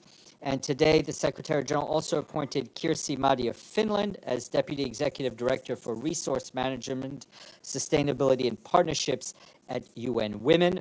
The Secretary General extends his appreciation to UN Women, his predecessor, Moaz Doraid of Egypt, who will continue to serve as UN Women Deputy Executive Director ad interim until Ms. Madi assumes her functions. Currently serving as Director of the Executive Director's Office and Chief of Staff at UNICEF, Ms. Madi brings over 30 years of experience. We congratulate her. Tomorrow I will have a guest, and that will be Epsie Campbell-Barr, Chairperson of the Permanent Forum on People of African Descent, and Jules Justin Hansford, a member of the forum. They will be here to brief you following the first presentation of annual reports of the General Assembly. And on a much lighter note, I think we all need to congratulate the South African Springboks for their win in a Rugby World Cup, which was wonderfully hosted by the French. Edie. Thank you, Steph. A couple of questions related to the Israeli-Hamas conflict. First, does the Secretary General have any comment on the entry of Israeli tanks into Gaza and its order specifically for Al-Quds Hospital to evacuate when it has people on ventilator and newborns in incubators, and on the Israeli statement that this evacuation order is allowed under the Geneva Conventions Okay. because self-defense can include hospitals when they claim that the headquarters of Hamas is under the hospital. Thank you. Okay, let me try to take some of those things backwards. I think on the evacuation of hospitals, the Secretary General, I think, is in full agreement with Dr. Tedros when he said it is impossible to evacuate hospitals in a conflict zone without endangering the lives of those patients, and that hospitals need to be protected under international law. As far as the ground incursion, I would refer you to the statement we issued over the weekend from the Secretary General, which I think refers to that. We continue to work and to call for a humanitarian ceasefire, to call for greater humanitarian access. I mean, we did see a larger number of trucks going in, but it remains a drop in the bucket, and we continue to call for the immediate and unconditional release of all the hostages. And one follow-up question related to the hostages. Hamas put out a video today of several hostages. Does the Secretary General have any comment on the release of that video and what it said? No, I haven't seen. I won't comment because I have not seen the video. I mean, video, no video. These people need to be released. Maggie. Steph, you said 33 trucks yesterday. It's already pushing 7 p.m. in the region Monday. Anything on Monday?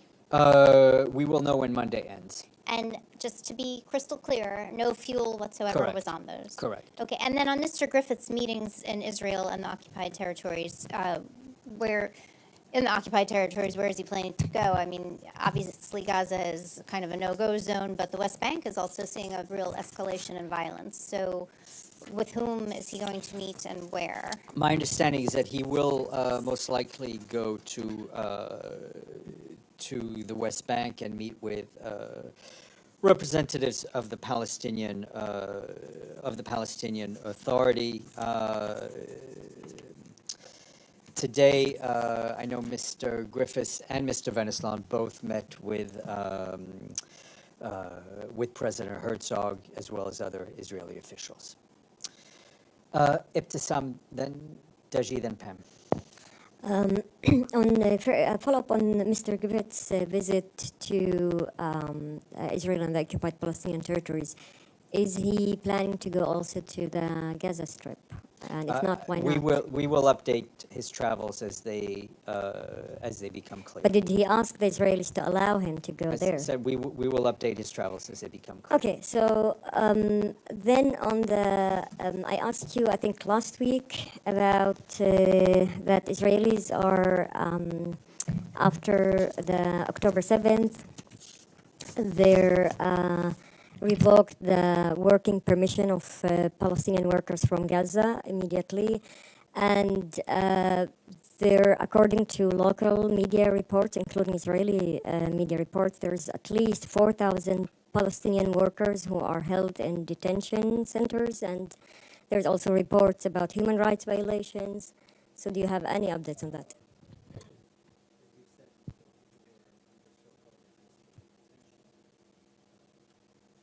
Go through a process or need to be released. I'm still trying to, I don't know why it's so complicated, but trying to get some details about those particular workers. And on regarding the settlers' attacks increased more even than a week before or 2 weeks before. There's 2 Palestinians who were killed during the weekend. some injuries, they attack farmers, etc. Is Mr. Griffiths planning to visit any of these families or farmers who are attacked I by don't know settlers? what he's planning, but I can tell, and I will let you know if he does, but I can tell you that the Secretary General strongly condemns the acts of violence we have seen by settlers in the occupied Palestinian territory, including, I think, the most recent deadly shooting, which took place, I think, yesterday. On the 28th, of someone who was just harvesting his olives with his family. Not only condemn these attacks, but also they have a risk of greatly inflaming an already very volatile situation in the West Bank. And Israel must ensure that civilians are protected and perpetrators held to account. And we call on all to act responsibly. Deji, then Pam. Oh, sorry. Yeah, go ahead. Steph, you got something dropped now. We saw some increase, but it's not enough, just like you said. I think you answered the question. It's not yeah, enough. but it's still but the SG is still in the negotiation with parties. I mean, what's the update? let me just put it in simple terms. We're not holding back, right? So it's not enough. Yeah, but okay. So also last week on Friday, I think I asked you about the negotiation which broke in Doha, and the next day, the SG was in Doha.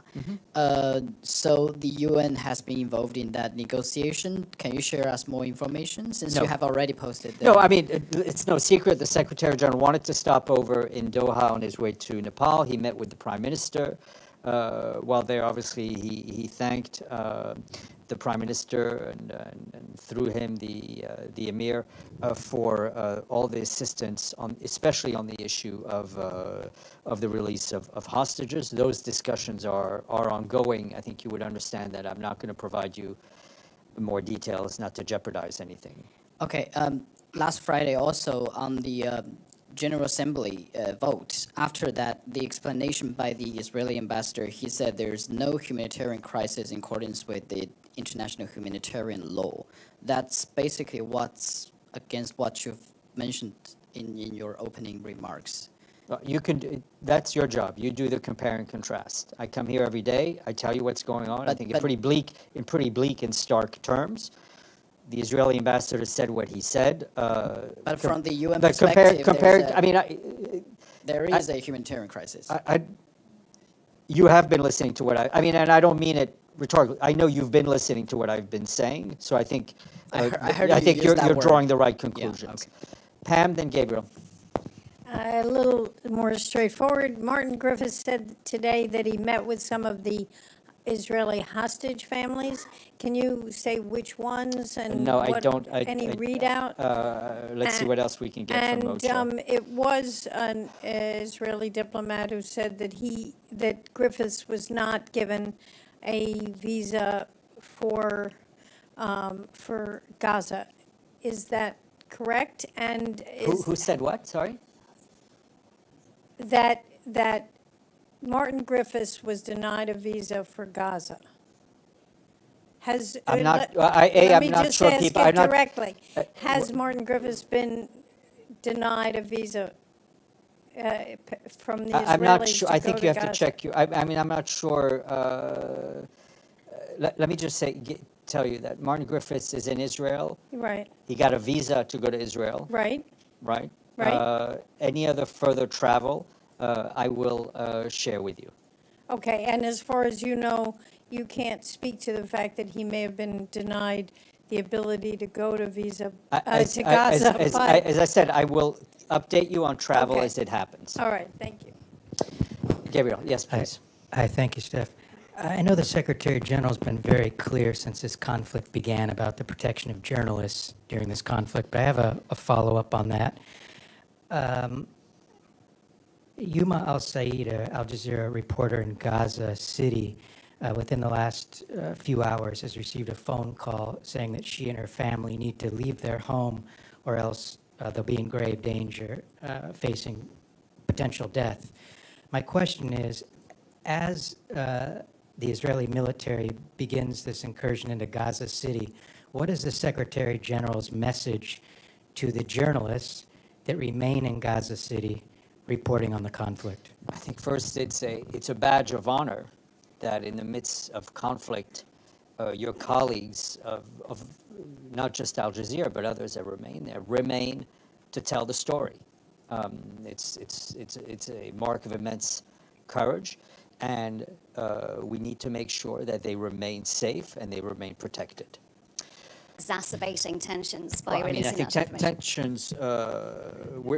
Let me just put it this way: UNIFIL is not making tensions worse. We're trying to calm tensions. As soon as they have something, I will be able to share with you. Okay, but they don't know who did it. No, that's the point. They're trying to ascertain where it came from. All right. One other question on Martin Griffiths. Given the context of last week and how angry the Israeli mission was with the United Nations, with the Secretary General, what kind of reception is he receiving in Israel? And are there any meetings that he's requested that he's been denied?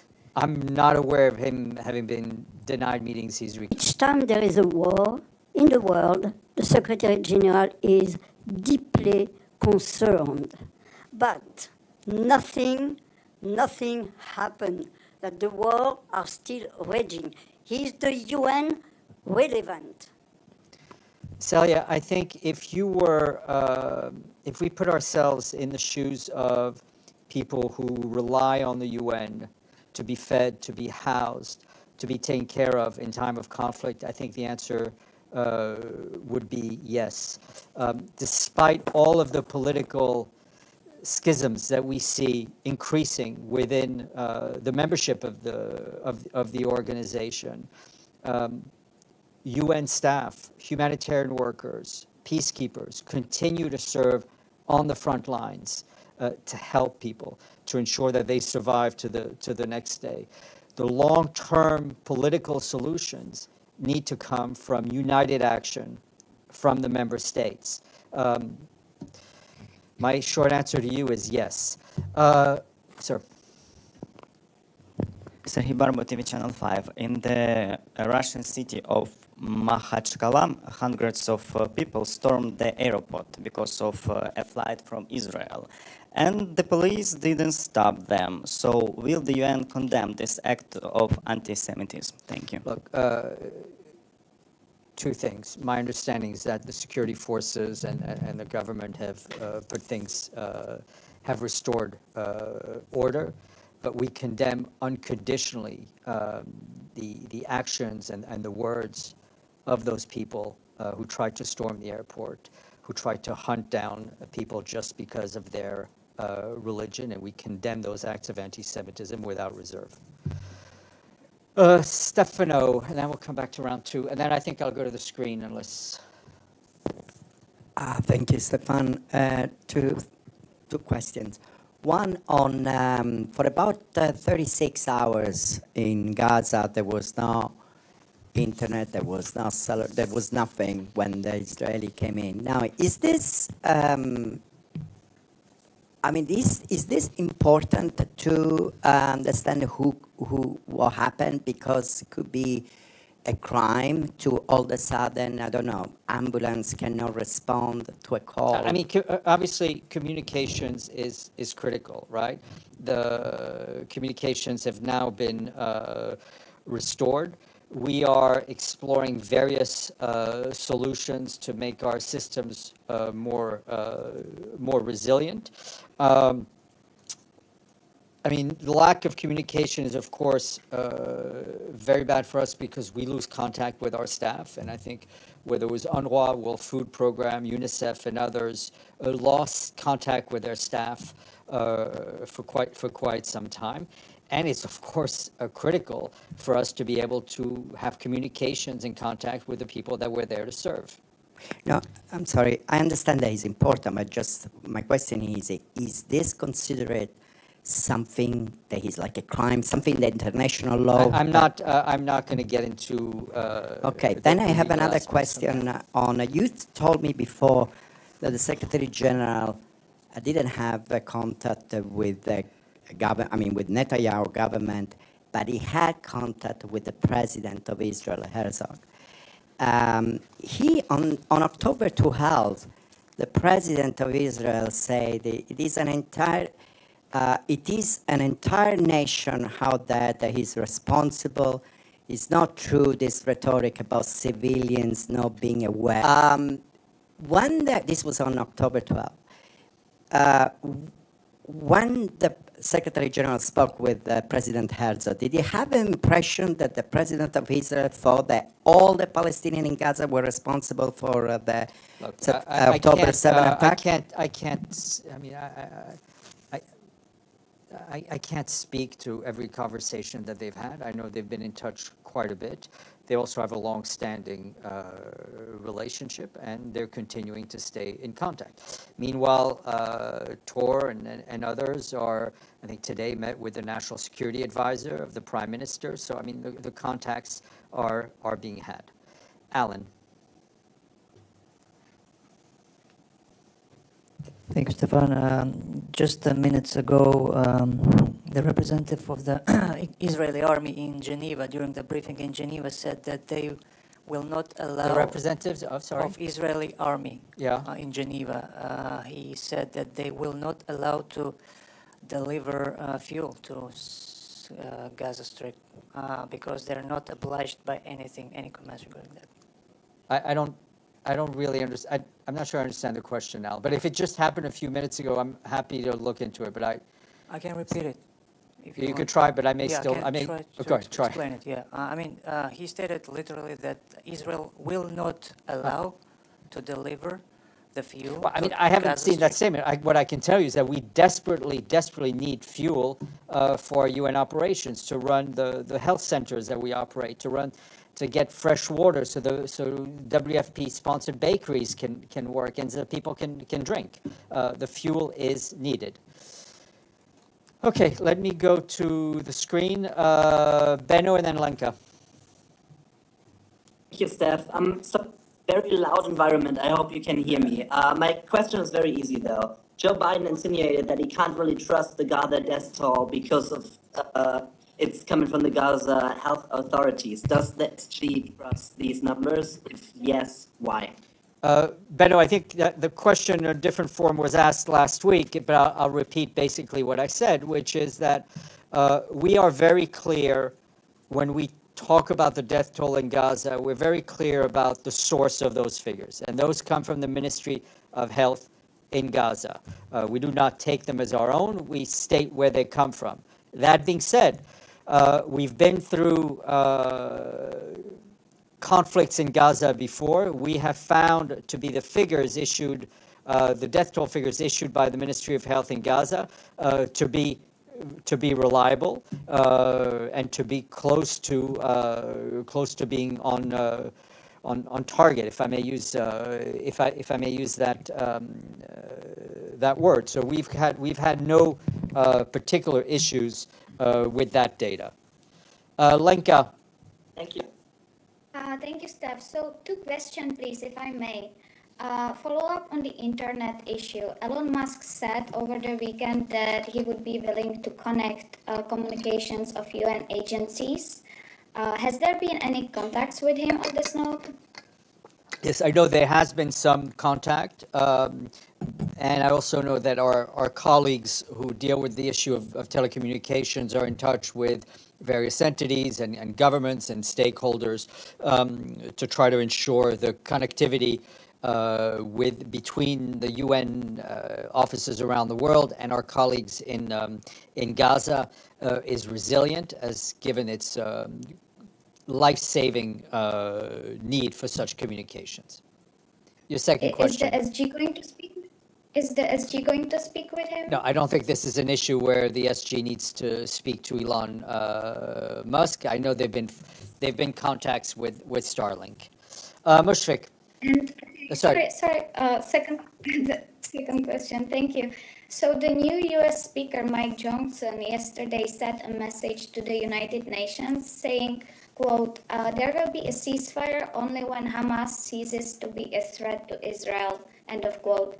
And he sent it to the UN. I was wondering if you contacted him and what's your message back? No, I mean, I haven't seen that particular message.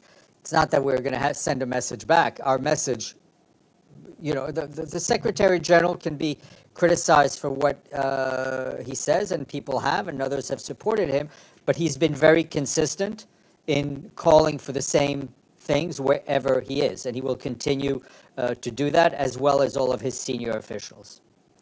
Thank you. Mushfiq.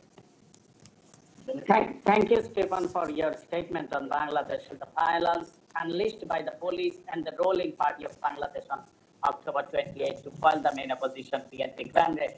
The police still arrested. They arrested main opposition. So, Mushfiq, Mushfiq, sorry, I don't mean to interrupt you. I know what happened. What is your question, sir?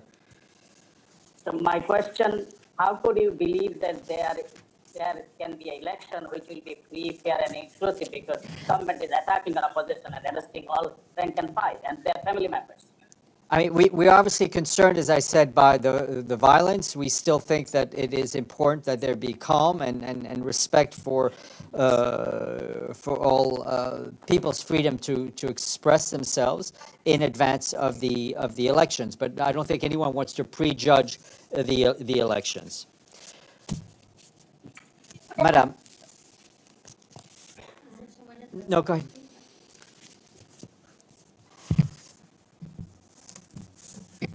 Thank you, Steph.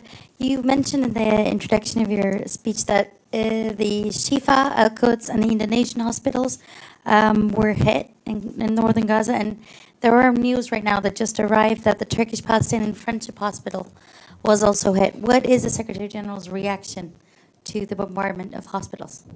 I mean, he's against it. Hospitals need to be protected. Hospitals cannot be used for combat, and those people who are inside need to be safe.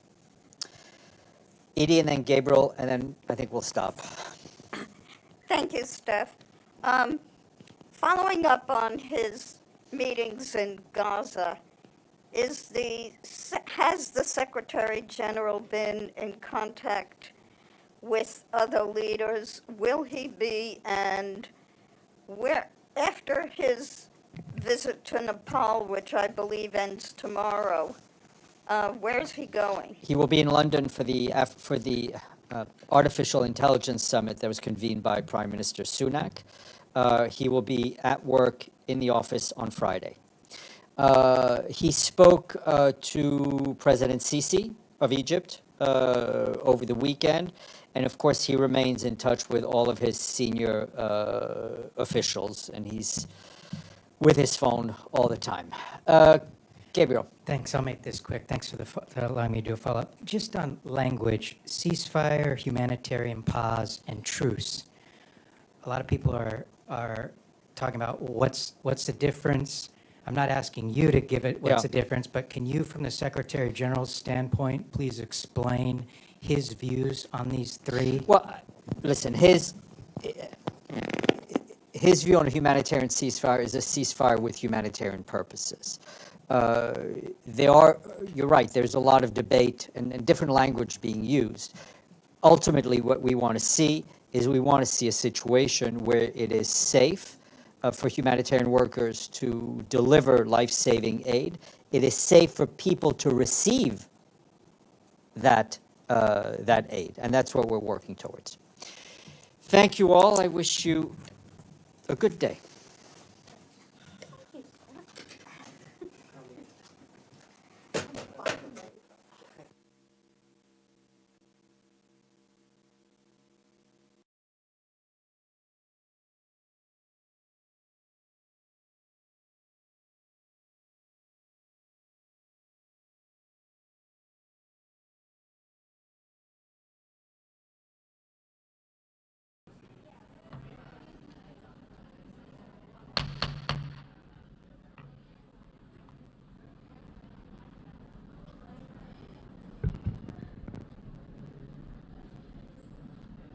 The 21st plenary meeting of the General Assembly is called to order. The General Assembly will consider Agenda Item 74, entitled Report of the International Criminal Court. In connection with this item, The Assembly has before it the report of the International Criminal Court covering the period from 1st of August 2022 to 31 July 2023, contained in document A/78/322 and reports of the Secretary General circulated in documents A/78/320 and A/78/321. In connection with this item, the Assembly also has before it a draft resolution issued as document A/78/L6. The President will now deliver a statement.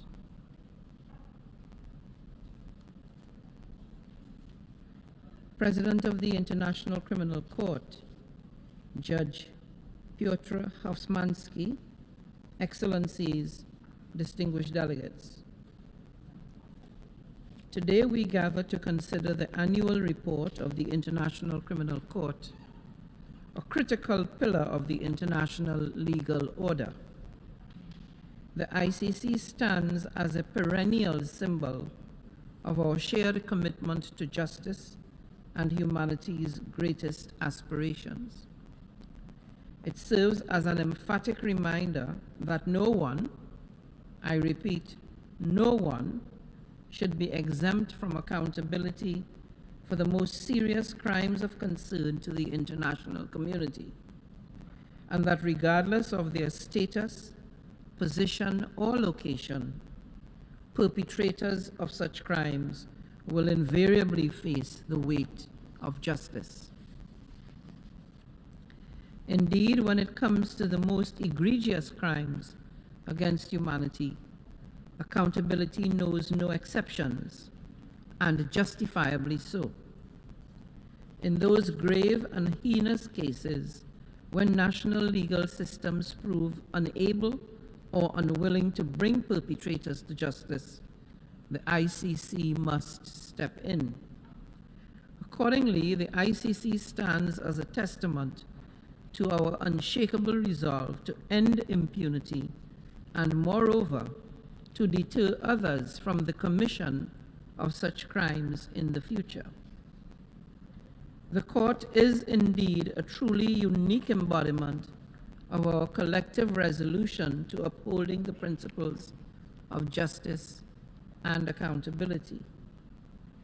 I express my fulsome appreciation to the court for its diligent efforts, as indeed to its judges and its prosecutor, as well as to the dedicated staff who have laudably committed themselves to the pursuit of justice, and indeed to what is right.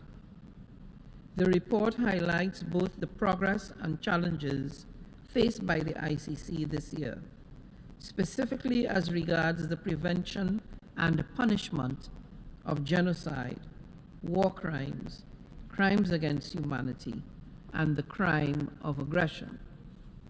These principles are fundamental to our global vision of peace and are integral to our mission of maintaining international peace and security, promoting respect for human rights, and delivering justice to those who have suffered the gravest injustice. Ladies and gentlemen, we must acknowledge that the court operates in a multifaceted international landscape. Its jurisdiction spans cases where state parties have brought situations to the attention of the court, including situations referred by the United Nations Security Council.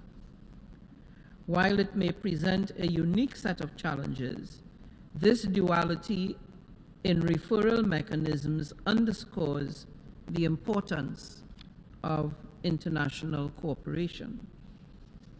Despite these challenges, the hope for universal ratification of the Rome Statute and the Kampala Amendments serve as a profound affirmation of the International Criminal Court's enduring commitment to justice.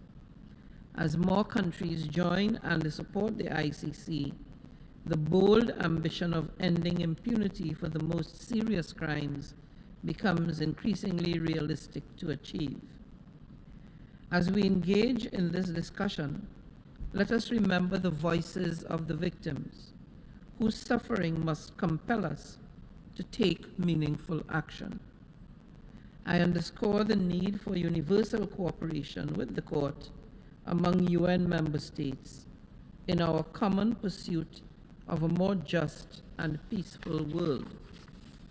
I call upon states to support the ICC where it faces constraints in its pursuit of justice, including predictable funding to effectively undertake its investigations and prosecutions. In line with the fundamental principle of complementarity, states should cooperate with the ICC and with each other in investigations and prosecutions, including by sharing information and evidence to uphold the rule of law and ensuring accountability for the most serious crimes. Let us remain committed to strengthening the international legal framework and ensuring that the ICC continues to fulfill its essential role in our global efforts to prevent impunity and injustice and to promote lasting peace. I thank you and look forward to a fruitful discussion on this important matter.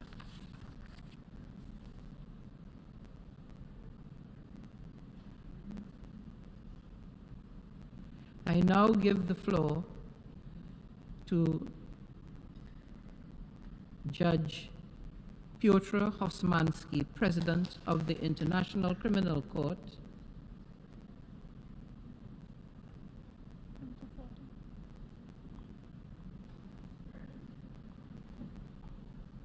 I acknowledge the Russian Federation, who it seems has a point of order. Yes, President.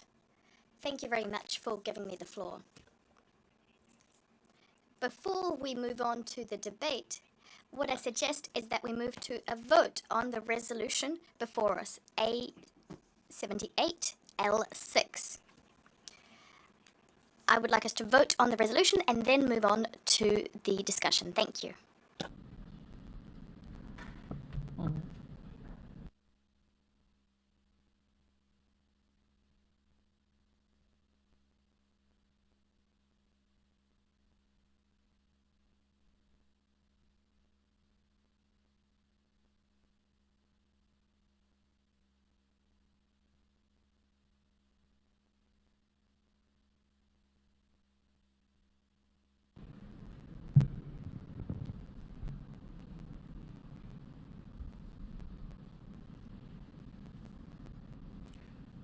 On the question raised by the distinguished delegate of the Russian Federation,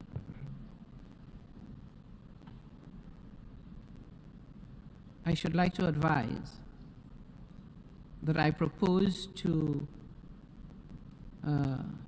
conduct this meeting in accordance with the established practice, which is that we will have the debate, at the end of which there will be a vote on the resolution. Thank you.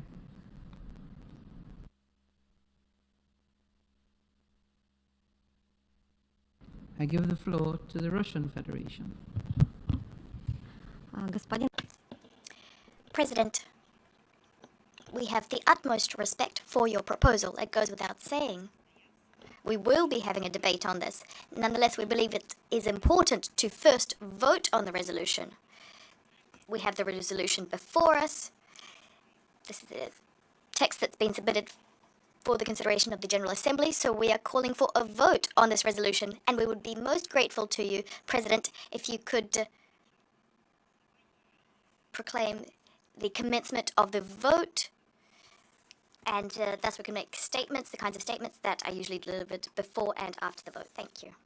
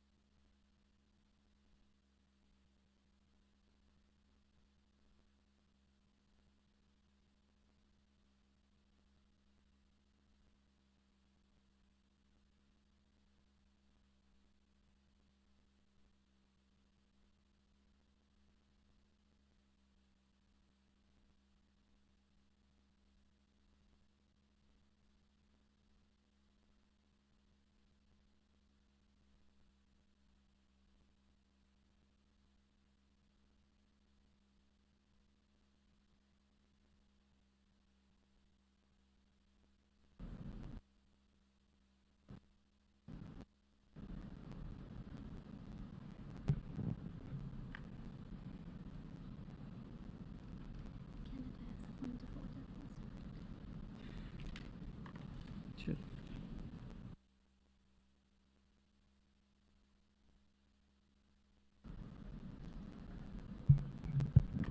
I now give the floor to Canada, who apparently also has a point of order.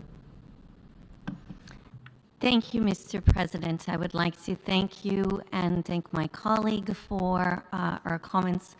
I would like to appeal to my colleague that the established practice of debate prior to the vote on a resolution would give time to all delegations to be present in the GAO for such action, and therefore it would appeal to all delegations that we move in accordance with the usual established practice, as you mentioned. Thank you. Thank you, Canada.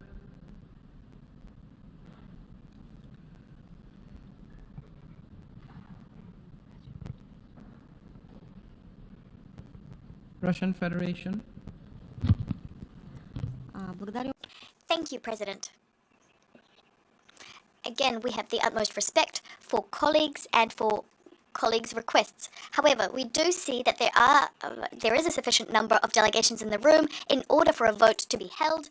We would like a vote to be held, and this will not undermine the debate, which we will of course have on this agenda item.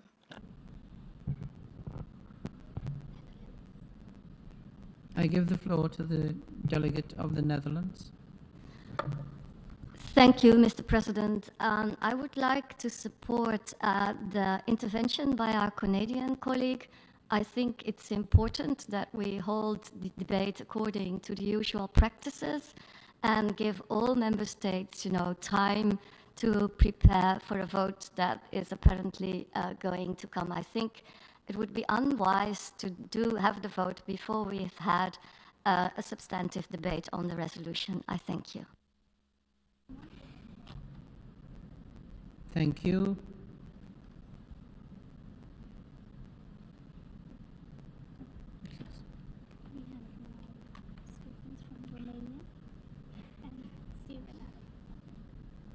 I give the floor to the delegate of Romania.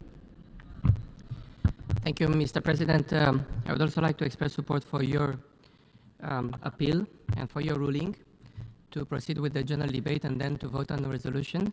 It is not only in accordance with the practice, we do the same with other reports, but it's also linked to the fact that the resolution itself references the report that is about to be presented. And logically, we'll have to first listen to the report, to react to it, and then to vote on the resolution. Thank you. I now give the floor to the Syrian Arab Republic. Thank you, Mr. President. My delegation supports the Russian proposal, namely to start by voting on the draft resolution. And we think that all delegations know that there is a draft resolution that will be put up for vote in this session. And we think that it's of paramount importance to start by voting because the results of voting will reflect the positions of different countries. And this will be a very good indication of the path of our debate. Thank you.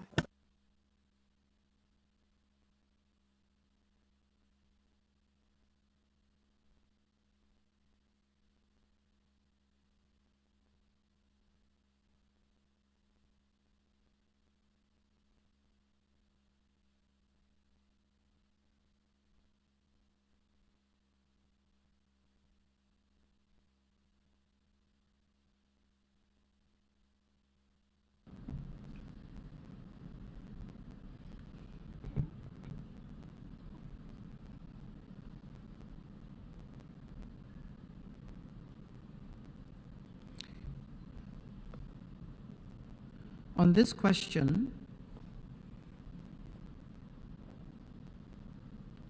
as to whether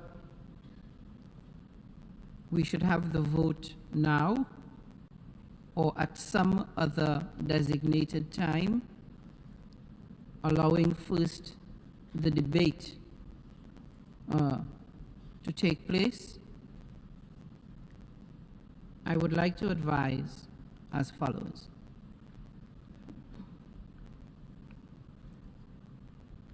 it is my decision that we observe and maintain the standard procedures of the General Assembly, and therefore we will not have the vote now. We will proceed with receiving the report of the court, followed by the debate. It is my understanding that the major proponent of the resolution has asked that action not be taken today on the resolution. I will advise in due course the time frame for action, but based on the request of the proponent, action on the report will not be taken today.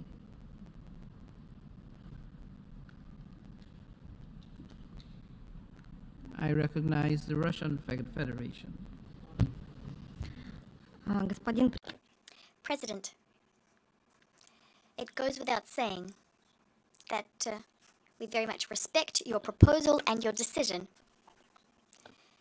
And yet, we did want to draw your attention to the fact that any and all delegations have the right to call for a vote on any draft resolution that has been submitted for the consideration of the General Assembly. If you, President, do insist for us to proceed to the debate, to hear from the President of the Court and from other states, in that instance, what I would request, well, I won't dispute your decision, but I would like to ask for the vote to be held in the first half of the day. So before this specific meeting is over, we can listen to the President of the ICC, to delegations. Yet we would still like to propose for the vote to be held before the end of this morning's meeting. President, I would ask for you to consider this request and the request being for a vote to be held on the resolution. Every General Assembly delegation has the right to call for a vote on any and all documents that have been submitted. We've put forward this request, and we believe that a vote must be held in keeping with the rules of procedure. However, you have taken the decision to postpone the vote a little bit to give the President of the ICC an opportunity to speak. Well, since you've taken that decision, we'd also like for you to decide for this vote to be held before the end of this morning's meeting. Thank you.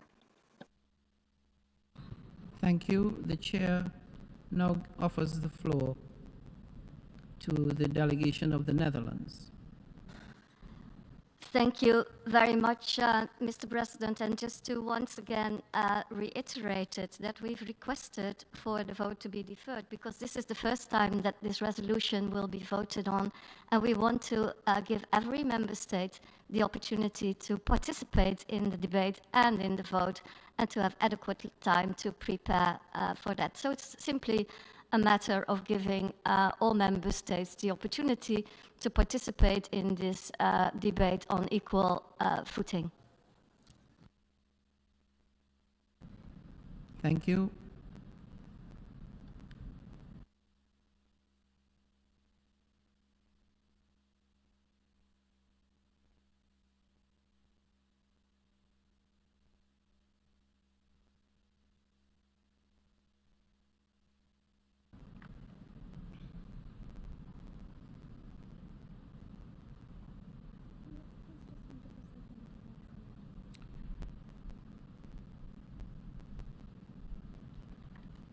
The chair has listened to all views on this matter. And determined that we will maintain the general practice widely upheld in the General Assembly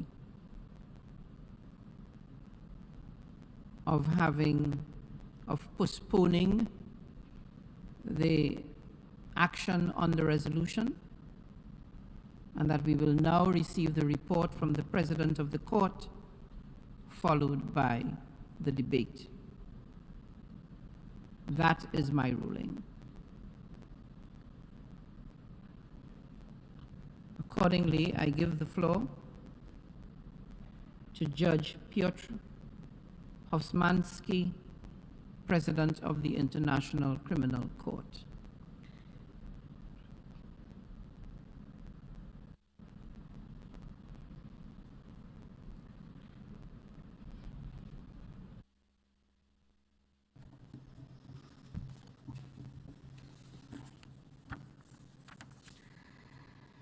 Mr. President of the General Assembly, esteemed delegates, ladies and gentlemen, it is an honor to stand before this Assembly for the third and final time as President of the International Criminal Court.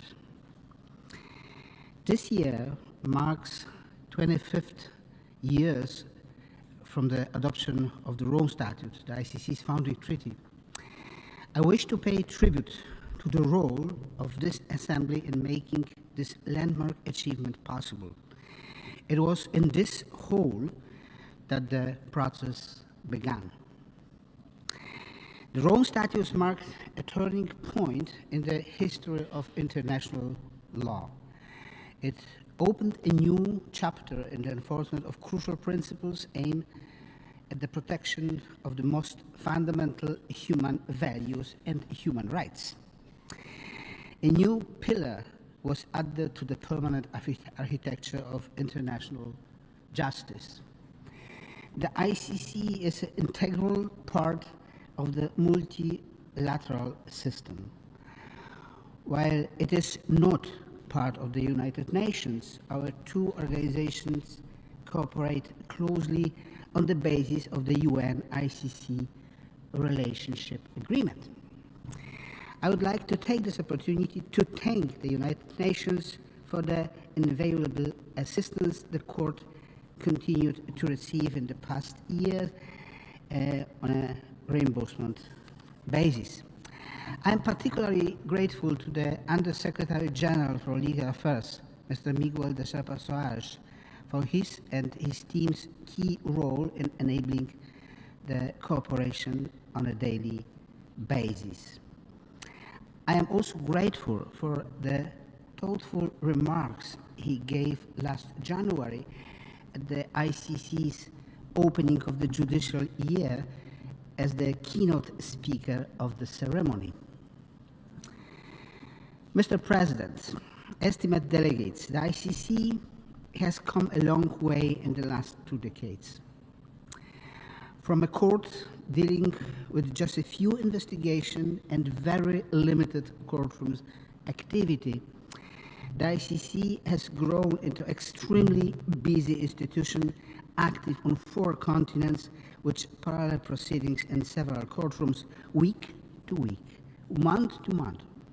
The court has turned the abstract concept of the Rome Statute into a tangible reality, such as the reparation of victims, which is now a major part of the court's activity in partnership with the Trust Fund for Victims. Regrettably, as the ICC's work has expanded and developed, so have the challenges we face. Recently, the court has been subjected to deeply unacceptable threats and attacks. Notably, the authorities of the Russian Federation have initiated criminal proceedings against 6 ICC judges and the ICC prosecutor, placing these individuals, including myself, on the wanted list. All of this because we are fulfilling our mandate, whatever performing judicial or administrative functions. This is an unprecedented attack on the judicial independence at the international level. I am very appreciative of the strong support we have received from our state parties and others in the face of these troubling measures. Quite clearly, the criminal proceedings against the ICC officials were initiated in reaction to the 2 arrest warrants issued by the court in the situation in Ukraine this past March, and comments were made bringing the legality of the ICC's action into question. Let me state something very clearly. The ICC is acting squarely within the boundaries of its mandate. Ukraine has made a declaration under Article 12 of the Rome Statute accepting the ICC's jurisdiction.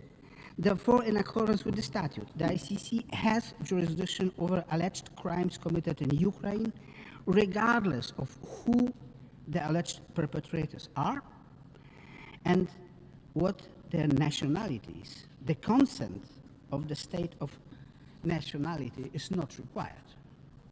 Furthermore, Article 27 of the Rome Statute makes it clear that there is no immunity from the prosecution before the ICC based on official capacity. This has been confirmed in clear terms by the Appeals Chamber in the past. The judges and the prosecutor of the ICC are simply carrying out their mandate and as elected officials of an international court with 123 state parties. I find it unacceptable that my colleagues and I should be subjected to intimidation for that reason.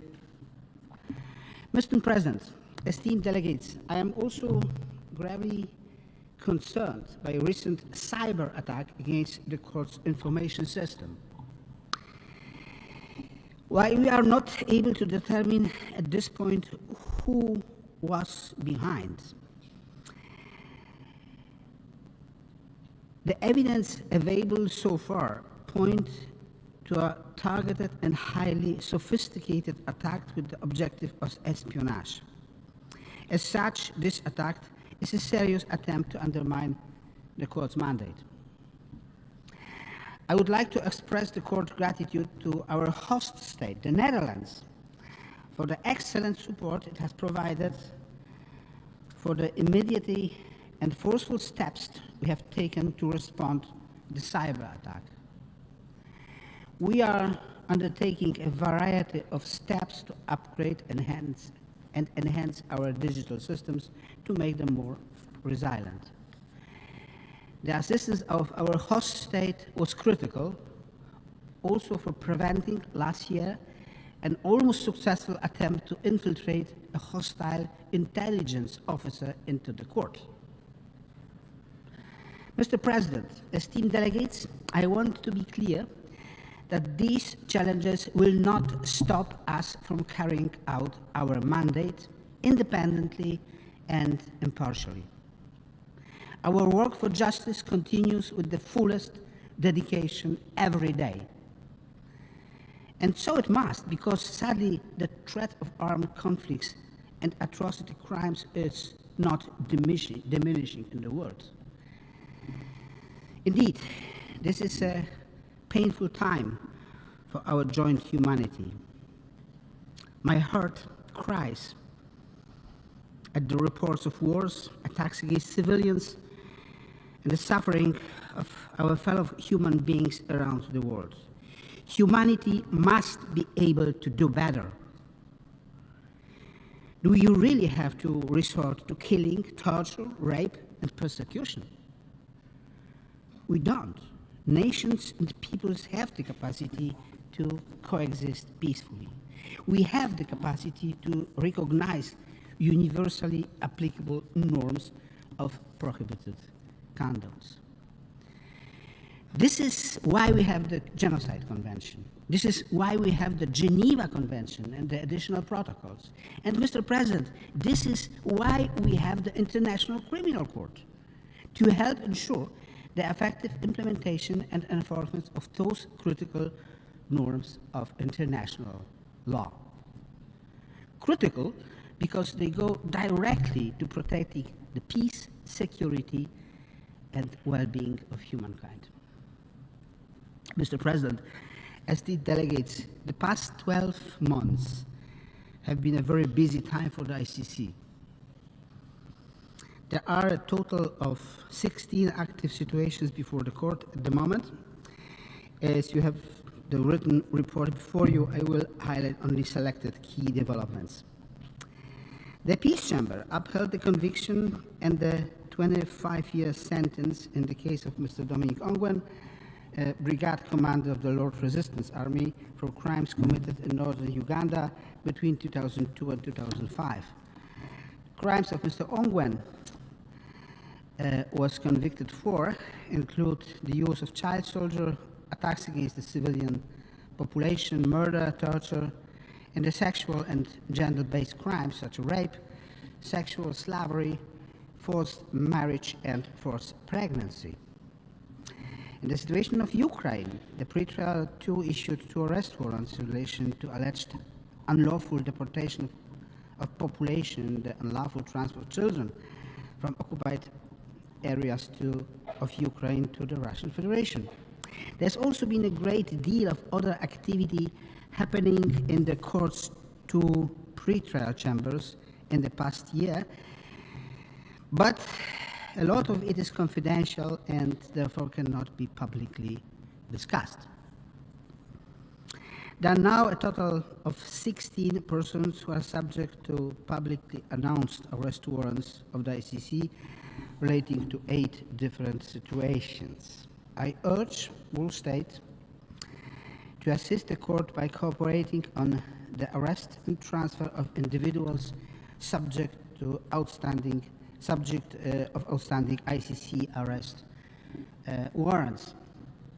Meanwhile, the court is planning to enhance the capacity to work on the tracking of suspects. Mr. President, esteemed delegates, 3 trials at the ICC are currently in the presentation of evidence stage. 2 of these concerns events in the Central African Republic in 2013 and 2014, and 1 trial relates to the alleged crimes committed in Darfur, Sudan in 2003 and 2004. A 4th trial on alleged crimes committed in Timbuktu, Mali, was brought to conclusion, and the chamber is deliberating on its judgment. In the case of Maxime Mokom, in the situation of Central African Republic, the Office of the Prosecutor withdrew the charges earlier this month before the confirmation of charges hearing was conducted. The prosecutor informed the chamber that, having considered the totality of the evidence and in light of changed circumstances regarding the availability of witnesses, there was, in his view, no reasonable prospect for a conviction at trial.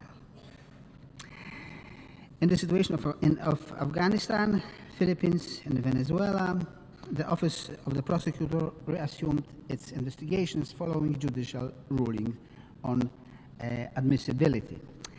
In the situation of Georgia and the Central African Republic, the Office of the Prosecutor announced the end of the investigative phase, meaning that beyond the cases pending before the court, the prosecutor does not intend to pursue any new lines of inquiry into the alleged criminal responsibility of other person or for other conduct. Mr. President, esteemed delegates, as I alluded to earlier, reparations to victims feature prominently in the court's work. In this respect, I am delighted to announce the achievements of a major milestone. For the first time, we have completed the implementation of court-ordered reparation in a case before the ICC when the process in the Katanga case was brought to conclusion earlier this month. This case concerns crimes committed during an attack of the village of Bogoro in the Ituri district in the Democratic Republic of Congo 2003. Several hundred victims have been beneficiaries of the reparations delivered to the ICC Trust Fund for Victims, including symbolic monetary payments, supporting for housing and income-generating activities, education assistance, and psychological support. Apart from the Katanga case, victims in 3 other cases continued participating in reparation programs during the past year. Furthermore, the Trust Fund for Victims is implementing other programs for the benefit of victims in respect of the situations in Central African Republic, Cote d'Ivoire, Democratic Republic of Congo, Georgia, Kenya, Mali, and Uganda, directly benefiting close to 17,000 individuals. To fully appreciate the impact of the courts and the trust fund's activities on the ground, I traveled last November to Bangui in the Central African Republic. The visit was rewarding and thought-provoking. I met with the community leaders and heard their perception of the ICC. And I had the chance to hear the personal stories of many victim survivors from the 2002-2003 conflict